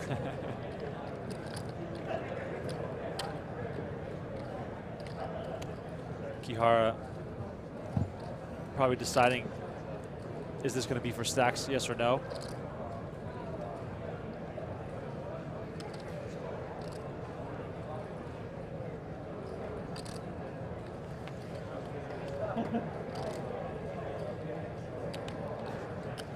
Oh, that's $1 million. I love watching Koray in this spot because he knows he's in an ICM spot, an ICM battle with Taylor Paur. So I think he wants the money to go all in because no matter what happens, he's set free from the chains of ICM. Yeah, I don't know if I'm a fan of the Valley switch.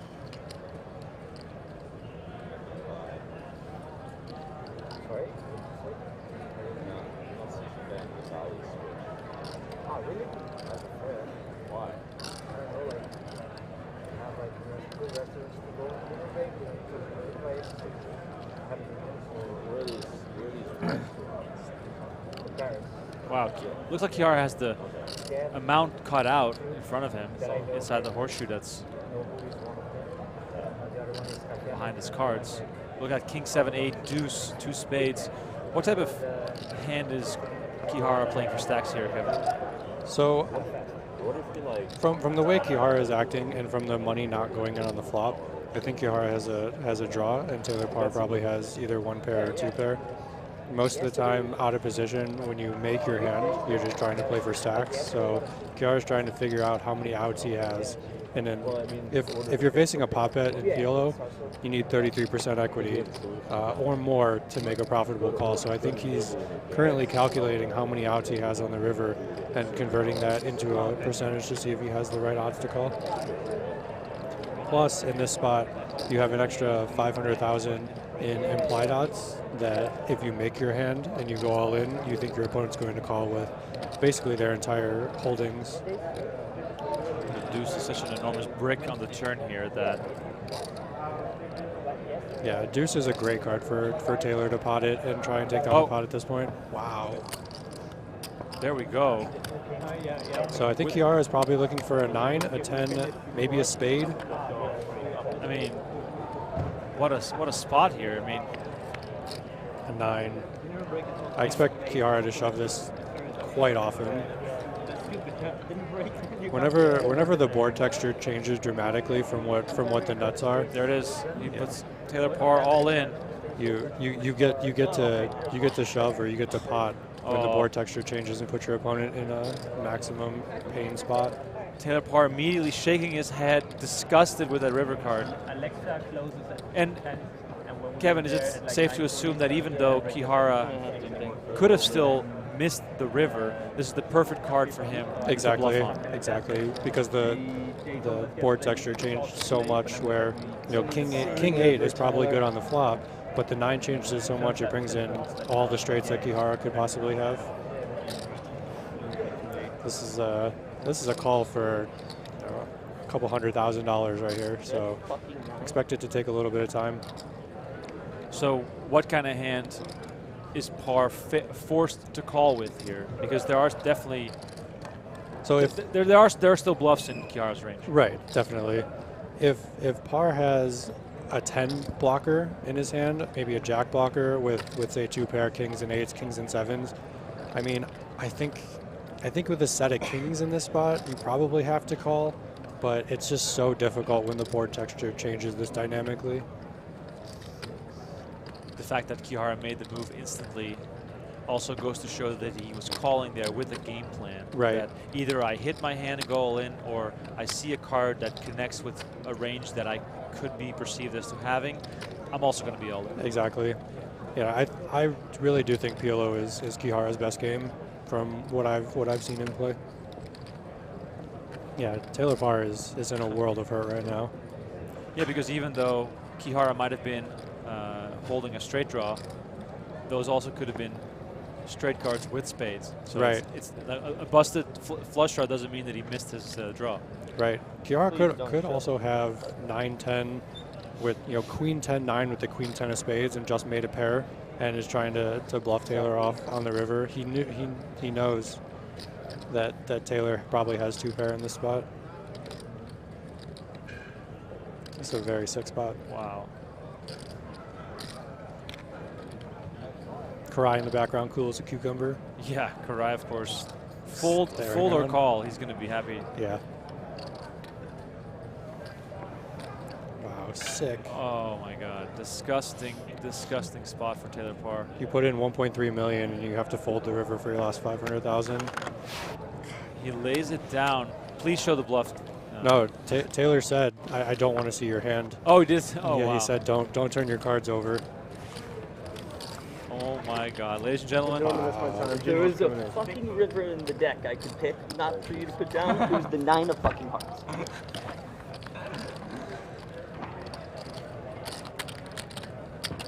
Does that mean Taylor also had a flush draw then? It could definitely mean Taylor had a flush draw with, you know, ace king jack with a flush draw, ace king queen with a flush draw.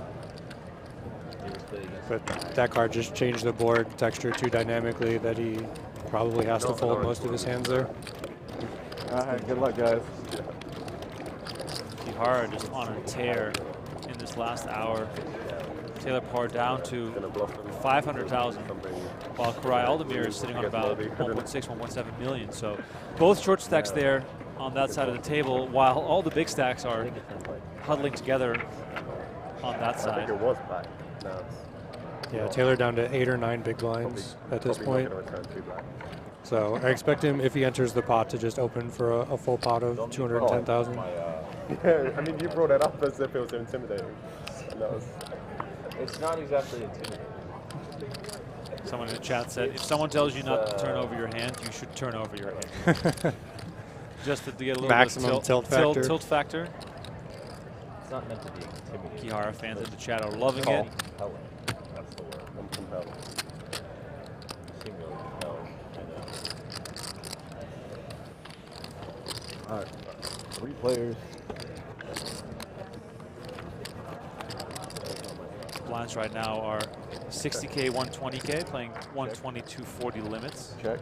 In the big bet games, it's 30, 60, half of what the. So no limit hold'em. PLO and just 7 single draw, playing 30K, 60K. I got it.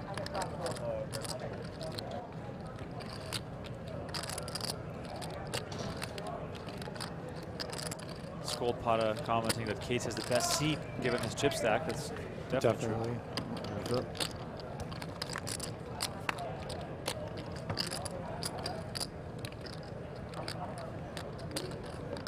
The last hand was a beautiful show of the dynamic features of this specific tournament playing 9 game, where we've been talking for the last 2 hours about how the big bet games have been playing so small, and then all of a sudden you reach a confrontation where all the money is on the line, and it just, you know, once more emphasizes how great this format is. Yeah, we just see a 3 million chip pot the last hand.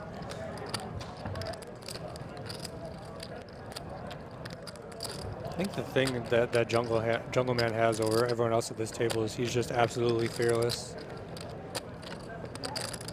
Yeah, because for many players that play limit games most of the year, or even at the WSOP most of the time, they're going to be a little apprehensive about risking it all in these big bet games. Right. Yeah, I've heard a lot of limit players that say don't go broke in PLO. And that's how the big bet players can make so much money in PLO. Right. It looked like Benny led this flop. Jungleman called, and then Benny check folds the turn.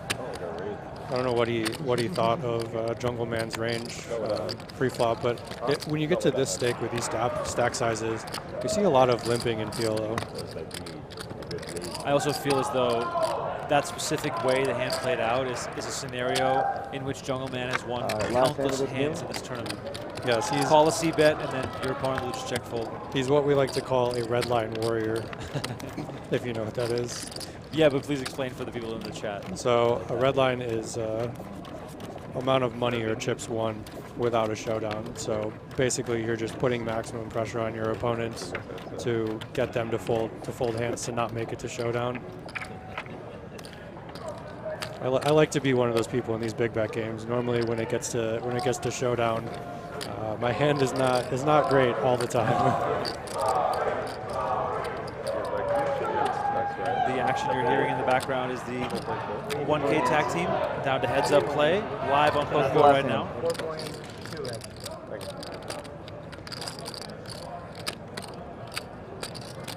We're still playing PLO here.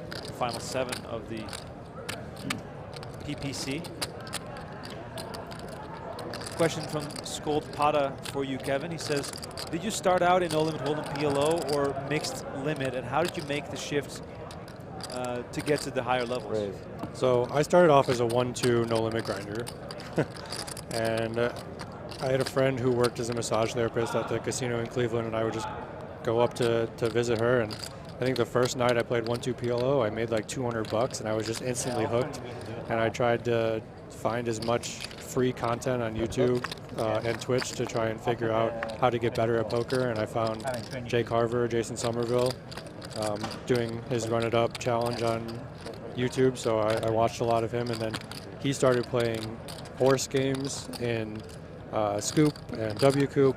And that's kind of where I got the bug to start playing mixed games. So I started playing the 4-8 limit at Caesars.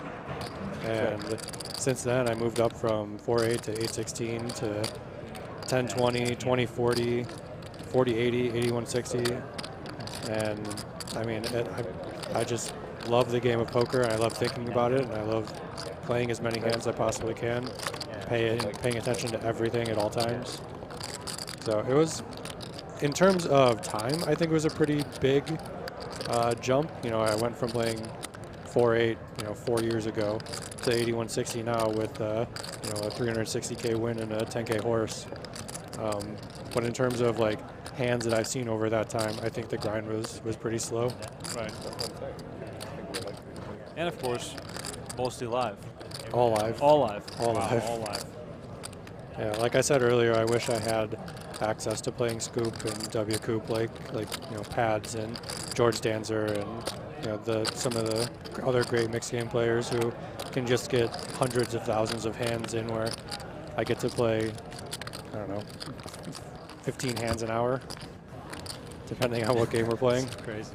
Yeah. It is so crazy, and especially nowadays, you don't hear almost ever that someone makes their way up the ranks playing solely live. It's kind of crazy.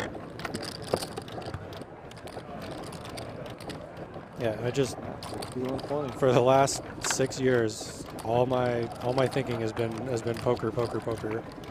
My only source of income. And where to get the best chicken. And yeah, sure, obviously. 2 major topics. in your life. A shout out, by the way, to the Somerville Stud Club. Somerville Stud Club. I have a T-shirt at home. Yes. I still have it. I went to run it up Reno back in, I want to say 2015 or 2016 when they first had it there. Okay. That was. I've been to every one except the first one. Okay, so then I think I was at the first or the second one, but Donnie and I went there together. We did the podcast from there. It was an awesome time at the Pepper Mill. If you look at all 3 of my live bracelet wins, I have the same Run It Up shirt on in all 3 of them. That's awesome. Yeah. Done intentionally. I had Jay Carver at my rail at the 10K last year, which was so cool. That's awesome. My poker hero that I got to meet, who I became friends with, who put me in all these tournaments when I wasn't good at poker, and offers to buy my action and everything, including the 50K, because he believes in me that much. Is just such a cool feeling. That's amazing. Yeah, Jason Somerville, a longtime friend of mine as well. Check. When I used to live in Toronto, I would go over to the house that he was living in, where he was streaming from. So I actually got a chance to see the giant fish tank. See the dirty basement and the big fish tank from the back of house, so to say. Very cool. Fun times. I miss those days. It feels like a long time ago. It really does. Jason streaming against Sea Moose Paur, his arch rival. Check. Pork chops all around.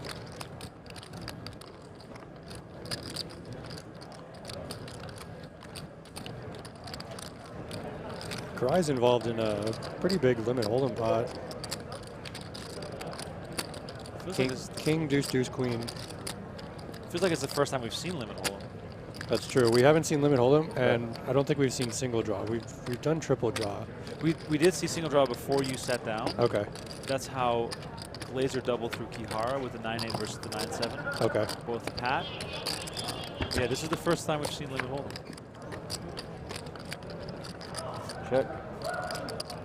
I wonder if Koray's going to bet this river and how strong his hand has to be to actually bet this river, because if you bet flop and turn, I mean, your opponent likely has a king.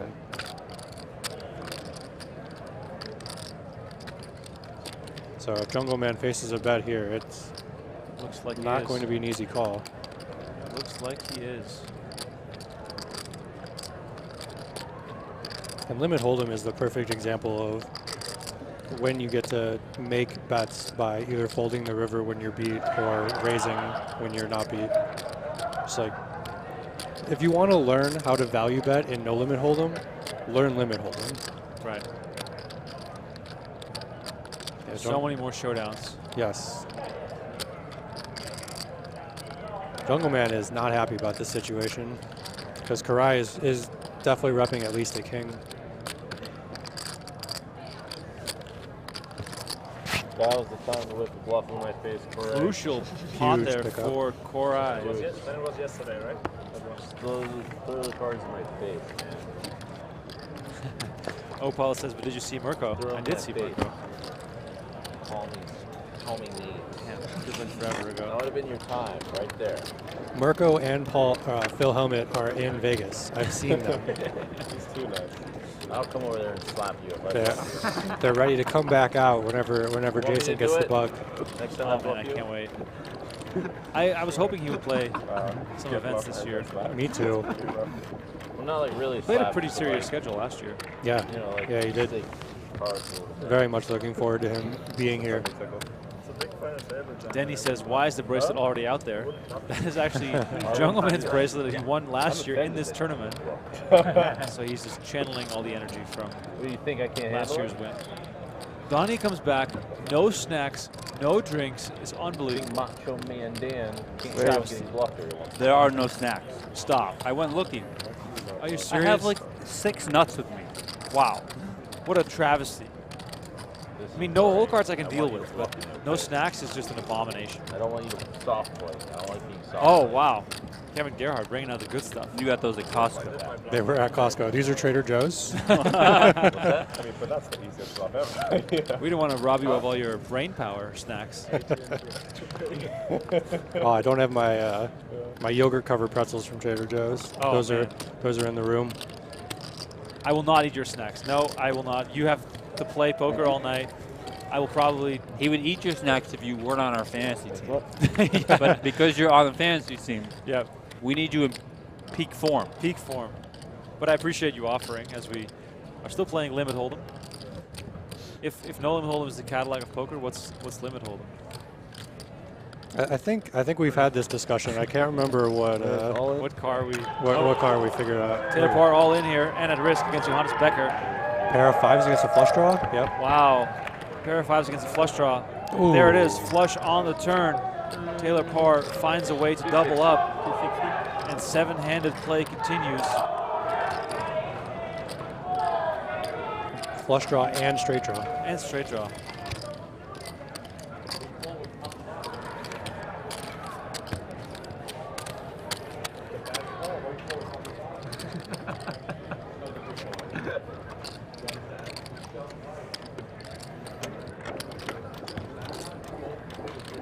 $120, please. Limit is the Subaru of poker, the Pinto of poker. Pinto's a good one. I like that. Limit Hold'em is the Tesla. Limit Hold'em is fast, and especially six-handed. I think it's actually a pretty fun game to play. So I think Pinto is a little bit disrespectful. Ron says Limit Hold'em is the bicycle of poker. Raise.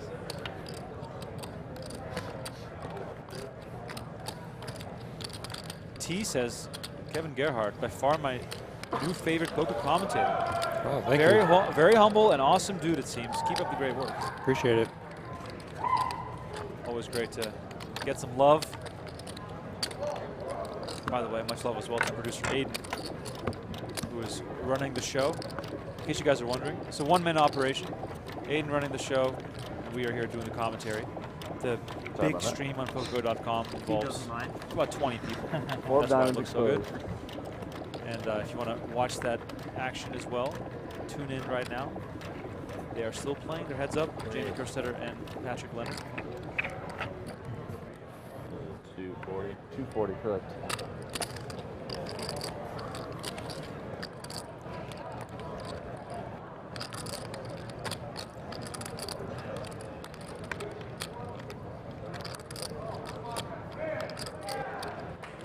So there was a tournament series that ran a horse game, but instead of Limit Hold'em, they had Pineapple, and they called it Poser. What do you think of that? Instead of Limit Hold'em having a pineapple variant?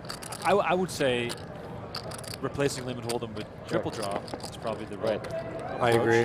I think that would definitely be favorable. However, I'm also of the opinion that, or I'm confused why there's never been a mixed game in which you have one of each. So one flop game, one draw game, one stud game, or two of each. So a 6-game mix.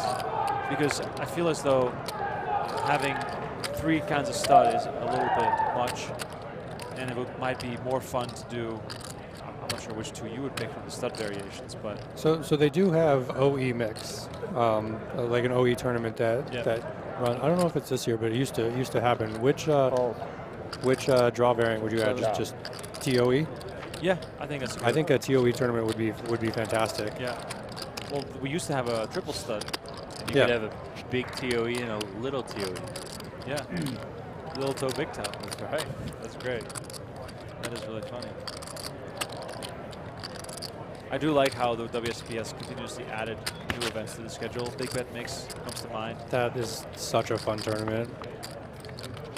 When do you ever get to play single draw high? Just the old school poker. Right. That must be such a mind fuck, because whenever you get dealt 5 cards, it's almost always a low drawing game. Yeah, that's true. And you have to figure out.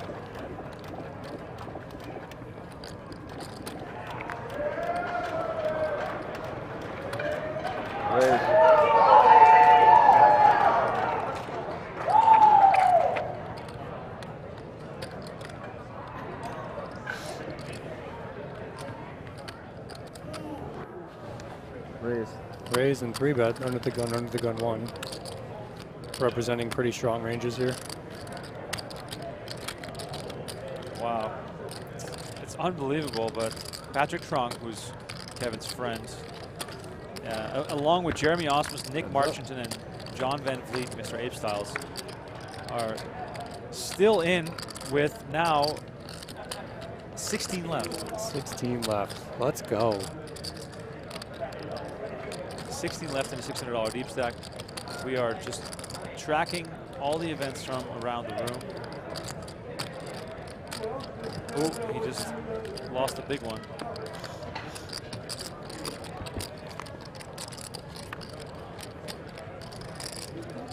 Still playing limit hold'em here. And we have about $1 million in the middle here between Becker and Yuri.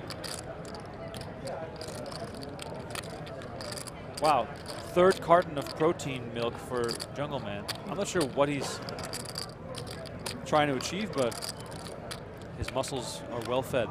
He's got a 107-mile bike ride to go after this event. He's loading up.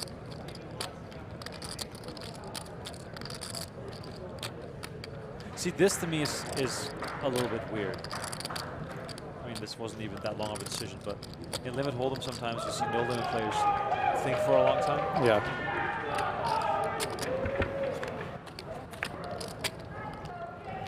Four of Hearts completes the board.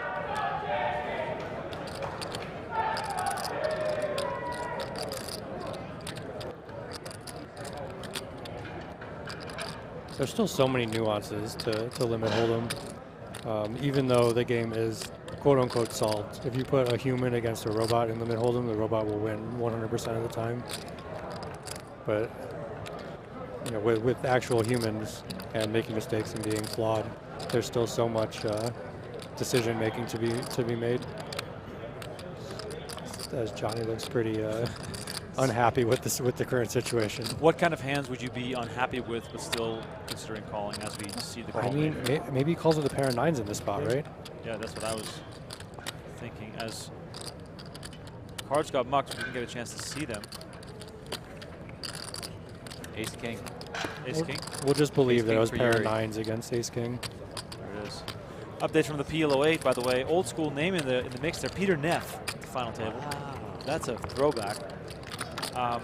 Jared Jaffe second in chips right now, as they are down Last to hand of this game. the final 7.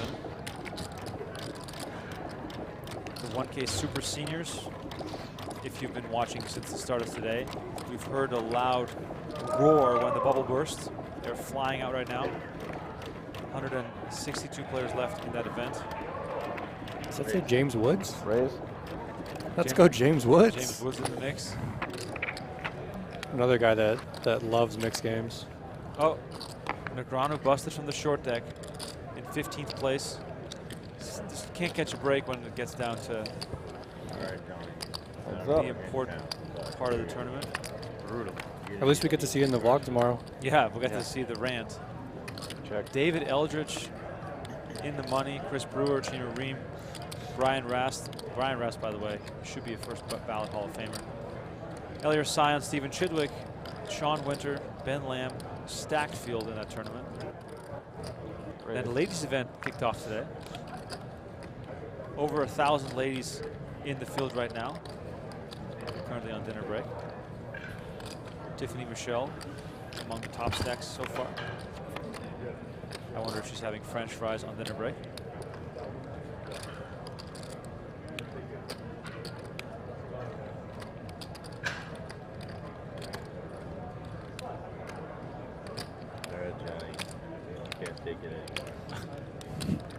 Man, can't take it anymore. Here, just Jack 9, man. Just Jack 9. Becker picks this one up. The 1K, oh sorry, the 1500 Super Turbo Bounty started with 2,500 players, is down to 680. They are, of course, ripping through that field. Barstool Nate in the top 10 chips. Wow. In that tournament. 1500 Super Turbo Bounty. AKA Blackjack, AKA Roulette. Is there a pizza connoisseur rivalry there? Oh, between Donnie and Barstool? I mean, I don't consume any Barstool content other than pizza reviews. It's the only thing I watch. What does he have anything to do with pizza? Does he do pizza stuff? Barstool Nate? No, but the Barstool brand has, of course, the pizza review. Yeah, the Barstool brand. Portnoy has. Right. It's his own thing. for sure. Oh, okay. I would say it's safe. I didn't know if there's any rivalry there. I mean, I trust what Donnie says. I'm still waiting for Donnie to release his YouTube channel with pizza reviews. That feels too much like a copycat. Right. Hey, Tyler. Can you get the rail back? Disrespect, I'm not sure about Can you work on the rail for me?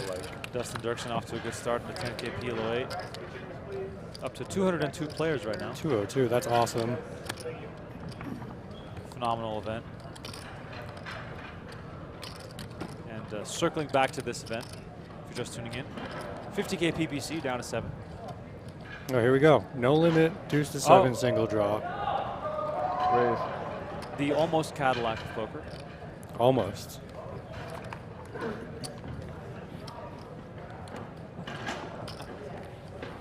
Very tricky game to play.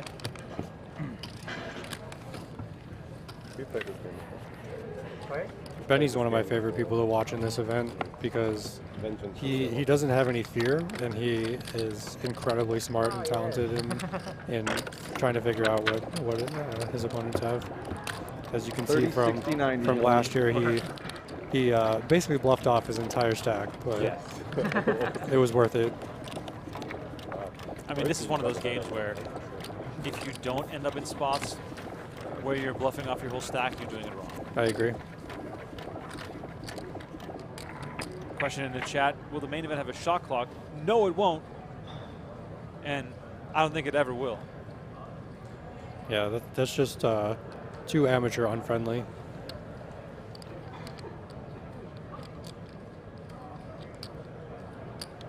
Taylor Paur might be making a decision, and if he enters a pot, he may be playing for all of it. He only has that player's all in. 900K.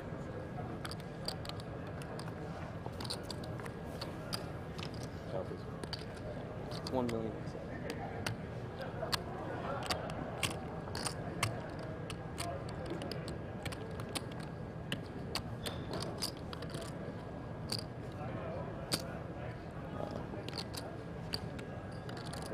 $1 million even.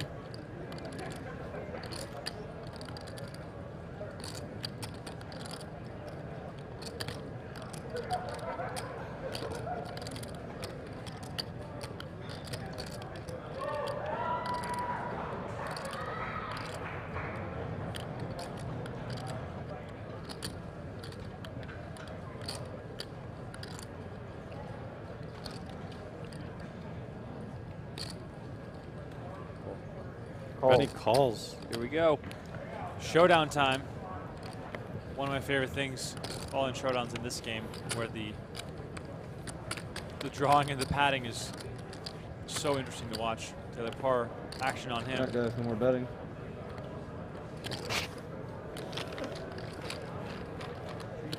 Taylor Paur looking back at his cards. He can draw any amount of cards between 1 and 5. Draws 1. Pat with the jack. Don't zoom in too far. A nice convertible jack, but he knows he's ahead of a 1 draw. It's a wow. Grabs the 9 and doubles up. Ooh, Taylor Paur can't get him down. 9 of hearts, your favorite card. Yeah. Ginger, great man. Came back to save you. Kihara with the needle about the 9 of hearts that cost him a lot of chips earlier when he hit on the river. Who knows? I don't know. I missed it might have been a great card. I just pulled it. It's a misunderstood card. It's got different sizes. 30, 60, 90. It is kind of epic. The exact card that cost him almost his entire stack is the card that now saves him. I don't mind the 9 of different cards. How do you guys in the chat feel about the 9 of hearts? Let's hear some opinions here. 9 of hearts. My personal opinion, I hate the 9 of hearts. You hate the 9 of hearts? Because every time you're in a draw game or you're in a stud game, the 9 of hearts is just like the worst card you can possibly see. Jungleman said that the 9 of hearts is misunderstood. Yeah, exactly. It's just misunderstood. But I mean, I don't like it personally. It's done some bad things to me. Raise. Sensing some more action coming during this round. It's almost like pent-up energy and aggression from playing all these limit games that the boys get a chance to play now that we have a no-limit game. Yeah. Benny knows he's probably the best single draw player at this table, so I expect him to play a lot of hands. I wonder if Koray is going to enter a pot in this orbit. How strong his hands have to be for him to put chips in the pot. LD Looper says he's indifferent to the 9 hearts. This looks like a 3-bet spot coming. Jungleman will take Raise. any. Oh, looks like 800K.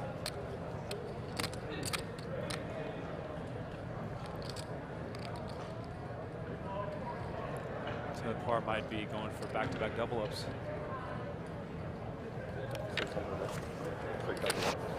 600, correct. 600? 600. 3-bet.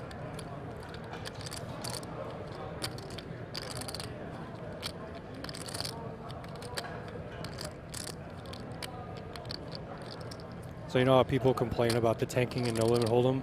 Tanking is actually a big part of deuces 7 single draw because you want to act like every decision is so hard even if you have a pat 7. Right. So you actually have to...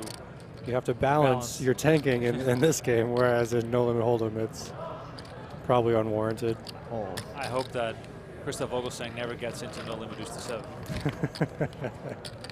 1 for Benny Glaser and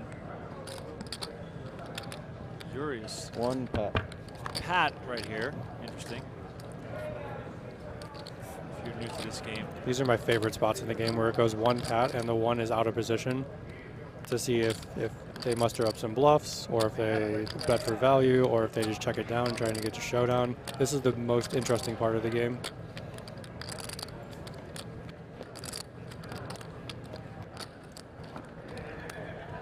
This game lends itself to lots of overbetting.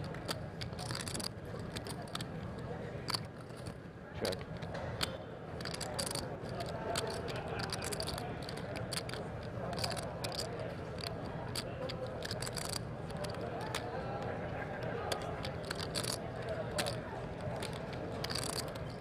Now in Yuri's shoes, I think he's looking to go for some value, or if he's bluffing with say 2 pair or 3 of a kind deuces in his hand before the draw, he needs to bet enough to get Benny to fold.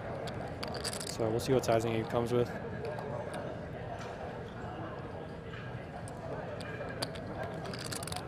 $685.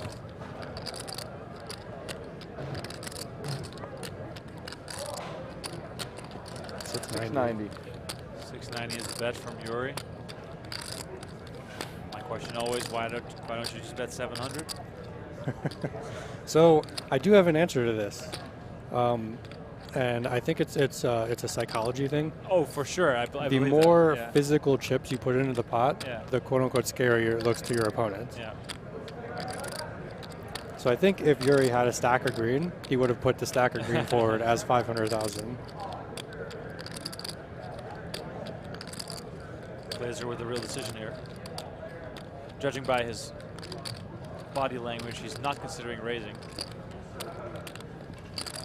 Yeah, I don't think he's that balanced in this spot. I think it's call or fold.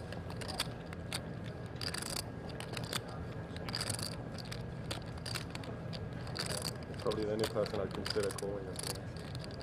Wow, that's respect.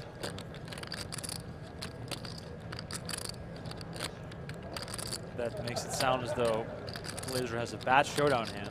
Yeah, I wonder if he made it like a pair of deuces or a pair of threes. Well, and he just thinks Yuri's getting out of line. I'm getting flashbacks of Perloff Friedman calling a big river bet with was it deuce, pair of deuces, right? Pair of deuces. And all right, call. Let's see him. I think he said 8-6. 8-6. Wow. 700. It is an 8-6. Wow. What a strong hand. Incredible. Not only is it 8-6, that is the 6th best possible hand you can make in deuce to 7. Being dealt the 6th best possible hand is massive.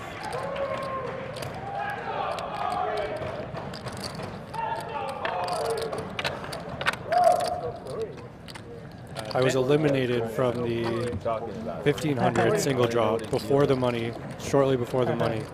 I was dealt number 3. Wow. My opponent was dealt number 1. That's insane. A hand I will never see again in my lifetime because the odds are so astronomical. That's crazy. By the way, people asking what Benny's comment was. Benny said, "You're the only person I'm considering calling with this hand." So clearly they have some history here. I feel like that must have to do with them playing online together. Yeah. Benny, being from the UK, plays a lot online. Yeah. Yuri, I think, plays a lot online as well. They probably battle in the mixed game streets. They probably do a lot of battling in things like Scoop and W Coop and whatnot.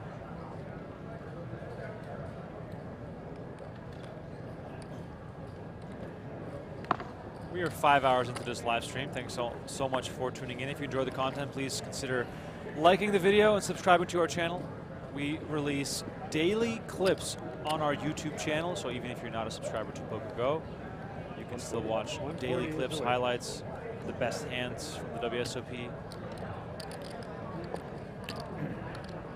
But of course, we have the main event coverage coming up. Get in there right now with our best deal of the year. Get WSOP30 is our promo code to save $30 on the annual subscription. That is valid until the end of the main event. We've got exciting cash games coming up in the rest of the summer, I should say, along with more exciting tournaments. So the annual sub will be well worth it, and it comes down to only $5.83 per month if you get the annual plan, as we have action here between Taylor Paur and Johannes Becker. Both players took 1.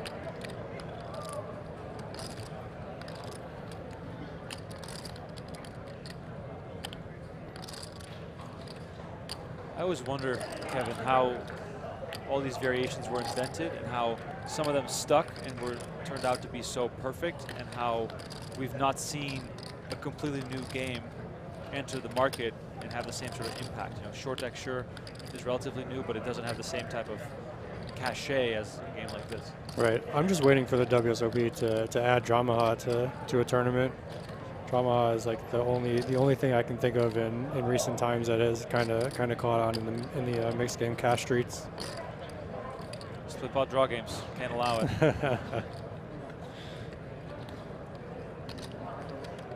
How come we haven't seen a Badoogie tournament? Yeah, I would love it. I don't get that. I'd love it. It's basically like triple draw. You know, for the dealers, nothing changes. Right. I think for the players, nothing changes. Everyone who's playing a 10K deuce to 7 triple draw is going to play the 10K Badoogie. I agree.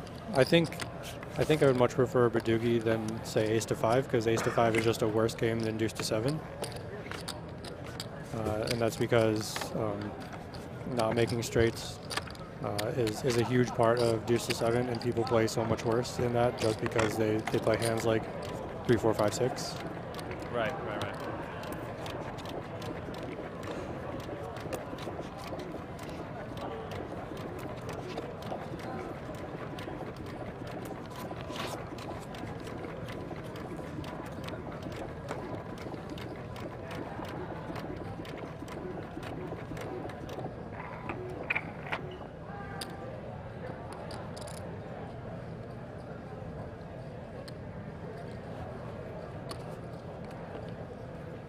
Benny entering another pot here.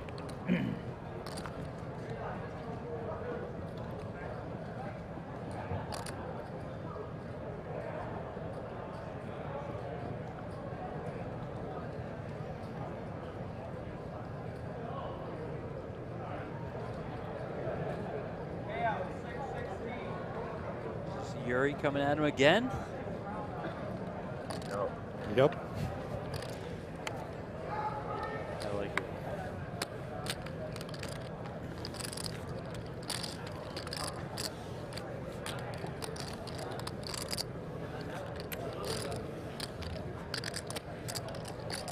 Same situation Benny finds himself in. Out of position against a great player. This time, Benny has 1.3 million fewer chips than last time. We'll see what decision he decides to make here.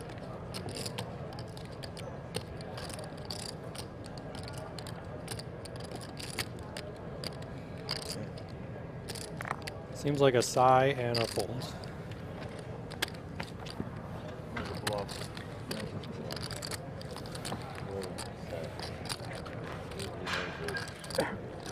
Benny expressing the thought process of every mixed game player ever. Whenever you have to fold, you think your opponent's bluffing.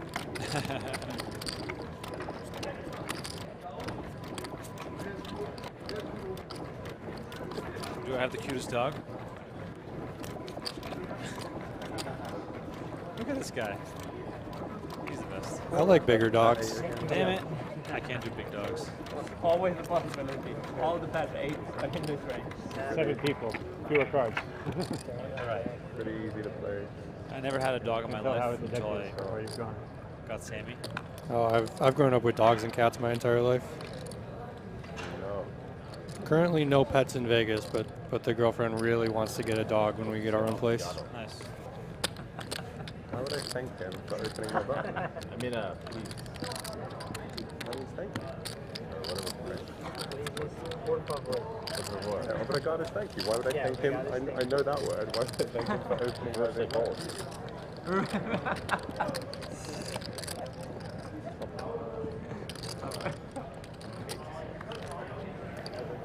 I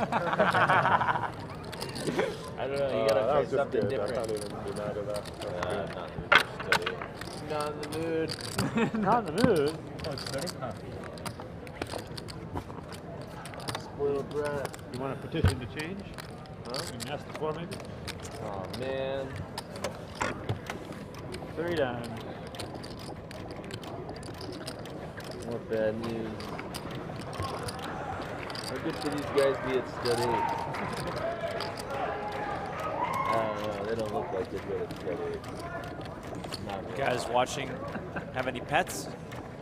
Love to hear some pet talk as we are back to 7-card stud. I mean, This time the that's 8 or better play. format, which in my opinion is the superior form of stud.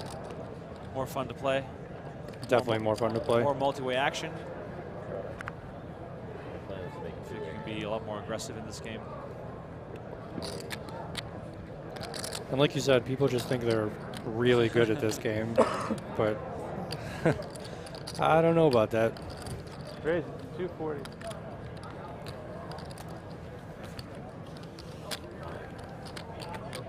I want to see what happens.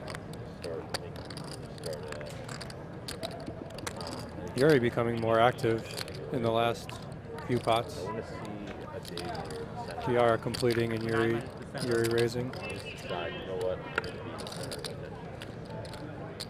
If it's your kind of Yuri thing. drawing. I don't think it's your kind of No, it's thing. Well, picking up the That's why I 6. want to see it.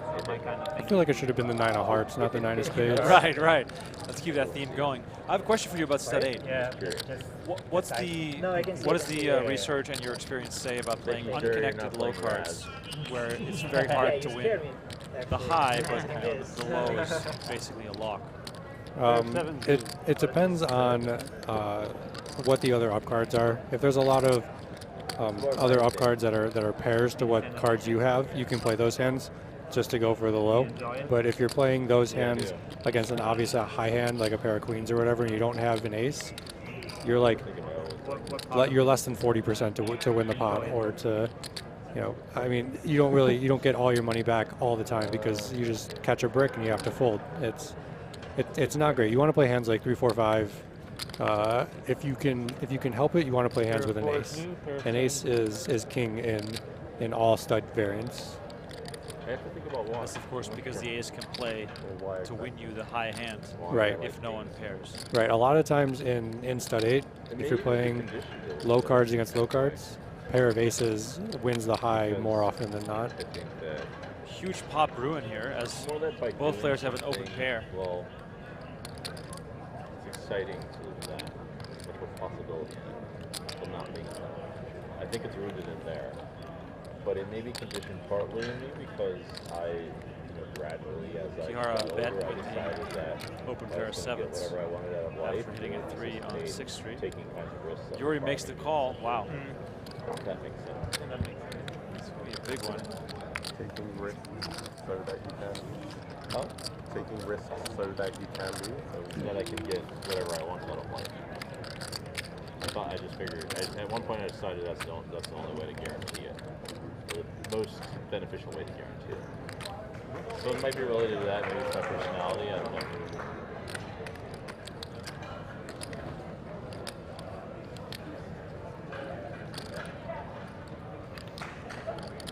All options are still on the table here.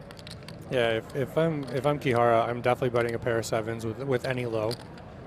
I would debate probably betting any two pair, and then I would probably check the rest of it. So, well, the 9 of hearts shows its face. 6-4 low for Yuri and 2 pair 9s and 7s. Strong hand for Yuri there. 2 pair with the 6-4 low. Yeah, I was scared. So high. Yeah, like doesn't get much better than that. Does not. Yuri, I have a question for you. Did you get straight A's when you were in school? Top marks? Sorry? Did you get top marks when you were in school? Like your grades in high school, were you a very good student? Kind of, yeah. Not super good, but okay.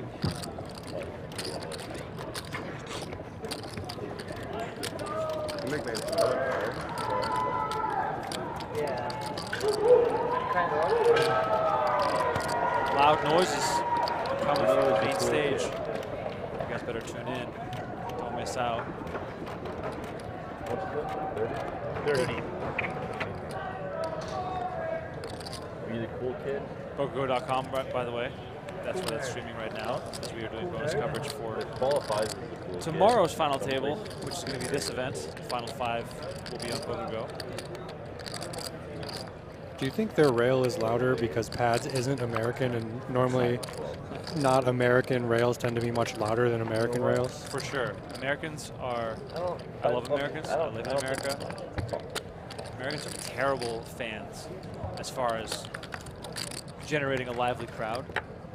We just don't have the soccer. You guys have no experience with any chanting of any form, and I always joke that I can't wait for the Americans to make the main event final table so they can all start shouting defense from the rail. That's funny. And the funniest to me is when there's an actual British rail, you know, like when Chris Brammer made the 10K 6 Max final table in 2012, there was an enormous British rail, Sam Grafton singing and chanting. They were doing shoe bombs, all sorts of stuff. And the only chant his opponents had from America was USA, USA. Yep, that sounds about right. It was extremely cringe because the British rail, they were making up songs as they were going about all the players at the final table. Okay. Yep.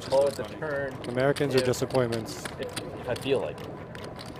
Especially when you go to an NFL game and they show the words on the screen and you have to chant. Yeah. Defense. This is so funny. Da da da da da.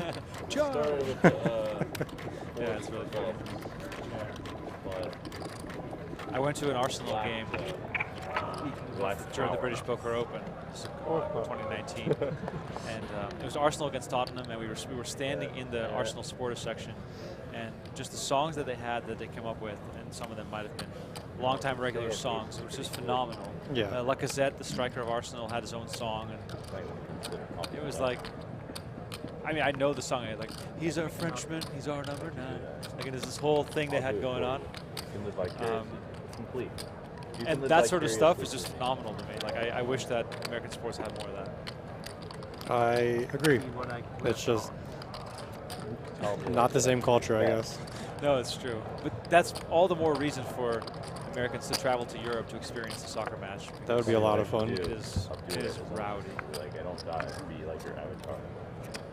The college I went to actually had the #1 team in the nation in soccer for 2 years straight, in whatever division they were in. Oh wow, that's kind of Division 4.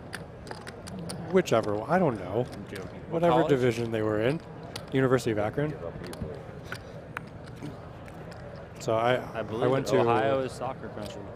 Yeah, I went to quite a few soccer games while I was studying. Awesome. Did you play sports yourself? I played tennis and baseball.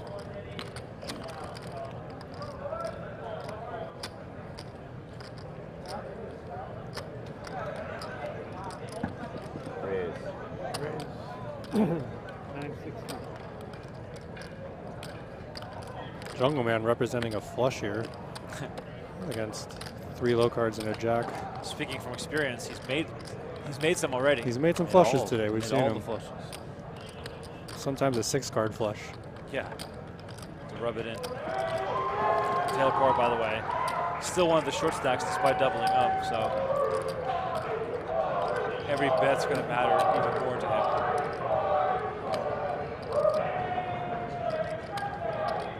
I assume those are not Americans chanting and cheering. I think that Jamie Kirster actually has quite a rail. And Yeah, I heard some. if they're chanting for Koray, that's Jamie's partner. Oh, okay. Oh, Koray, yeah, right. I also heard some Jamie Kirster chants earlier. Jungleman gets it through, and Taylor Paur looks like he's back to being short. Yeah. Okay, I'll just go ahead and tell you right now I had it. Kyle Anderson says, bring the choppers. I mean, of course I had it. With the soccer emoji. Is that the name of the team? The choppers? Who? The choppers. No? For who? I don't know. There's never been anyone. I thought we were talking about Akron soccer. No, we're the Akron Zips. The Zips? The Zips. Choppers. So confused. Never happened. It would literally be the craziest stud 8 bluff of all time. Kyle Anderson, explain yourself. Somebody in this tournament who might have found. Didn't Jeff Gross play What's for that? University of South Carolina in soccer? What? Yeah. Yesterday I saw some cool stud 8 bluffs. Who are some of the best soccer players in poker? That spot? That you've played soccer I with? mean, not in that spot. Tim Adams. When he has like no. Thiago, Camilo. I guess it's actually kind of. Probably not as Brazilian. famous as a poker player. More famous as a race car driver. Right. Andre Kari, Could just have, very like, good. I guess I could have. Some Byron Kaverman, very good. Ace of, well, Jeff Gross is very good. Ace of Spades was here. Johnny, I believe, plays semi-pro. Really? Over in Europe, I believe. Wow. Him and there's another German player who's friends with Johnny. I have to look up now. Someone in chat saying Neymar, obviously. Neymar is pretty decent. Yeah, but Neymar doesn't really count. As Didn't a Max poker Kruse player. once played at World No. He did? Jean Arne Risa did. Oh, for yeah. Liverpool. Didn't he have a cannon of a leg? Oh, yeah. It was insanity. Royal flush, not possible here, but Tobias Ziegler? Ziegler, yeah. Very good. Got the all high board with still some backdoor lowouts for. I feel like I got a lot of so in poker and like being on this side of it, like Remko and I are, there's like always a disconnect, and we're never like fully welcomed into like the players, right? And then I competed with them in the soccer arena, and I was one of the better players, and so now I'm like in this group. I've like made it. That's all you gotta do is just beat someone in something, and then you gain some respect. Exactly. Pretty big pot here. Yeah, pretty big pot here between Glaser and Kihara. Wow, Glaser picks it up without showdown. Come on, break. So back-to-back hands without showdown. These people who hide themselves from Onion Mob. Oh, Becker? Yeah. Well, Becker's one of them, yes, but the guy I'm trying to look up. Who's guy? I forget his name. Yeah, Max Kruse came out to the World Series Poker for many years, and I think he did this year as well. And his favorite tournament is the 10K Deuce. Yes. Longtime Bundesliga starter. Controversially left off the Germany World Cup squad in 2014. Wasn't he found like with a bunch of money in his car or something because he was gambling? There was some sort of controversy. And then during the 2014 World Cup, he was actually in Vegas playing the World Series of Poker while the team was playing the World Cup. Wow, we got this. This could be interesting. Lots of low cards out. Might get some action. With this many low cards, I wouldn't be surprised if Benny started with a limp, or if someone just called as he does right here.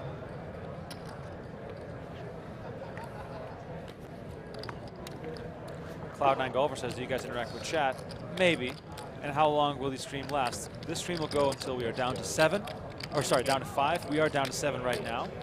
So we are playing down to the final 5, which will be streamed tomorrow on PokerGO. Ralph says, whatever happened to Brian Townsend? That's a great question. I have no idea. Didn't he like do some crazy race At least like running a marathon across the Moroccan desert or something? Yeah, yeah. I don't know if it was the Moroccan desert, but the desert, yes. Something insane. I can't believe you know the sign. Maybe you're in the clubs. It was like back in the day when Gus Hansen was considered really good. People looked, huh? 30. So people looked up to him, and then they just started like, triple draw was like his favorite game. People thought he was like the best.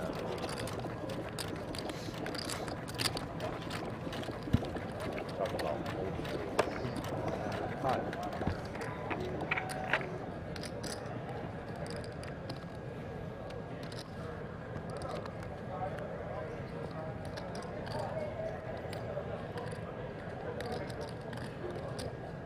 Kevmath, meanwhile, making waves in the Super Turbo, just doubling through Barstool Nate. Nice. Ace King versus King 10. Shout out to Kevmath for all the work that he does. Kevmath, let's go. Definitely one of the good guys in poker. Players in the Super Seniors complete this hand. You're only 60-minute dinner break. Complete this hand. You're only 60-minute dinner break in the Super Seniors. This hand is indeed getting quite interesting. Yep, bring in with a 5, complete with a 7, raise with an 8. Benny with a decision here. Wow. Yeah, Benny's calling almost any 3 low cards here because no matter what he has, he's either beating a 7 and an 8 or he has a 7 and an 8. Or, you know, Benny may just have a pair of queens that just hit another queen, who knows?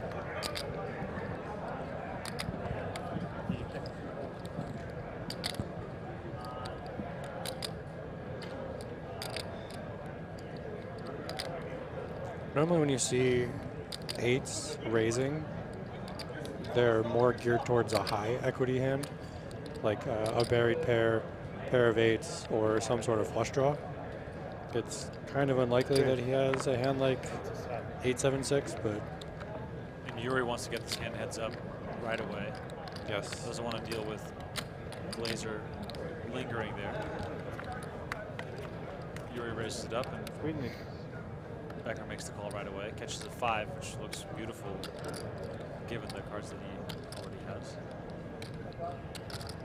Yeah, this is an automatic bet because if he does have 3 low cards, he either has a low now or he has a pair and a low draw.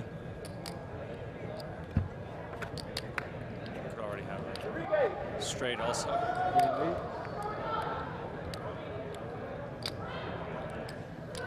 of course, also a factor.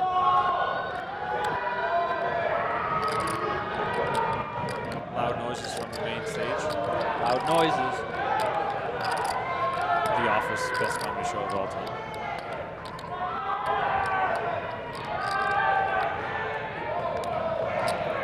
Devin Y is asking, let's hear some predictions on who you guys think will win. I mean, I think the Jungleman force is simply unstoppable. Yeah, I think Jungleman has quite a good chance of winning at this point.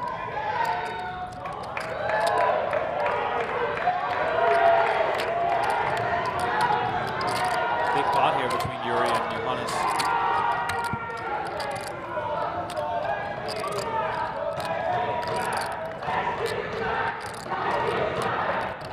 Becker with the bet again. Looks like Yuri's going to make the call. Let's see. Wow. Flush against the, was it 8-4? 8 low. Chop it up. Chop it up. 2 happy winners. So, assuming that Becker started with the ace of diamonds. Yeah, ace of diamonds, either king or jack of diamonds. He has to represent the low board, especially when he picks up a low draw on 5th.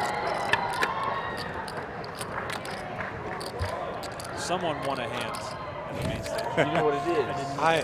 I've never really been at a feature table where the next table over is yelling this loudly. I can only imagine how the players at this 50K PPC feel about a tag team event behind them just going nuts while they're trying to play the best poker and make the best decisions they possibly can. I really wish that events like you have a raucous rail, but these are all professionals. Right. All their friends are playing tournaments right now. Right. Elsewhere. They're all sweating the updates. Yeah, So it's probably never going to happen. That's why, like we said earlier, you know, Colossus, Millie Maker, that sort of event, that draws out the big crowds because friends and family come out to see that final table. And that's why I love an event like the tag team as well. It's just perfect for people to watch from the rail. Yeah, it does get very loud, even though we're 200 feet away. Equalizing would be that he loses that in the triple draw now. That's true, yeah. Maybe it's that kind of guy. They don't have anything to equalize. Max Cruz, he says, Max Cruz was drunk in a taxi with a ton of money, 75 years, left it in there. That's the reason why he got kicked off the World Cup squad. Donnie once again walked out, came back, no snacks. I was trying to see what was happening down there. No spoilers. I won't spoil. I was just trying to see for myself. When the head up started like Paur's got like 15 and the other guy got 75. The game has switched to deuce to 7 triple draw. Plays very big. A game that is enticing to play down to showdown. Or at least to the third draw. Equalization. Costing a lot.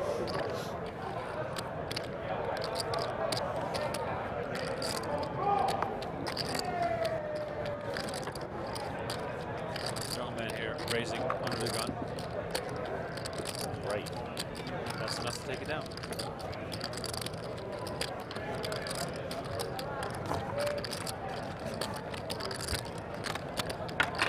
Let's do another round of where are you watching from in the chat. Let us know where you're watching from right now.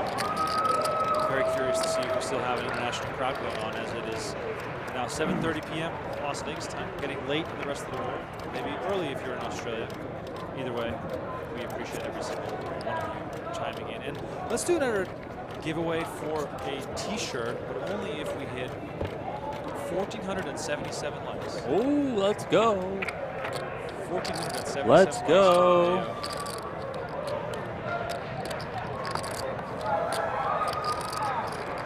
Let's go. We're also closing in 300,000 YouTube subscribers, which is quite good. Wow. 293,700 right now. 1,477. You set the bar high. I did. You set the bar high. I believe in the people. I'm not sure I believe in the people. Prove me wrong. We got Fargo in the house. Illinois, Pittsburgh, Michigan, Hong Kong. It's probably breakfast time in Hong Kong. Upstate New York, Tennessee, T-Dot, Toronto. One of my favorite cities I've ever lived in. Texas in the house. STL. I'm sure it's St. Louis. Buffalo. Boston. Buffalo. Underrated pizza in Buffalo. Yeah. In my Is opinion. Naked City still a thing? Is Naked City still open? Oh, does it still exist?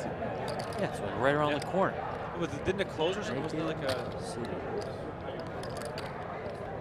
I've never had Naked City pizza. We're about to order Naked City pizza. Okay, Donnie, do it. I would love some Naked City pizza. We need to have someone get it for us. Well, wait, it's closed? What? Closed. Permanently closed? Yeah. Or just closed right now? I have a massive pet peeve with pizza places that close at like 8 p.m. Your pizza should be, if you start a pizza restaurant, you should be required to stay open until like 2 a.m. Like Yes. 100%. I agree. It's ridiculous. We have one pizza by us that you like, I like. We won't name it, but whatever. I think they're closed on Sundays, which I find ridiculous considering pizza, football, Sundays. Hello? Yeah. What's going on? Anyway. Showdown here. 9-8 shown by Becker. Also, what is this website? It closes at 8 o'clock. Value betting 10 against me. It's just so unbelievable. No, you should buy out Naked City pizza. Just, I can't believe they close at 8 o'clock. Are they your top tier pizza? Oh yeah, 3 more hands of this game. Second tier. Wow. How big's the first tier though? Pretty small. Sorry. That was very impressive. Rebellion, you can see that's right. Henderson, gonna give that a try. Andy's watching Ireland up with a sick dog. I'm sorry to hear that. Delhi, India, 8 a.m. Anush, get out. Thank you for watching. Memphis, Tennessee in the house. Maine, Reno. Philippe was asking how many players are left. Well, some of these guys you can count on the screen, so we've got a 7 playing down to the final 5. Fargo in the house. Time Traveler Poker says, watching with my grandma. Shout out to grandma. Thank you for watching. Kuala Lumpur in the house. Australia, 12:30 p.m., middle of the day. That is still completely messing with my mind whenever I think of the Australian time zones. We got Bel Air in the house.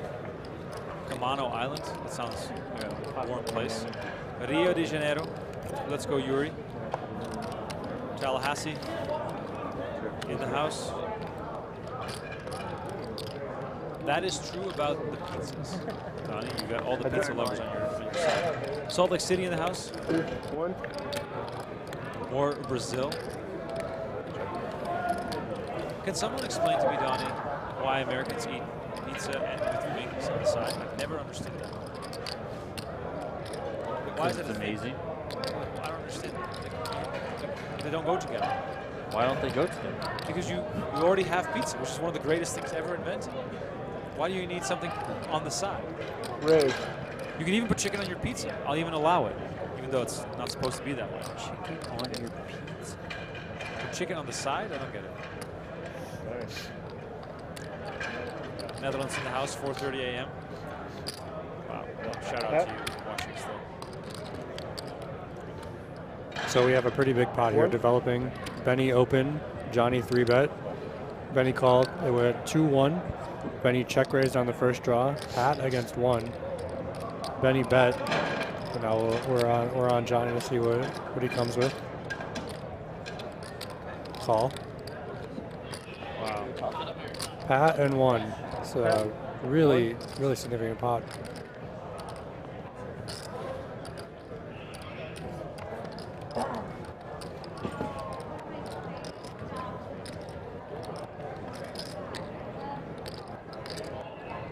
Benny's still betting. Wow. So in limit deuce, this is a very polarizing bet because you have to bet with all of your bluffs, and you also have to bet with your strongest value hands in this spot to balance out your bluffs.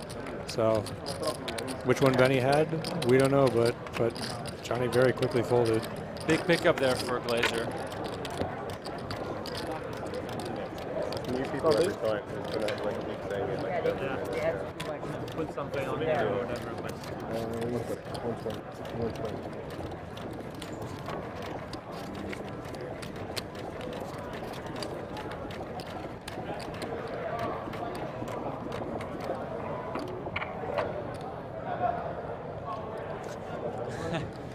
Pepsi in the chat says the chicken on the side is just to remind you that pizza is better. That's fine. I do like chicken on my pizza. I also like pineapple on my pizza. Wow. Wow. I knew that was coming as soon as the way you just started it. I was like, I know where he's going with this. Crazy. Either way, they're white pie, they're Detroit style. Phenomenal. Last hand of this game, yo. Kyle says pineapple with ham. That is the better combo. Ham with pineapple, yeah. We got Lima, Peru in the house. Love it. What about chicken, mushroom, and spinach? That sounds like you just like knocked over some stuff on the counter that just happened to fall into your pizza. I love that on white pizza. Okay. That's the good stuff. Riz. See, in that case, I would 240. replace the chicken with sausage. Okay. Then I would be, because that's more salty. I feel like it brings out the flavors better. By the way, if you're just tuning in, this is a culinary podcast. They just happen to be playing poker at the same time. Jeremy Bird says, anchovies, jalapenos. No, thank you.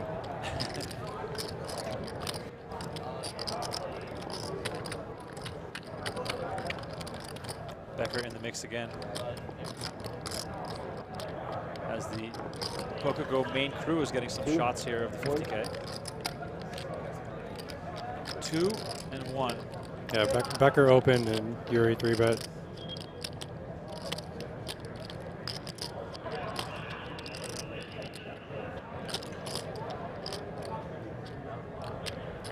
I feel like triple draw is a game where you easily get attached to your hand. Yes. And before you know it, you're 3 draws in, and you're like, where did all my chips go? Right. 1 and 1, fair fight now. Why haven't I made a 7? Why do I keep getting the same cards back? How many jacks are in this deck? Yeah, it's definitely a brutal game because you basically have to see all 3 draws if you're drawing one or if you're drawing smooth at all. The funniest part about this game is that sometimes you improve your hand in a way in which you throw away a different card the next draw than on the previous draw because it gives you more drawing opportunities. Right. You make a straight, you make whatever. Yeah. Yep.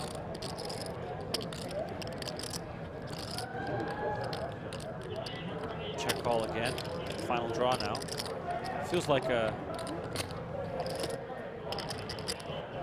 1 pat or a 1-1, but there he is. 1 pat. Here he goes, pat.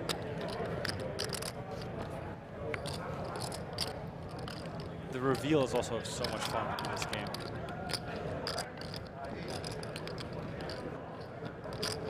Mix your card in with the other ones you have. Yep. Yeah, like I said, I always shuffle my cards, so I'm always surprised, like, ooh, did I have that one before? That's right. Gotta be a shuffler. And then the queen shows up. Oh, here he comes with the lead. Very strong. I think he's bluffing. Just because he said he'd never bluff. That's true. Paul Featherstone says, now I'm hungry. Thanks, crew. You're welcome. Same. Whatever you get, send one our way. Yeah, send a pizza up to the booth. We will never order from Giordano's ever again. That was so bad.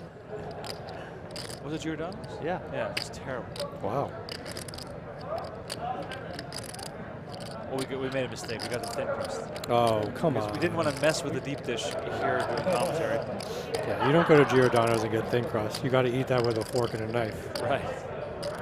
Oh, looks like there's a call coming. 7-6, 5. Not bluffing. Told you he was bluffing. Wow. Number 4. I'm going to table it. Oh, yeah, sure.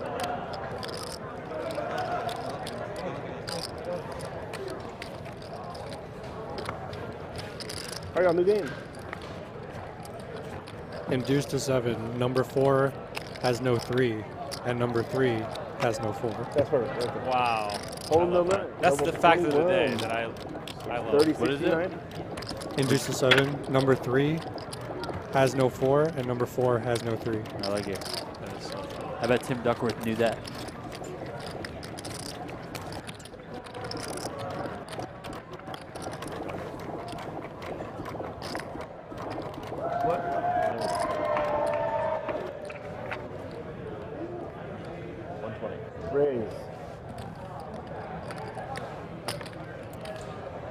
No limit hold'em now, with Taylor Paur and Koray Aldemir being relatively short.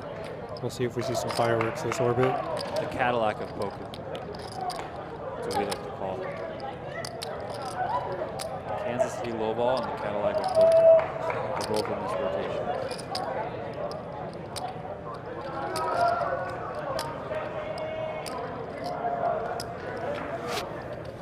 Jimmy, have you been to Italy in the Amalfi Coast and had the pizza? What is he saying? Are you just an international man of mystery?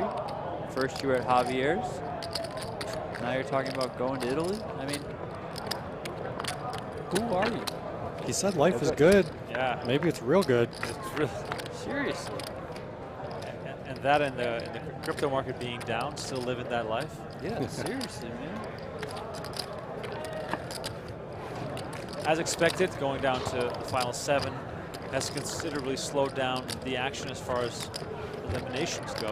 Taylor Paur was close to being out of here, but as the 9 of hearts almost busted him, the 9 of hearts also gave it back to him, doubling through Jungleman in no limit deuce. Koray Aldemir has been on the losing end of many hands. I disagree, Jimmy.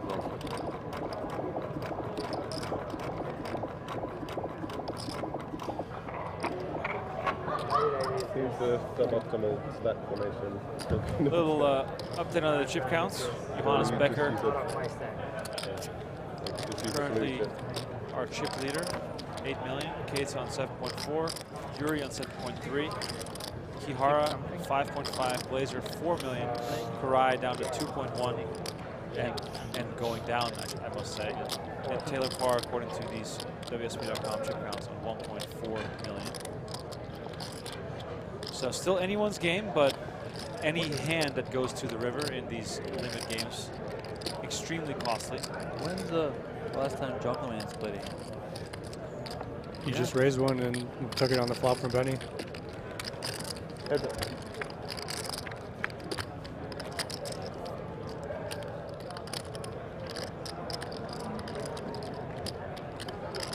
If it ever seems like these players are playing too many hands, it's probably because they just have it, just over and over and over. Right. Is that a thing in live poker that you're taught very early on? That definitely. Sometimes they just have it all the time? They just have it all the time. Yes. Everyone usually just has it. It's sickening. No one bluffs. I mean, the better players bluff. You know, they're much more balanced than they ever are.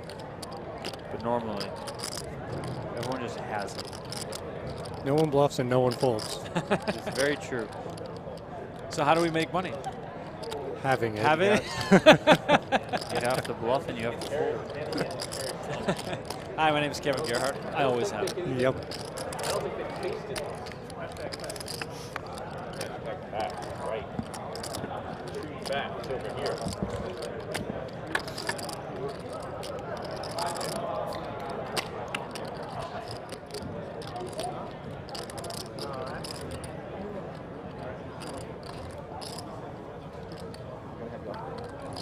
It does feel like No Limit Hold'em is slower than every other game in the mix.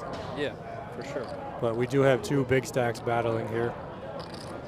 They should implement a shot clock for the no limit. Just for No Limit? Just for no Yeah, limit. you get 15 seconds. That's all we need.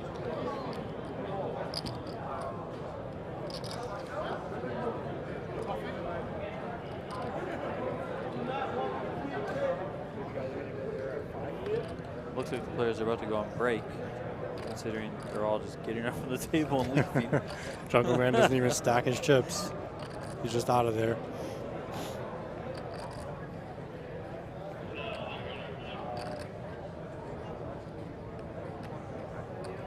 I once watched Jungleman throw chips across the table at Jeff Roster after Jeff Roster eliminated him in a tournament.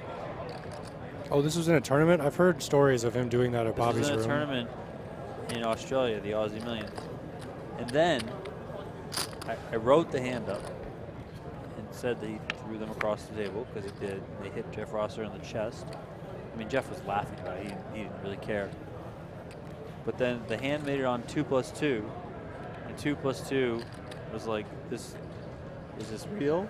And then like Jungleman got into the thread and denied that it happened. Oh my and everyone gosh. sided with Jungleman. Yeah. I was like, no, this 100% happened.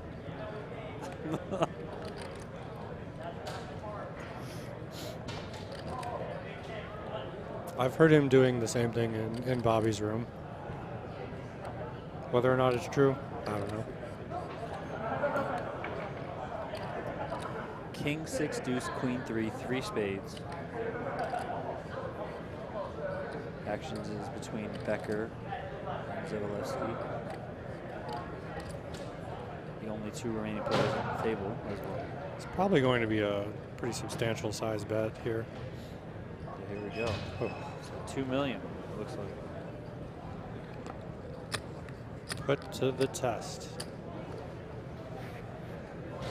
1.9 million.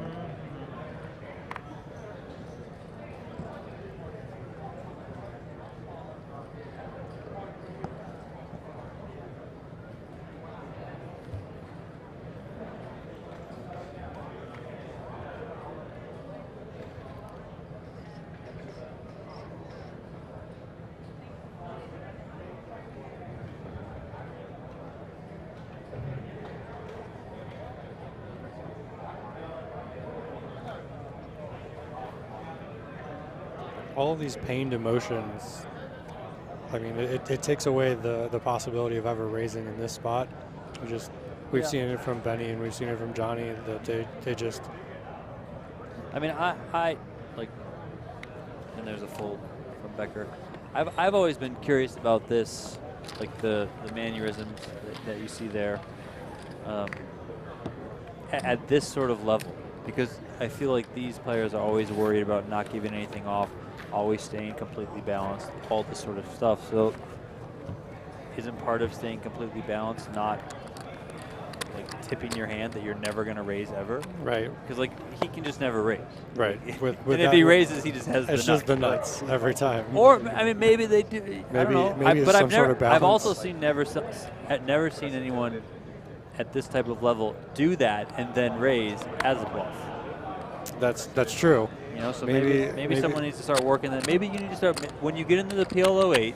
You need to look like, you know, someone stole your lunch money on the river. You got nothing left. You can't eat. You can't get home. You can't do anything. What are you gonna do? And I'm all in. All in. Pot. Let's go. Yuri. What are they gonna do? Call me? Yeah. All right, everyone. We are on a break. You can see the clock right there. Break. Yeah. About 10 more minutes 10 left. minutes. 7 players left in the 50K PPC here at the 2022 World Series of Poker. My name is Donnie Piers. I'm joined by Kevin Gerhart. Remko went somewhere. I don't know where. Probably to try and find some food. Find some snacks. 7 players remain. 112 players started. They're all on the money. They're guaranteed almost 200K. More than $1.4 million up top to the winner. Remko's back. He's empty-handed too. You're empty-handed as well. I'm trying to debate if I should go all in on snacks or actually order some dinner. I was telling Tim Duckworth, I was texting, and I said, listen, there are like no snacks. Like it's just not. It's just, we need to fix this. It's a wasteland.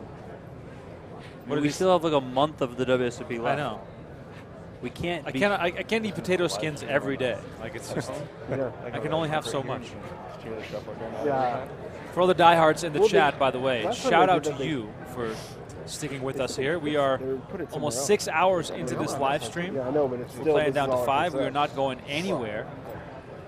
We've been told players are not taking a dinner break, so we're going to keep playing through with these short breaks in between. So I hope you enjoy this sort of podcast-style format with the play in the backdrop.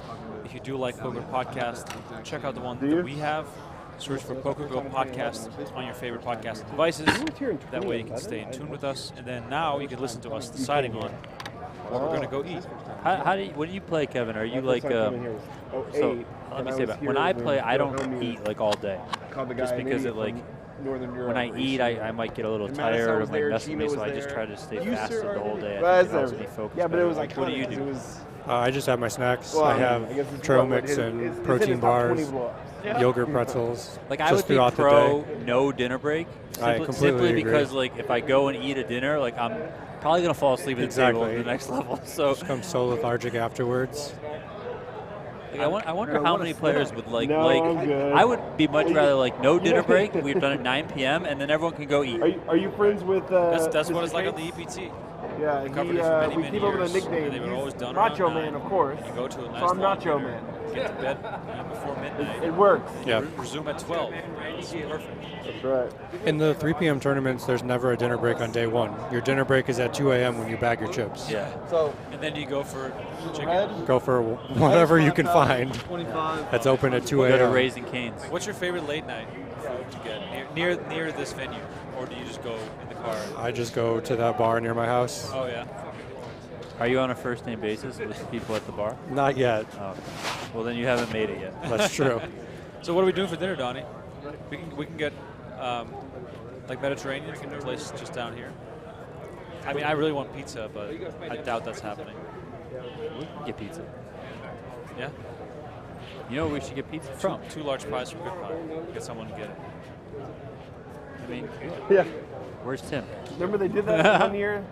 We should get Tim. Do you think we can convince him? Yeah. I mean, I hope so. Well, you convince Tim, and then we'll pick 2 pies. We'll get 2 large. You Or from did you have a Australia? different idea? What part? Everybody's from Melbourne, from Australia. It's I said wild. goodbye, Is you poker were big in Melbourne? Is poker big in Are Melbourne? you a footy fan? Wow. It's probably It's less big now. Who's your team? Yeah, they've had 2 bad years. No, you know who plays for Collingwood? A Aussie guy from Millions. Oklahoma. Best tournament of the year. Basketball player from Oklahoma plays for Collingwood. Donnie had a theory, and it like I don't know what he does. true like almost But every year. I'm a St. With Kilda Aussie fan, but Millions, really I'm always NRL. sets You watch the tone. NRL? Oh yeah, remember that? The 10% rule. The Aussie Millions, like So I'm a it was Jonathan so Thurston weird fan, for so like I'm a Queenslander I don't know, first of all. 10 years, in 12 Origin. years. By the way, who's winning the in Origin? trend of whatever happened year No, over no. year for Aussie Millions was almost I think they're playing identical right now. to I what think, like, happened in the they're- WSB main event. Either they like just had their first identical. game I or just graphed their it out and everything. It was like if it would go up like this, you go up like it was like the 2 graphs were the same. Only one was higher because one Yes, had a it lot was- more it was entries. 10%. Yeah, it was exactly 10%. Pretty much. It was wild how that worked. And now we can no longer use it because Aussie Millions isn't around. At least right now, it's not around. It's actually a really cool statistic. It just shows that poker all over the world goes through phases just like everything else. I wonder if you graph that against the price of Bitcoin. Yeah. I mean, it's also interesting that this year, I mean, these tournaments seem to be doing all right, and Bitcoin looks like it's going to go to, negative 80. But maybe people are just like, you know what? If my Bitcoin's not going to work out, I got to win money somehow. Yep. Poker's the way to do it. So let's go blast it off at the World Series of Poker. I'm in.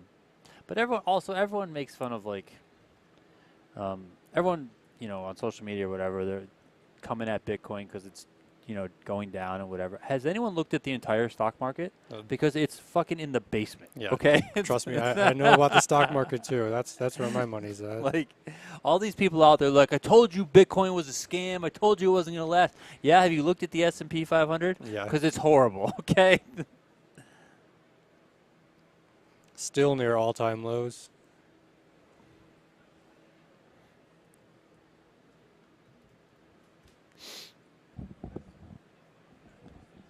It's all right. I mean, I know I'm sort of like the host of the show, but I'm almost tempted to just go get it myself. But I'd be gone for like half an hour. Well, I was going to say, before you said Goodbye, I was going to say Joe's. Is it nearby? Yeah, it's on Paradise over by Musashi. Yeah, let's do that. It's way closer. You are in charge of pizza from now on. Figure it out. I will, and they're open until 10. You can even get your beloved cheese pizza. Donnie's a cheese pizza guy. How do you feel about that? I can't. My girlfriend's a cheese pizza person, and I'm like, give me all of the toppings, right? Extra. I have a very wide range of pizza consumption. Well, it all comes down to, are you a fan of the crust or are you a fan of the toppings? I'm a toppings person. Right. Growing up in the Netherlands, we would always get the frozen pizza, but the one with nothing on it. Like it would only have like sauce and cheese, and then we would make our own. Yeah. Like the best thing ever. Like you'd feel like, oh my God, what am I gonna get? Like you're like 9 years old and you get to like, today I want salami and I want, whatever. Like, what was your go-to? My go-to was red onions, mushrooms, and salami. So not pepperoni. Not as big a fan of pepperoni. Salami has a little bit more garlic in it, a little bit more flavor, like the big like salami slices. What about you? Cheese? Yeah.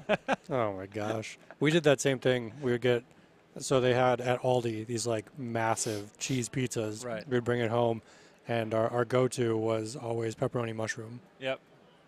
Very good. Big fan. This break is 10 minutes. There's about 5 minutes left probably. And we're going to continue covering this final table. Anyone else? I'll get to playing poker eventually. This is fun. I was going to say, Kevin, you're stuck with us now. Yeah. You're committed. I've already made the commitment. I love it. Very happy. Do you normally reg late or on time? Or I'm normally an on-time person, but I couldn't pass up this opportunity. Main event on time? Main event on time. Love it. I know there's like a big. It's the debate has been like growing every single year. Especially, I think Andy Block might have published like something on Twitter about how buying in on day 2 is like beneficial. I could be totally butchering this. I'm sorry, Andy, if I am, but there's something out there that you know, basically there's an argument to be buying in on day 2 of the main event because I think you still get 75 big blinds. There was a spreadsheet, and it was made for online poker tournaments, and it said with late reg being X amount late, your ROI actually increases in the tournament if you max late reg because of how close to the money you are. And you can just fold your way into the money in some of these online tournaments that let you late reg with 10 big blinds. You know, when the registration closes, you're like 20 people from the money. Well, you're not going to be 20 people from the money in the main Not event. in the main event, for sure. But you are going to have 75 bigs, which is, I mean, that's a fairly healthy stack. I can't remember the last time I had 75 big blinds in a tournament. Yeah, last That's a year lot. in the million, whatever you played, the one drop. Little one for one. Grinding. Chip counts here. On the break, we have 2 players that are very short coming back from break. Taylor Paur in the 1 seat with 4 big bets, 1.2 million chips. Koray Aldemir with 5 big bets, 1.5 million in the 2 seats. So these 2 guys are likely to be all in at some point in the next level. Kihara in the 3 seat with 5 million, then Glaser 5.4 million, Becker with 6.3, Yuri with 6.9, and Cates with 6.9. So basically, there's 5 players at the table who have some, and there's 2 players who have almost nothing. And the battle between the haves and the have-nots. I'll show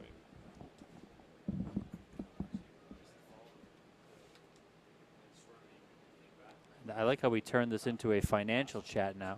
I enjoy it. MN3 Gunner, my point was that everything is down. It's not just that Bitcoin is down. It's that everything is down. I'm not talking about all-time lows or whatever. I'm just saying everything is just going down. And everyone is freaking out. Except for here at the World Series of Poker. We're going up. We're going up, exactly. We're going the other way. Imagine WSOP right now if Bitcoin was through the roof. Yeah, but somebody, this is like I guess a thought process here, is that somebody was telling me, well, do the people that have a lot of Bitcoin then just pass up playing? Or is there is an argument to be made that the people that might have a lot of Bitcoin or have a lot of investments in general, they now are like, okay, maybe I should try and make some extra money on the side, so I'm going to go play. Versus like before, they're sitting on way too much money to get off their ass and do anything. It's a very I mean, good I don't point. know. Who knows? So maybe the 250K would have been bigger, but the rest of the tournaments would have been smaller. I mean, I just remember the WPT 5 Diamond that one year when Bitcoin was, when it like hit 20K. Right. It was like it was at the same time, like WPT 5 Diamond and like Bitcoin was going up like $100 a second. It was just going through the roof. And like people were just buying in left, right, and center to this WPT 5 Diamond tournament. It got way over 1,000 entries. Like it was just insanity.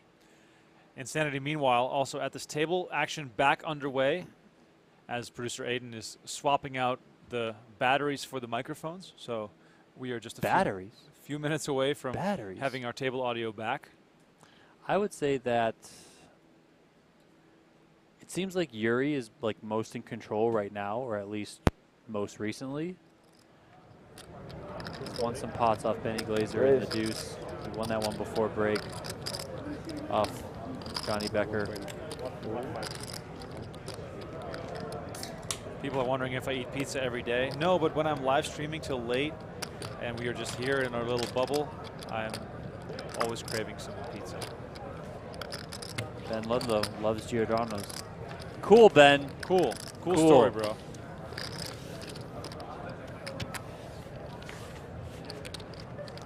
Devin, so I think we were all on like Team Jungleman in terms of winning for our predictions. We were all hoping for Koray to win. But he also like he needs to start playing some hands if he's gonna try and win. Although it looks like now, oh no, he's in the blind. So Gotta pay me the big bucks, right? Jungleman seems a little bit preoccupied the past hour or so. Yeah, he's been on his phone the entire time. I mean, he hasn't even been stacking his chips. They were just in a pile in front of him. As we mentioned, the chip counts coming back from break. The 1 and the 2 seat are going to need to make something happen here in the next hour. The rest of the stacks all very close together, which is going to make them even more cautious looking at those short stacks. Poker Punk, what's up for some free more stuff? Well, 1,477 likes and Remko's giving out more free stuff. Exactly. And like I told Remko, that's a lofty expectation and the chat is going to let you down. Yep. So far, the chat has let him down.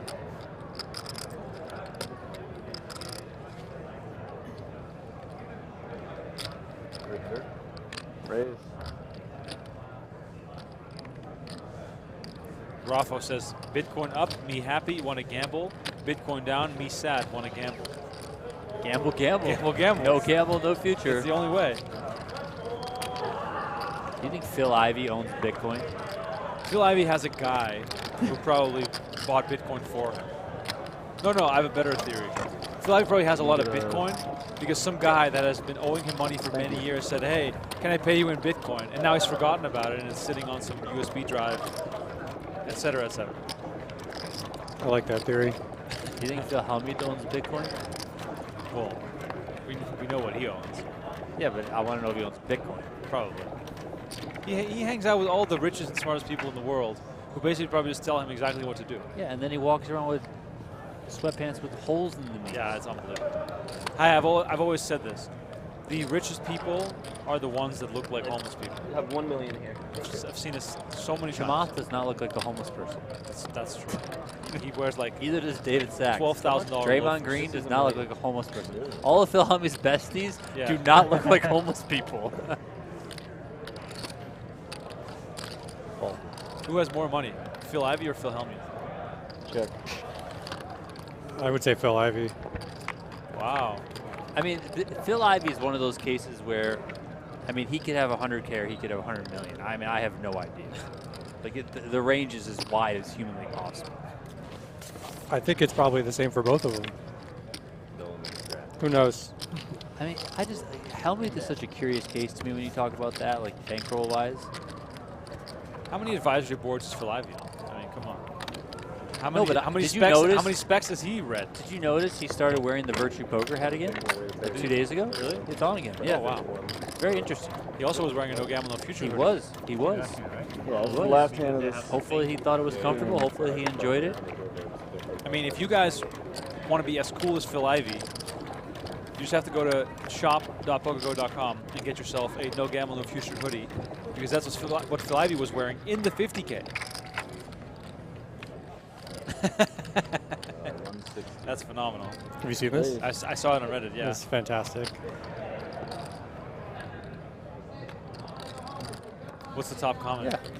And those aren't even the sweatpants that I'm referring to. He has multiple sweatpants with holes in them.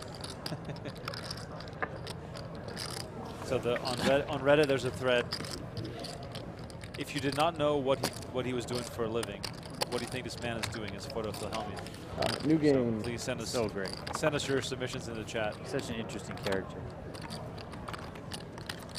By the way, let's do a look around the room here. The 10K short deck down to the final 11. 30. They are really 31. moving. Yeah, 30, 30, Shota 120, Nakaishi. 21? Oh, we're on 22, sorry. Never heard of this gentleman. Yeah, 30, 50, 150. Shota? Oh, yes. I haven't heard of him either. The chip leader. Nakanishi. Let's go.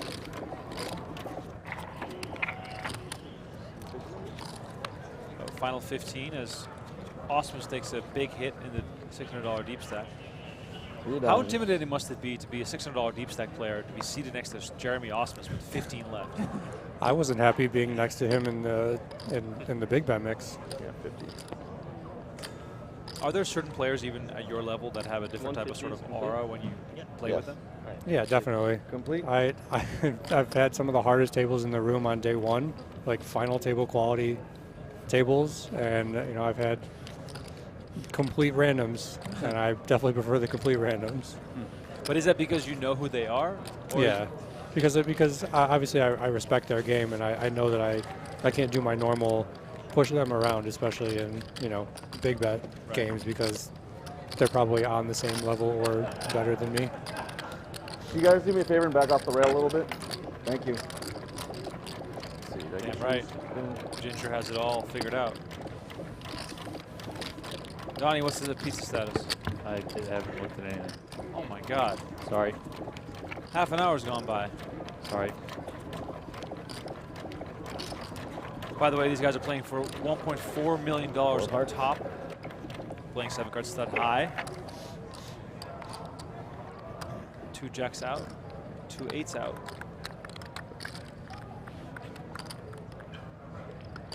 Yeah, if it falls to Jungleman, he's just completing here 100%. Complete.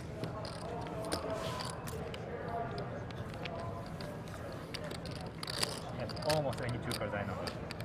Huh?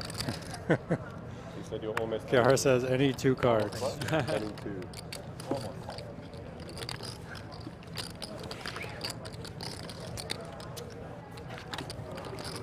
What do we got for the 10K PLO8? Let me know what I'm getting into. Let's have a look. 277. It's 224. 224. Wow. But it has no re-entry, right? Right. Wow. Helmut and Helmut Chino is are- in. And late registration is open till tomorrow morning. Yep. I'm guessing. Sorry, guys. 4 of hearts. It was a great final table in that event.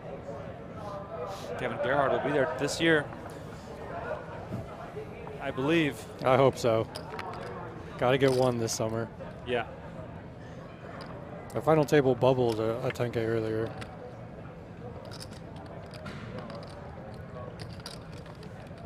Raise. Can you imagine that one year they just decided to lower the buy-ins of the championship events to 5Ks? It's like, was I it really one- wonder what that would do. No, they did. They did that. They did that. Oh. Like 20. That's when Elke won. He won like the 10K. Well, he won the 5K stud Yeah. or something. It was a 5. And it didn't make much difference. in Didn't make it all. I No, think- the numbers are still the same. Yeah, I think Sebastian Ruthenberg's year when he won Yeah. it was a 5K. But yeah. 10K is such a good price point for these championship events. This is a hand right here. We had bring in by Taylor, and then he defended against a complete in late position. He's debating, and now he's putting in. He might have just over 1 bet behind. Wow. Jack. 7, 8, 9. Not the cards he wants to see. So this is the time. Either we're going with it on 5th Street or we're folding as Taylor. Oh wow. All right, we're over it. Damn, down to 1 bet. That's a brutal spot, but it's so much better to have 1 bet than 0, obviously. And especially against the 7, 8, 9 showing there. Of course, the 9 indicating that he's probably going to be connected to that card. Yeah. Either via pair or. Empty. If you started with the 7, 8, 9, he now has 2 pair. If he started with 9s, then. Yeah, just not a great looking board to get it into.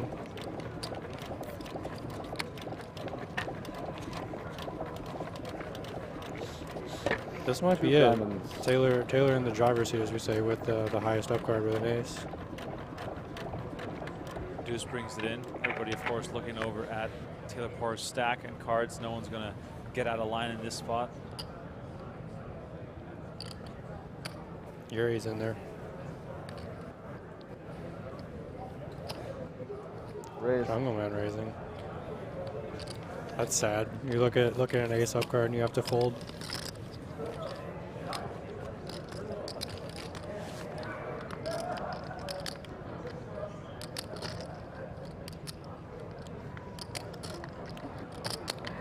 Oh. Heads up.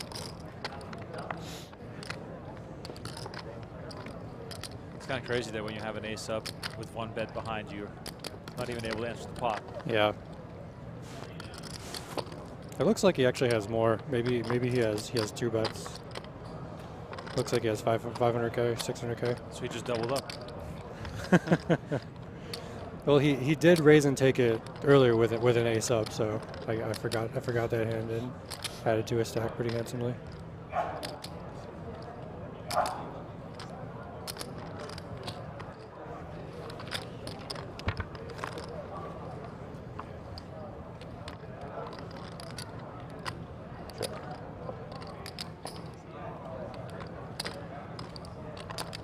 Decision time, always on 5th Street. The first time you have to face a big bet.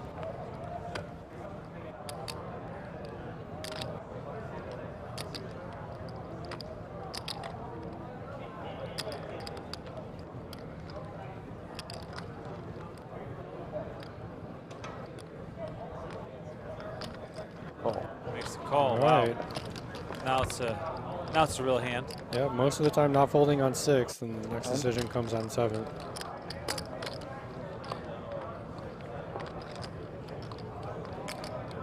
Jungle checks.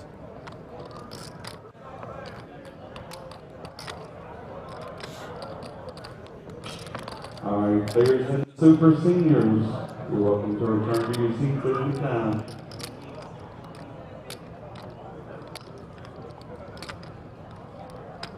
Check. Check, check.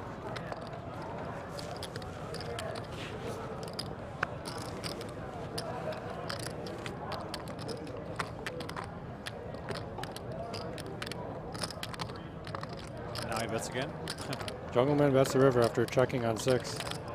Is that because he thinks that Yuri will never check his value hand on 6th when checked to? That could definitely be the case. Or I mean, Jungleman knows that this might also be the only way he wins the pot. Say if he started with 3 clubs and just missed, or he has 1 pair that he's turning into a bluff at this point. It doesn't want to show down. When Yuri checks back, he's just not too strong. So now he's trying to put him in a tough spot.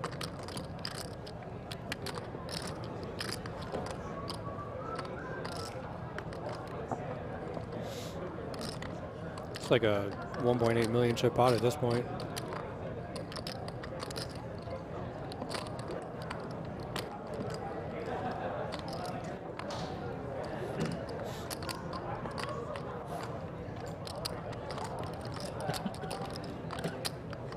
Very deep in the tank.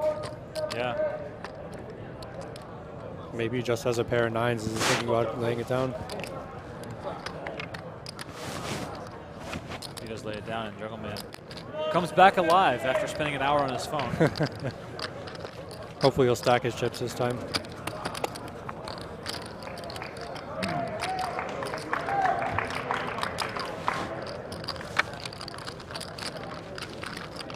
Thanks everyone tuning in. We appreciate it. If you enjoy the content, please consider subscribing. We are doing this final table coverage in lead up to tomorrow's PokerGO stream. Tomorrow is the 50K final table stream with hole cards on the main set. Today we had the 1K tag team event streaming live. So because of that, we decided to throw this in the bonus coverage for you guys. And don't forget to like this video, subscribe to the channel. Ryan is asking, did Jungle even look at his last card? Is that something that in stud happens sometimes where you... Interesting. I didn't see if you did or not, but yeah, sometimes you bet dark, especially when your opponent's showing weakness. That's a very interesting point.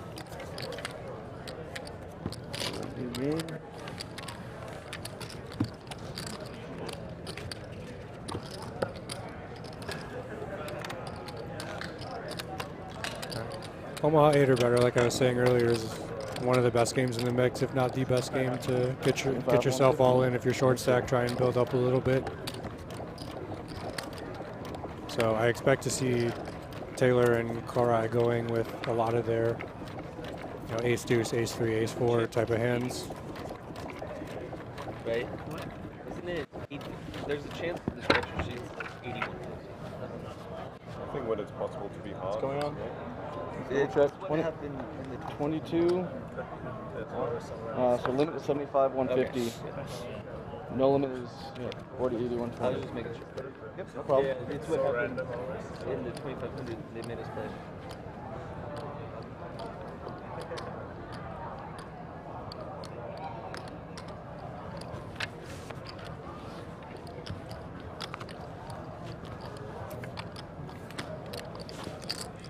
Taylor folds his button.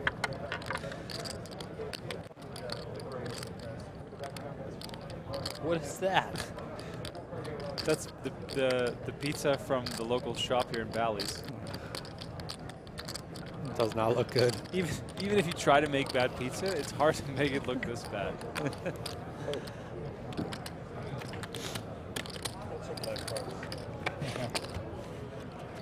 Have you guys ever had Little Caesars, or they have like a different branding but the same company called Giorgio's? They had $5 hot and ready cheese or pepperoni pizza. It was basically just cardboard. Right. But that was the high school days, like that's what you got. Right. The little $5 whole pizza. Wow. My high school days were Pizza Hut, personal pan pizzas. Okay. Those were the good old days. I mean, I have no idea if they're good. I was in high school. Exactly. You don't know what real food is. Maybe even before high school. I don't know. So are we getting a Giordano's deep dish, Donnie? No, we're not getting a Giordano's deep dish. We're running out of options and time, and I'm very hungry.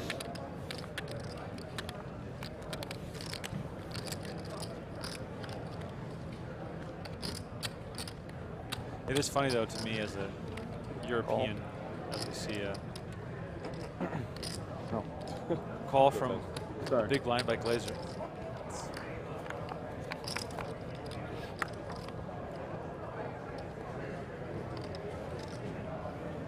It's funny to me that in high school here in the U.S., you eat at school or you grab something near the school. Right. In the Netherlands, we just bring lunch to school. Everybody brings their own lunch. There's a cafeteria where you can buy stuff, but it's like, at least where I grew up, 95% of kids brought just like sandwiches to school. So that's probably a big reason why you're not a fast food person. Yeah, probably. Because you're so used to We're in my hometown. We had 2 Burger Kings, 2 McDonald's, and a Taco Bell, and a Wendy's. The nearest fast. What's your hometown? I'm gonna Google it. Brunswick, Ohio. The nearest McDonald's, which was the only fast food near us, the nearest McDonald's was like 12 miles away. Wow. I mean, there's not a single fast food restaurant anywhere near where I grew up. Sounds like a business opportunity. As long as you can change a population's tendencies. The largest city in Medina County. Medina County. Medina County, sorry. Here, Brunswick, Ohio, Facts for Kids. This should be a good website. Brunswick, Ohio, Facts for Kids. All right, let's hit me. Largest city, Medina. Okay. Estimated 35,000 population in 2019. Yeah, it's actually pretty big. My high school graduating class was like 700. Notable people. Natalie Sidesurf. Wait, are you a notable person yet from? No. Yeah, this needs to be updated. So after if she's a cake artist, 4-time gold bracelet winner Kevin Gerhart can be on this list. Exactly. Sure. Like this one, Pete Kostelnik, ultra marathon runner. It doesn't say 4-time ultra marathon winner. It just says ultra marathon runner. Speaking of runners, I saw someone in the chat talking about running a 1,200-mile running race. MN3 Gunner says, "Hey Remko, have you been biking much?" They just ran a 1,200-mile self-supported race here in Minnesota, and it went right by our house. So me and the kids were watching it go by. Oh, I thought you were in the race. You were actually just watching the race. But anyway, I have been biking. I went to Mount Charleston this morning. It was phenomenal up there. Love going up there. So my girlfriend's parents scheduled a trip out to Vegas during the series, knowing that I would be playing, and they scheduled this months in advance. And the weekend that they were here was the weekend I made the horse final table. Wow! So they were here watching as I won that final table, which was such an awesome feeling. My girlfriend's dad, when they go back home, so she lived in the city next to mine, contacted the county paper, and the guy contacted me and was like, "Hey, I heard about you. Let's do a story." So I have like an article. Oh, cool. That they did about my poker career. That's really cool. So that's the most notoriety I have. What's your what are the thoughts from your family now that you told the story earlier how your parents were like, well, I'll believe it when I see it type of thing. Now, obviously, you've done it, and you've been successful doing it. So now what's it like? They love it. I had my parents out here for a week right before the series started, and from my gambling habits, I got them a week at Resorts World. I got them shows, and we got some awesome food. It's a great experience for my family and my friends who would never get to experience this lifestyle if I wasn't in existence. But they absolutely love it now, and they're my biggest supporters. They always thought I would be okay, and I still have that piece of paper that says I'm smart that I could fall back on if I needed to. I went to college, have a degree, and I don't think I could be more anti-college than ever. I'm just over it. I'm like, unless, I mean, if you want to, I fully believe in going to college now for the social aspect, probably more than anything. Yeah, like, I tend to agree. But I wouldn't, like, I have a daughter now, and I just, if she wants to go to college, fine, but I would strongly advise her to, like, get it paid for and, you know, do all that sort of stuff. Right. As opposed to taking out loans and doing that whole jazz. But yeah, but then I think the social aspect itself, like, is certainly worth it, but the other stuff I never. I mean, unless you want to be a doctor or something, of course, then you have to go to school for that. But I learned some math and some stuff that I don't use anymore, but I think college definitely helped with poker in some aspects. College helped me with poker because I spent more time trying to play poker as opposed to going to school. So it served as a deterrent and pushed me towards poker. I mean, I finished high school and then went to journalism school and basically got a big pop ruin here. Basically dropped out within 6 months because I was playing so much online. So in this pot, Koray raised, Benny 3-bet the button, and Yuri 4-bet from the big blind, and it went call. Wow. Jack 10-5, not the greatest flop for anyone, but we'll see who wants to put some more chips in this pot. Sounds like Yuri bet. I'm gonna go ace, deuce, X for Yuri. That's a very reasonable holding in this hand when you're putting here. in 4 bets, especially out of the big blind. Wow. Koray definitely. Oh, These Remko aren't sounds small. just like Johnny Moreno. You sound like just like Johnny Vibes, according Really? to Jesse Doxey. I've never heard that before. 6 on this is an action card. This is an action card for sure. Straight possibilities are coming in. Obviously, low possibilities are coming in. I already know what the river's going to be. 9 of hearts. Yes, 9 of hearts. Nice. If the 9 of hearts comes in, someone's going to scoop a very large pot. Yeah, definitely. They've already put in 2.3 million chips into this pot.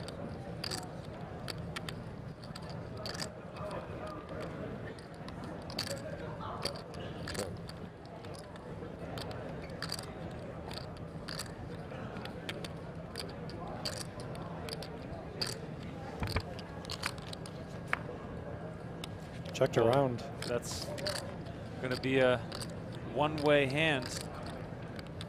Of course, chop still possible, but very unlikely. Yeah, ace king is a very, very likely hand in this scenario. Yuri's betting and trying to rep the ace king. Koray crushed. Ace king? Ace king. Wait. What's his Ace whole king 6? Ace king what? 6, 8. What? Wow. Okay, listen. I don't know how to play this Mr. Four-time game. bracelet winner, you please explain to me what the hell just happened? I don't know how to play this game, obviously. Ace If king I 8, ever 6? played ace king 8-6 like that in a game, I would get stuff thrown at me. Yeah. That is. I mean, I guess if you want to enter the pot as the big blind, facing that action, you want to be the last aggressor. But I just don't think that's the hand to do it with. But it worked out for him. Is there any chance he's trying to just get it heads up? Definitely, he could definitely Fold out try the original to get razor? Koray to fold in this spot. Because I don't think ace king 8-6 goes that well multi-ways. No, not at all. Unless you get the Jack 10, 5-6 queen run out. I mean, you and I are like, yeah, it's ace, do something. And he's got ace king 8-6. We're like, what? This is why poker is still. We all had the same reaction. Like, that's a 6 and a huh? What? we all leaned in to try and see the 8. But the moment he announced ace king, I was expecting him to show ace king, deuce 3. Deuce yeah. 3. Now, obviously, there's like a lot of respect amongst these players, but like I can only imagine like Benny is losing his mind. This is the best. But something like that tells me, going back to it, remember when Benny was like, this is the hand I have to call you with? Yeah. You know, like he knows that Yuri like can kind of get out of line or do some funky stuff maybe, and he has that idea of him, so that to me tells me he could that definitely bet ace in that spot. And ace-ace definitely blocks ace-king well enough for us to bet it. Check. But the theory still stands. They always have it and they're never bluffing. Right. Because Yuri now had 2 spots like this, and both times Glaser called him off. The first time he said, I'm only calling because it's you. The second time he said, I can't fold this. So Yuri's texting his group chat, half laughing about what just happened. He's like, Benny's in his just like rage emojis the whole time. Meanwhile, Koray and Taylor Paur are sitting on a combined 3.5 big bets. Oh man, that's so funny. Bet.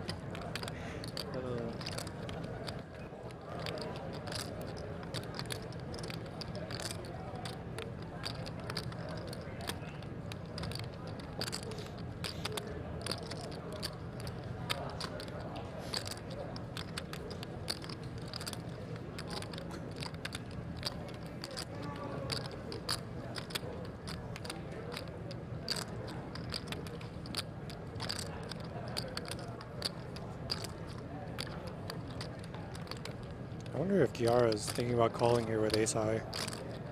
Like I think a good ace king, ace queen high call in this spot might be very reasonable against a bet on the river from Jungleman on this 6-6, 10-10-6 board. Jungleman definitely does not have to have a pair. Definitely not folding any pair in Kihara's spot.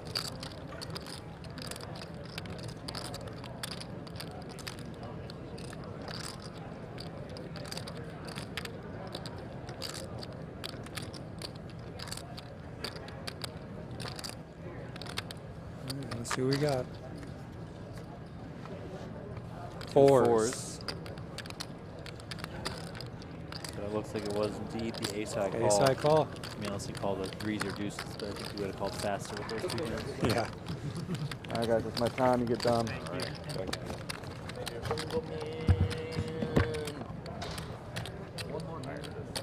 Right. Well, not yellow, but ish. Let's go here. Yeah. No, that's there. That's right. There, that one. That's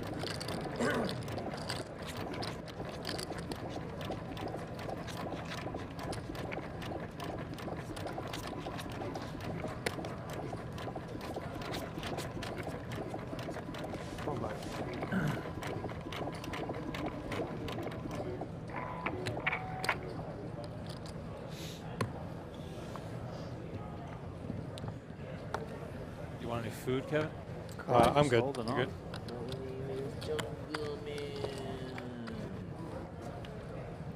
I'll have a protein bar before I jump in the tournament, and then I'll have dinner at 2 a.m. at your local bar? That's it. That doesn't know your name yet? They might know my name because I order online, and you have to put your name on there. I'm like, yeah, pick up for Kevin. Ace, Jack 5 rolling off here, which would also lead to some action.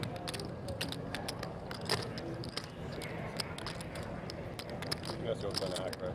No, I didn't. Amazing. Sunglasses come back on for Jungleman. Wow, did you see the check? The tickle check. He did this. He did like little piano type. All right, I call. He's in serious mode now.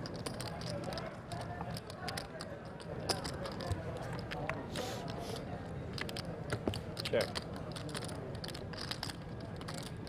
Are you allowed to get massages while you're at the outer feature table? I think so. Sternheimer was in C1 earlier.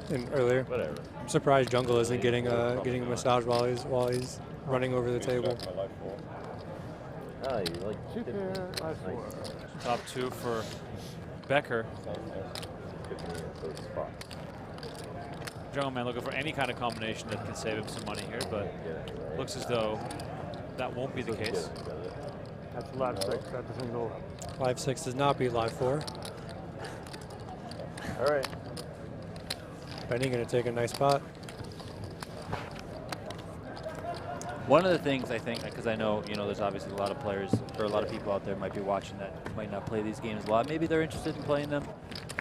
Something that I had to get over when I was playing mixed games much earlier is specifically in Omaha 8, with doing something like Jungle did, staring at my hand, staring at the board. I've learned to just table my hand and not be worried about like getting made fun of or whatever, because I know people sometimes might just want to muck because they don't want to show their hand. That's the best way to do it. Sometimes you just might not know you have a live whatever and you're beating something else, or you might not know you have a 2-pair or whatever it may be. So just turn your hand over and then just who cares if people are like, oh, what are you playing? What are you doing? Like, you don't know what you're doing. Just turn it over. Because you'd rather win some of the pot than not and muck a hand. Some people like having hand funerals. You gotta. I love it. That is funny. I like a good hand funeral every once in a while, especially when I think I got a bad beat. There was stare at it, and you're I saw in my Colossus tournament on day 2. There was a hand funeral by Gabe Ramos. I mean, this was like, I've never seen someone. I mean, the hand was like, I have no idea how he lost his hand, but it was crazy. He raised the button, call, small blind, big blind. It came like ace 3-4, and they checked. Gabe bet, the small blind called. Turn was, might have been like a king. Check, bet, call. River was whatever, check, bet, call. Small blind showed 2 6s. Gabe couldn't beat it. And it was, the thing was is that was the last hand like before break. We were going into break. Okay. So I was the last one at the table because I was like doing a color up or something. And so these two are at the table. So the pocket, so Gabe sat there with his hand face down for like 3 minutes. It was just like just staring at the board, like being like, what the hell just happened? And I'm looking at him and I'm like kind of laughing because I just think the situation is just funny. But that was by far the longest I've ever seen. And of course the guy in C1 has to like sit there and just wait because the dealer can't push in the pot. The dealer's kind of just looking like at Gabe, like, are you gonna like up those cards? Did you do like the lean over, try and look at what his cards were, so he knows? He didn't. So he didn't even like lift them up. He just left them face down with like his card protector on. I was like, this is great. See, hand funerals happen in mixed games so often. Oh, yeah. I don't really expect it to happen in No Limit Hold'em. Well, the thing isn't Gabe a mixed game guy? Yeah. That's why. So I was like, this makes so much sense to me because he's like, he's acting like he lost a mixed game pot, which I totally get, and so it was just funny to me. And I don't think the guy in C1, who ended up coming in 8th place, by the way, like understood like that he was probably a no limit guy and he probably didn't understand like the mixed game thing that was going on. So it was just, the whole thing was pretty comical. Everyone needs a good hand funeral every once in a while. You just gotta say goodbye to the hand that could have been. And you don't want to let it go, but like you have to. You hold on for every last breath. Let it go. Raz, back to Raz, ladies and gentlemen. Come on. That's a board for Raz, all right. Or if you're Koray Aldemir, you probably have 2 pair now. Koray's not in the hand. No, but it's in Throwback. in Koray's spot. He made a full house. Do you rearrange your up cards? I believe it's called peppering. Is that what it's called? I think so. And you're supposed to keep them in order. But I may be wrong about what it's called. That's just what I call it. I love how we're learning all these new things about mixed games. So primarily electric guitar pieces? Hand funeral is primarily electric probably my new favorite. Hand funerals, yeah, hand funerals are great. I do have my electric guitar, but I'm not practicing. I played guitar since I was 6.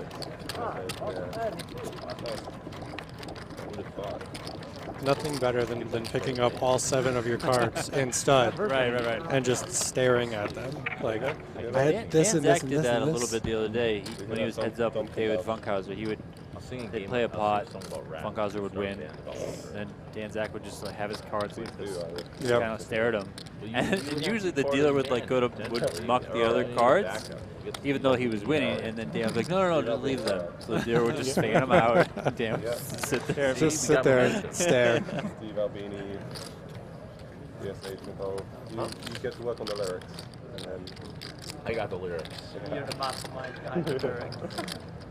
This is a tough spot for Koray because he's kind of in ICM pressure with Taylor Paur next to him. So if he enters this pot, he might have to go with it. Why do you think I put you in charge? He's in the tank right now. Yeah, and I think this is one of those do or die moments, right? The fact that one of the 5 is out really helps him because being less likely to pair that card is going to improve his hand. Wonder how he's going to navigate this and what his holdings are. I mean, any 3 cards 6 or lower, I think he has to go with in this spot, even though Taylor's very short. This is good screen quality.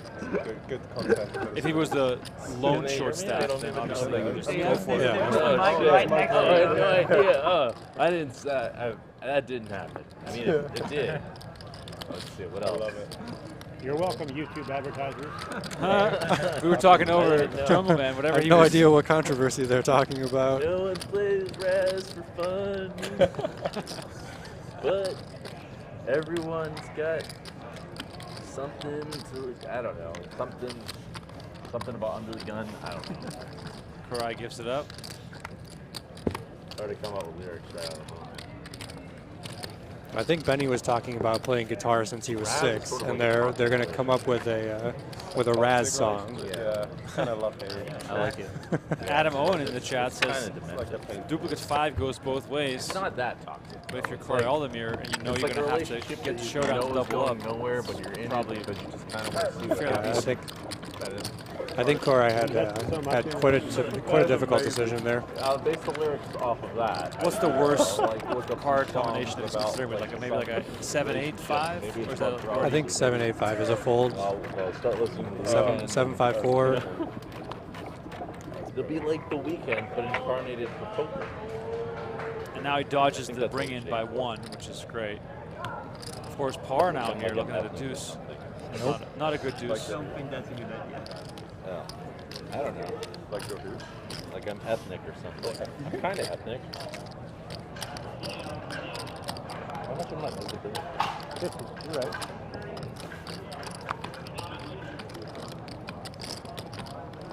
Got some spice in it.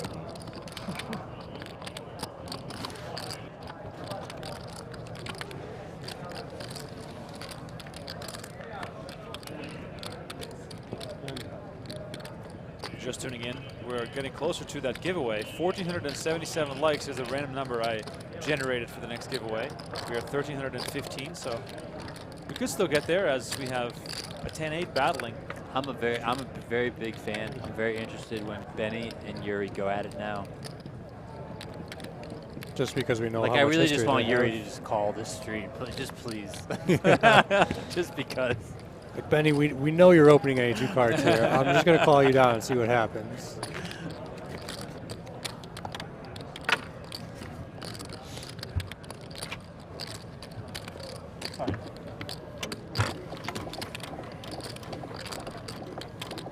Shout out to Jimmy Bluffett, our chat moderator, always helping out. Appreciate it. He's everywhere. Everywhere. I like that guy a lot. Even though I don't think I know him in real life. He's everywhere. I think he's a billionaire on a boat in Monaco, just loving poker so much. Well, he was in Vegas and then he was in Italy. Right, and, exactly. I mean,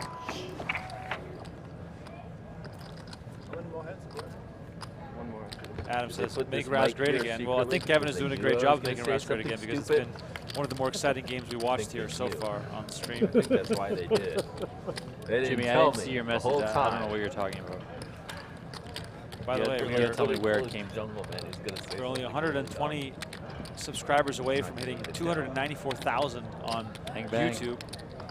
How about we give away a free quarter of PokerGO?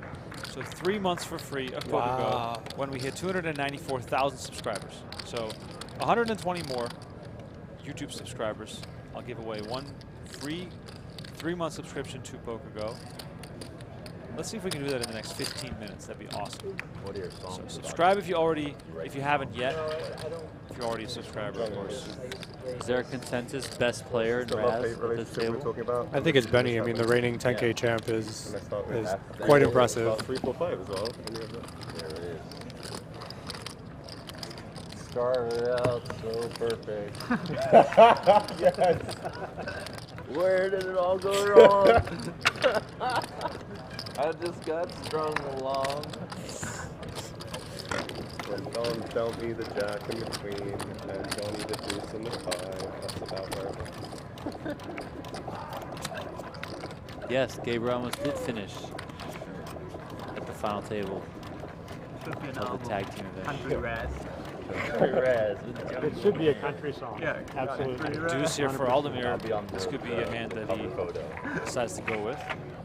It'll be my like cowboy outfit. You've got the red hat already. Of course, lots of chips to be won with the bring in and the antes. Yeah, he's got chips in hand.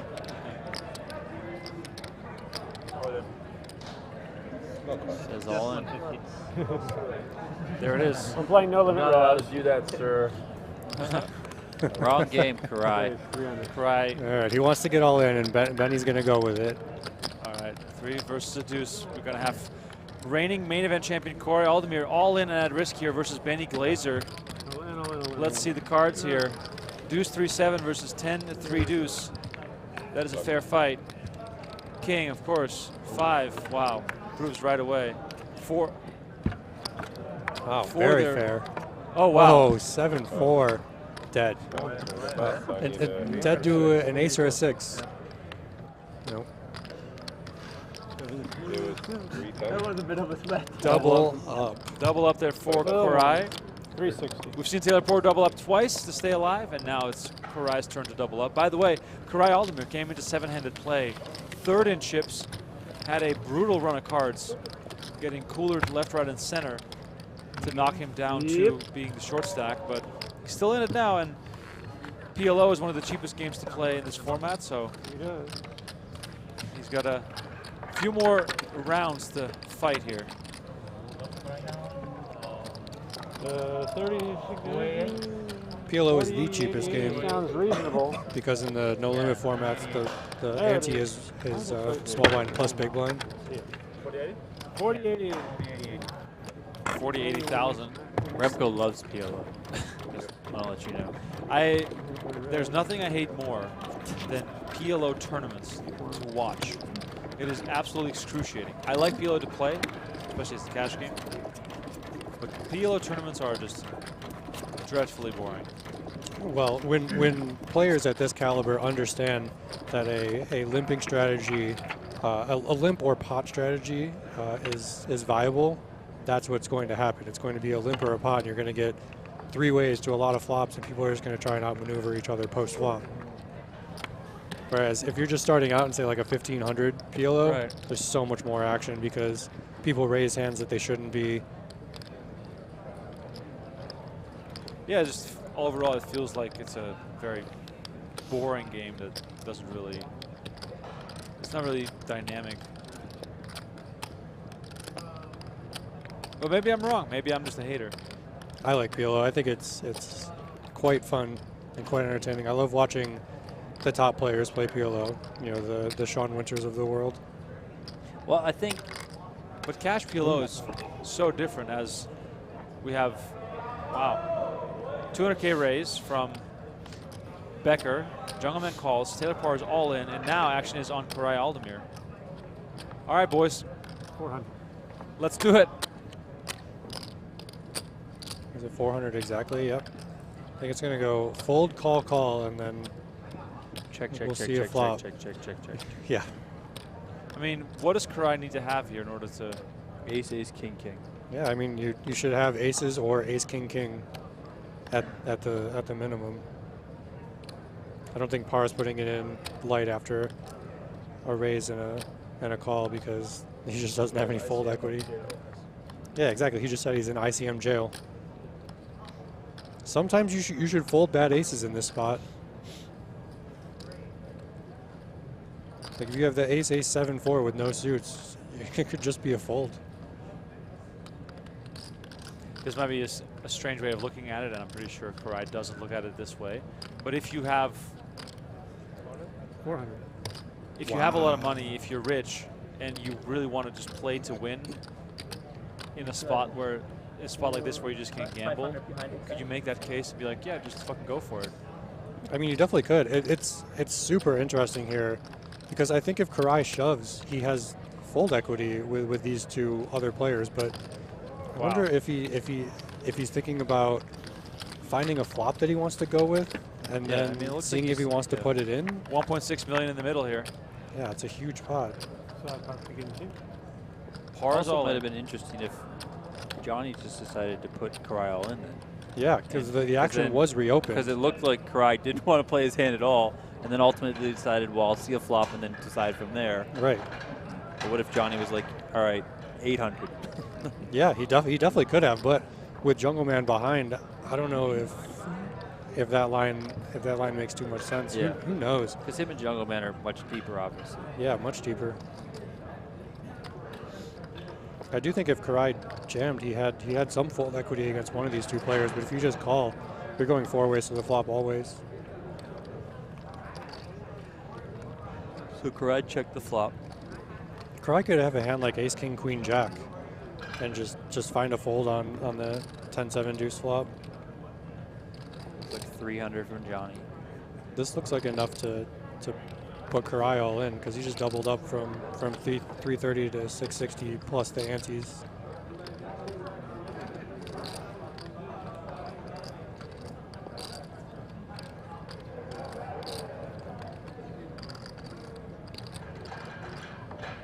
Well, Koray has 450,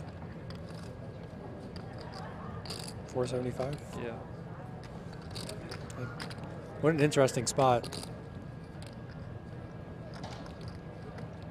Now, if Jungle raises, Koray has to fold like everything. It's such a crazy spot. I mean, here it comes. There it is. Wow. What a fascinating hand. Yeah. Just as I'm ripping on PLO, we get this hand. Wow.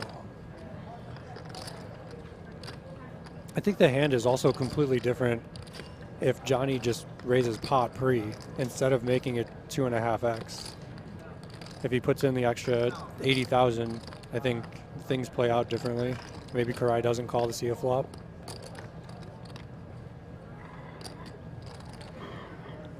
I mean, with the amount of action tonight, Paur must be thinking like, does everyone have spades? Does everyone have a set? I don't know what I would think if I was in Paur's hand. Oh, wow. Here we go, ladies and gentlemen. So what are we thinking Koray has here? I mean, does he Hopefully have to the have ace-high spades? flush draw. Yeah. I mean, like, yeah. Oh. All right, what happens now? I got a little something, something, says Jungleman. What happens now? I can't wait to see Jungleman's hand.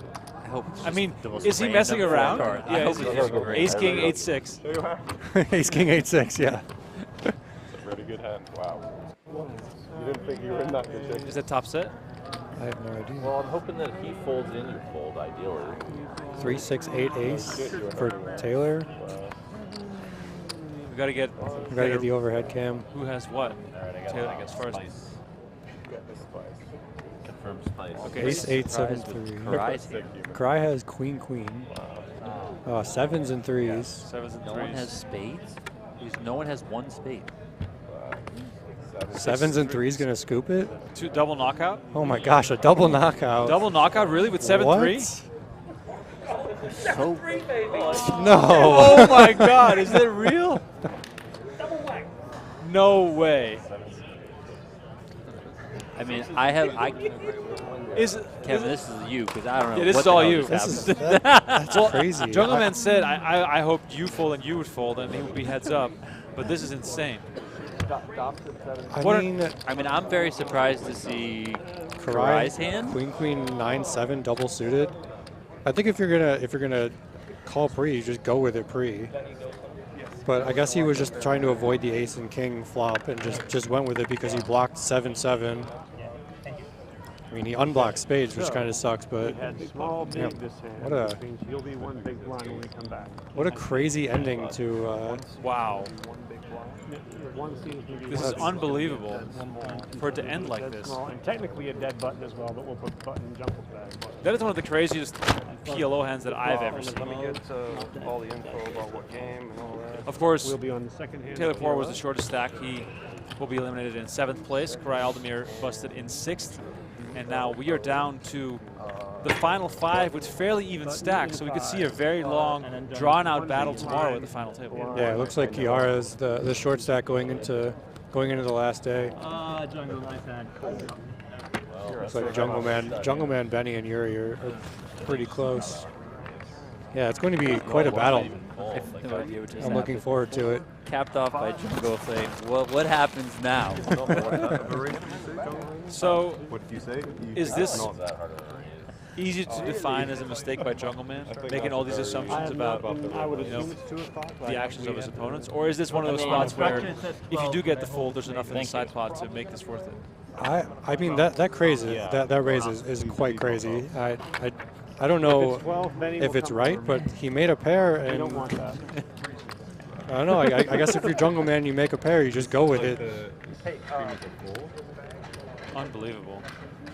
All right, ladies and gentlemen, Kevin Gerhart with us, 4-time World Series Poker bracelet winner. My name is Remko Rinkema. Donnie Peters alongside me.